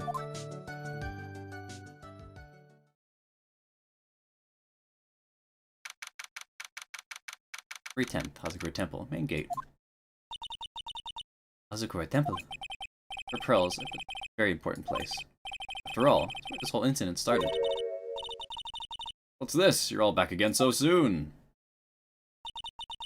It's the bikini. I thought we'd be eating mashed potatoes alone tonight. Oh, she's here. Pearly is here? She's in the training hall. Why don't you hurry along and go see her? Okay.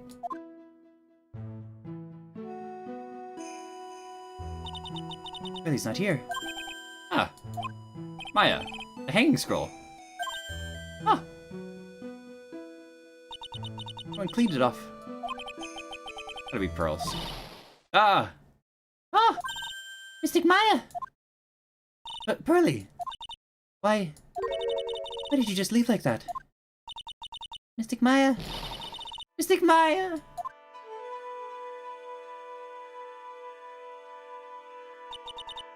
I swore I would never trouble the two of you ever again. Because it's all my fault that Mystic Maya's mother. Why you came here? It's the least I could do. Pray for your happiness. You don't have to do that, Pearly. It wasn't your fault. You didn't do anything wrong. Of course I'm sad that my mother is gone. But how do I say this? I'm still happy. You don't have to lie just to make me feel better. No, really. It's true. The only reason I'm still here is all thanks to everyone who was there with me. My sis, my mother, Mr. Armando, Nick, and you. Even one of you went there. I'm sure I wouldn't be... I'm sure I wouldn't still be alive right now. That's why I have to be strong. For all the people that were there for me when I needed them. That's all I can really do. Mystic Maya! I'm impressed. You truly are the daughter of Mystic Misty. Mr. Bikini. Your mother, Mystic Misty, was a strong woman indeed. I want to tell you what she said to me that night. After dishonoring the good name of Kurain, I don't have the right to face my daughter. But still, Maya is always in my thoughts. It's true. It'll always be with me, till the day I die. Her spirit was with her. That's why your mother was so strong. Even at the end, I'm sure she has no regrets. It'll always be with me, till the day I die, huh? There's a rule or something all masters are to follow, isn't there? Never take the charm off until the day you die. That's the Master's talisman. Something that Misty kept by her heart and would never take off. It wasn't the container that was important. Rather, it was the contents. That's... A photo? Ah! Mother. Only natural for living creatures to fight to protect their own lives. What makes us human is that we fight for others. Who do you fight for?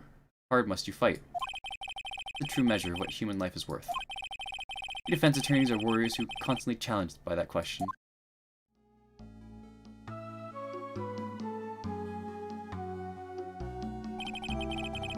Even when the battle is over and the bonds that covered us are severed, we always return, time and time again. Mia, Maya, Pearls, Raimondo. And Maya's mother, too. I learned that from all of them. Aww, that's so sweet! Well, let me get going. Everyone's waiting. Ah! This is the day to remember. The day when a lot of things were finally put to rest. I think we should celebrate what we've overcome today. But I still can't. Oh, go on, sweetie. You can come back for training anytime. Okay. All right. I'm going to go make a brand new start too. Sister Bikini, I'll be back for more training. I promise. I know, and I won't go easy on you just because you're the future master. I'll make sure to prepare reservations for the three of you when you come back. Whoa ho ho ho ho! All right. We're going to have a great feast today, Burly. You know why? Because training is the battle of endurance. Okay, Mystic Maya. I'll eat lots and lots of food tonight. Maybe we'll get takeout first.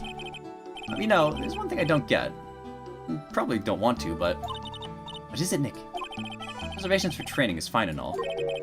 Why for 3? Come on. What do you think? You're one of us, Nick. Next time you can train right alongside us. Huh? I'll be waiting for you. Mr. Bikini will take special care of you. Huh? Huh? It'll be great, Nick. We're going to do the special course naturally. Huh? Huh? Huh? That's a great idea. After all, Mr. Nick. You'd do anything for Mystic Maya, wouldn't you? Even walk on hot coals, right? Have a nice big meal right before coming next time. Right, Nick? You know, I'm wondering if I can say just one little thing. Sure. Of course you can. Oh, I love this part. I can't wait to hear it. I'm getting goosebumps too! Well then, there goes nothing.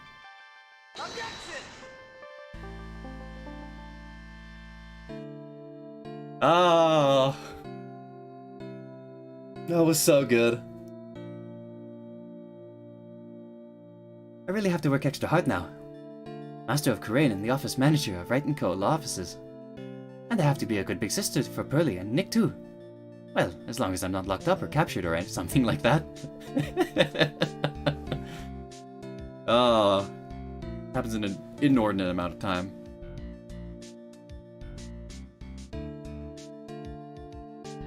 Oh, it's true. Mr. Nick is really Mystic Maya's knight in shining armor. You went through the special course all the way to the end. Actually, I heard there's a legendary extra special ultra course here too. I think I'll surprise the two of them by making them a secret reservation.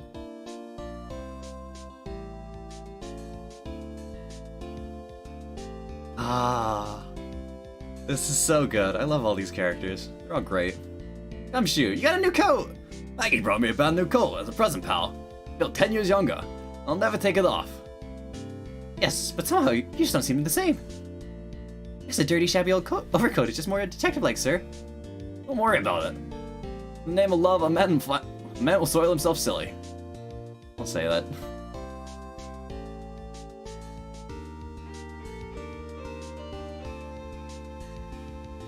Adrian! That's right, I'm once again in your debt. Thanks to you, the Treasures of Karain exhibit was a great success. I even got to see Miss Von Karma, who I hadn't seen for almost a year. Ah, taught me how to use a whip. So that I must show you what I've learned.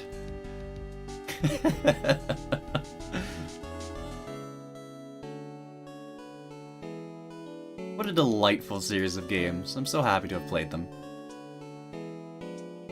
Desi and I started a company, Master Mass Consulting. We're dedicated to stopping the evil plans of all criminals in the city. Our motto is, cut it out, please!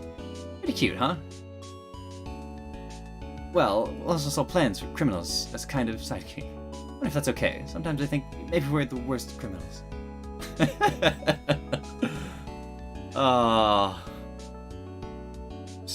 It's an adorable game. Breaks my brain sometimes, but it's so good. I wanted to show my appreciation to Mr. Wright for exterminating on Tigray. I lent him $500,000 and a tea set. Special thick tea, mixed with my own 2 hands. He's drinking it now. Been through compromise.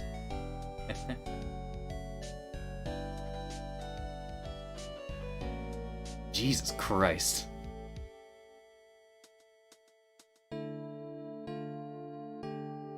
I'm Sultan in the way. Wrinkly, grumpy clown nose, waste of flesh. At least that's what I thought. My grandkids have had a birthday party for me the other day. Talk about embarrassing. 69 years old, and I cry like a baby with a dirty diaper. At least he's doing alright.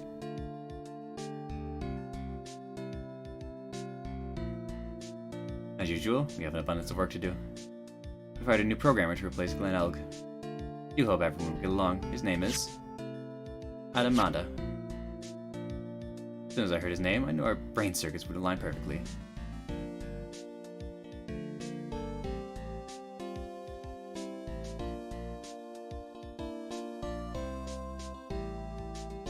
My, more reporters.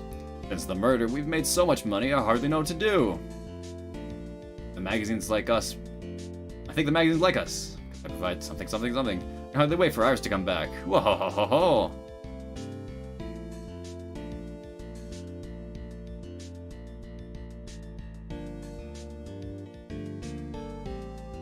I am just smiling ear to ear. This is absolute delight.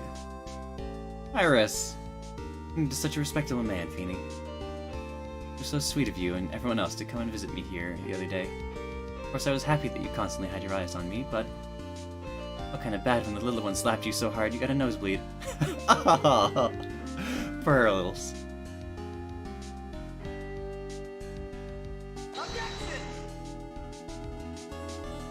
Phoenix Wright. Ben Judd.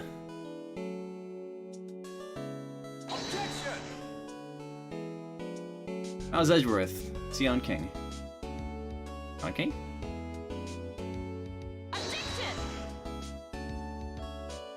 Cafe, Christina Catano.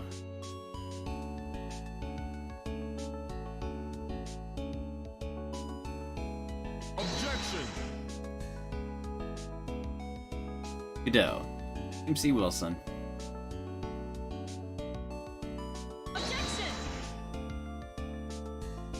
Francisca Von Karma. Inetsu.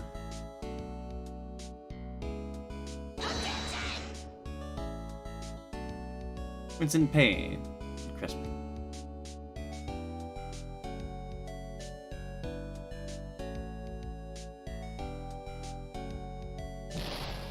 What's this? Back from a long, tiring vacation and no one's here to greet me. Guess while I was gone, my little whippersnapper buddy quit, and now I'm alone. What a lonely, crazy security room this is supposed to be anyway. What's all the flashing lights and switches? Like some sort of space alien. Now what am I gonna do with all these macadamia nuts I brought back for everyone? Bring over to Ejipu. I know exactly what it's gonna do. Can't accept these, I'm afraid. Painful. Oh, alright, well, never fun gentleman would treat me like a fine lady. Had to get an old bag. We just had to, I guess. God damn it.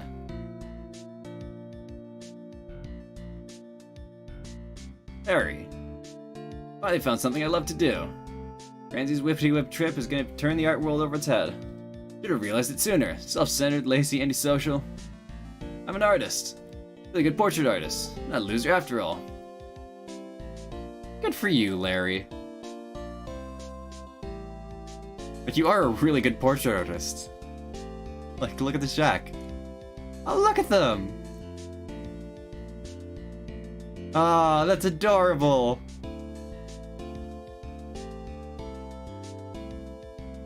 Ah!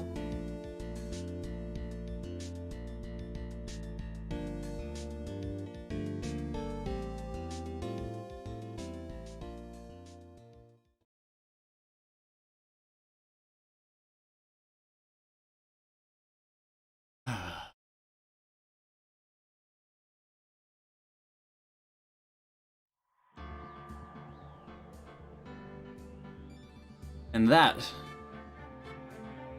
was Phoenix Wright, Ace Attorney Trilogy.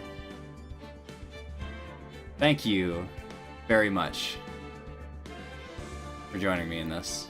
This was an absolute delight to play. I can definitely see why this is such a beloved franchise.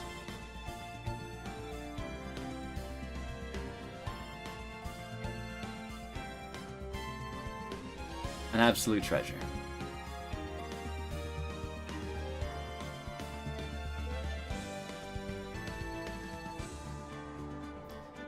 Oh man, that was really good. Ace Attorney franchise, really, it's fantastic. I love it. It's great. Even at the low points, I was still enjoying it in the moments, and when it was good, it was really, really good. Fantastic games. I'm happy that there's more of them. I'm not going to play them right away. Because I do want to sink my teeth into World's End Clubs. I'm happy that I'm finally able to play that. This wasn't a slog, but it was a lot of fun. And it ended on a very good note. So, thanks for hanging out. Thanks for enjoying Ace Attorney with me. Very fun to see. Rest of this week, Thursday, Friday, I will probably be fucking around playing in multiplayer games. I do want to play more Back 4 Blood. I've gotten about halfway into Act 3 and I haven't seen Act 4. But I'm looking forward to playing some of that. Also, there's an update for Smite dropped. So, check out the new Assassin when people are around.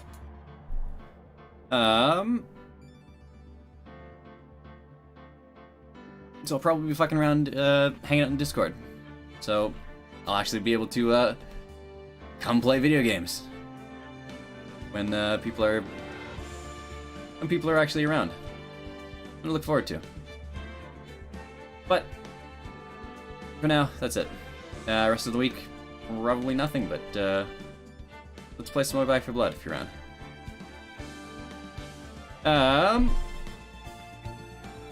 Monday, I might, well, sometime over the weekend, I might fire up my Switch and do a little test stream, make sure everything's working out. What do I have on my Switch so I can actually test what a visual novel will go? There's a little bit of delay.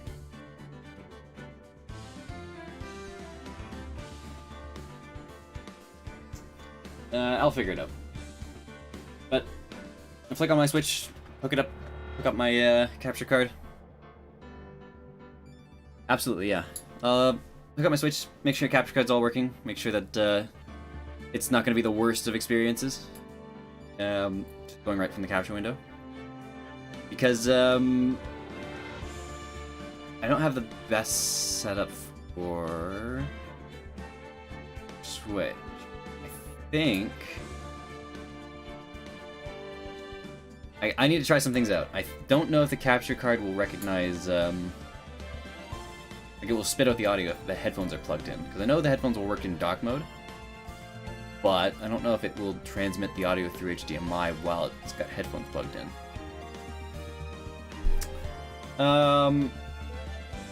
But that'll take some experimenting to do. I'll figure it out later.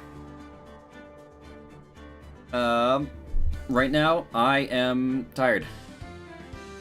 It is 10:45. This has been a 4.5-hour stream. I am endlessly impressed by fucking YouTubers that manage to do 6 or 8 hour streams, like marathon streams. Sound like a nightmare. I know after I played on the weekend, we were playing a whole bunch of Black 4 Blood, and by the end of it, I was just so hunched over, just sitting in the same position that I just got a headache for the rest of the evening, and it floored me.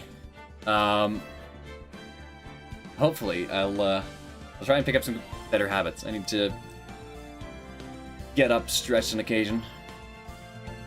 Maybe find an app that does that for me, just to remind me to fucking stretch, drink water. But anyway, thanks for hanging out. Thanks for experiencing Ace Attorney. We'll be back with something else later.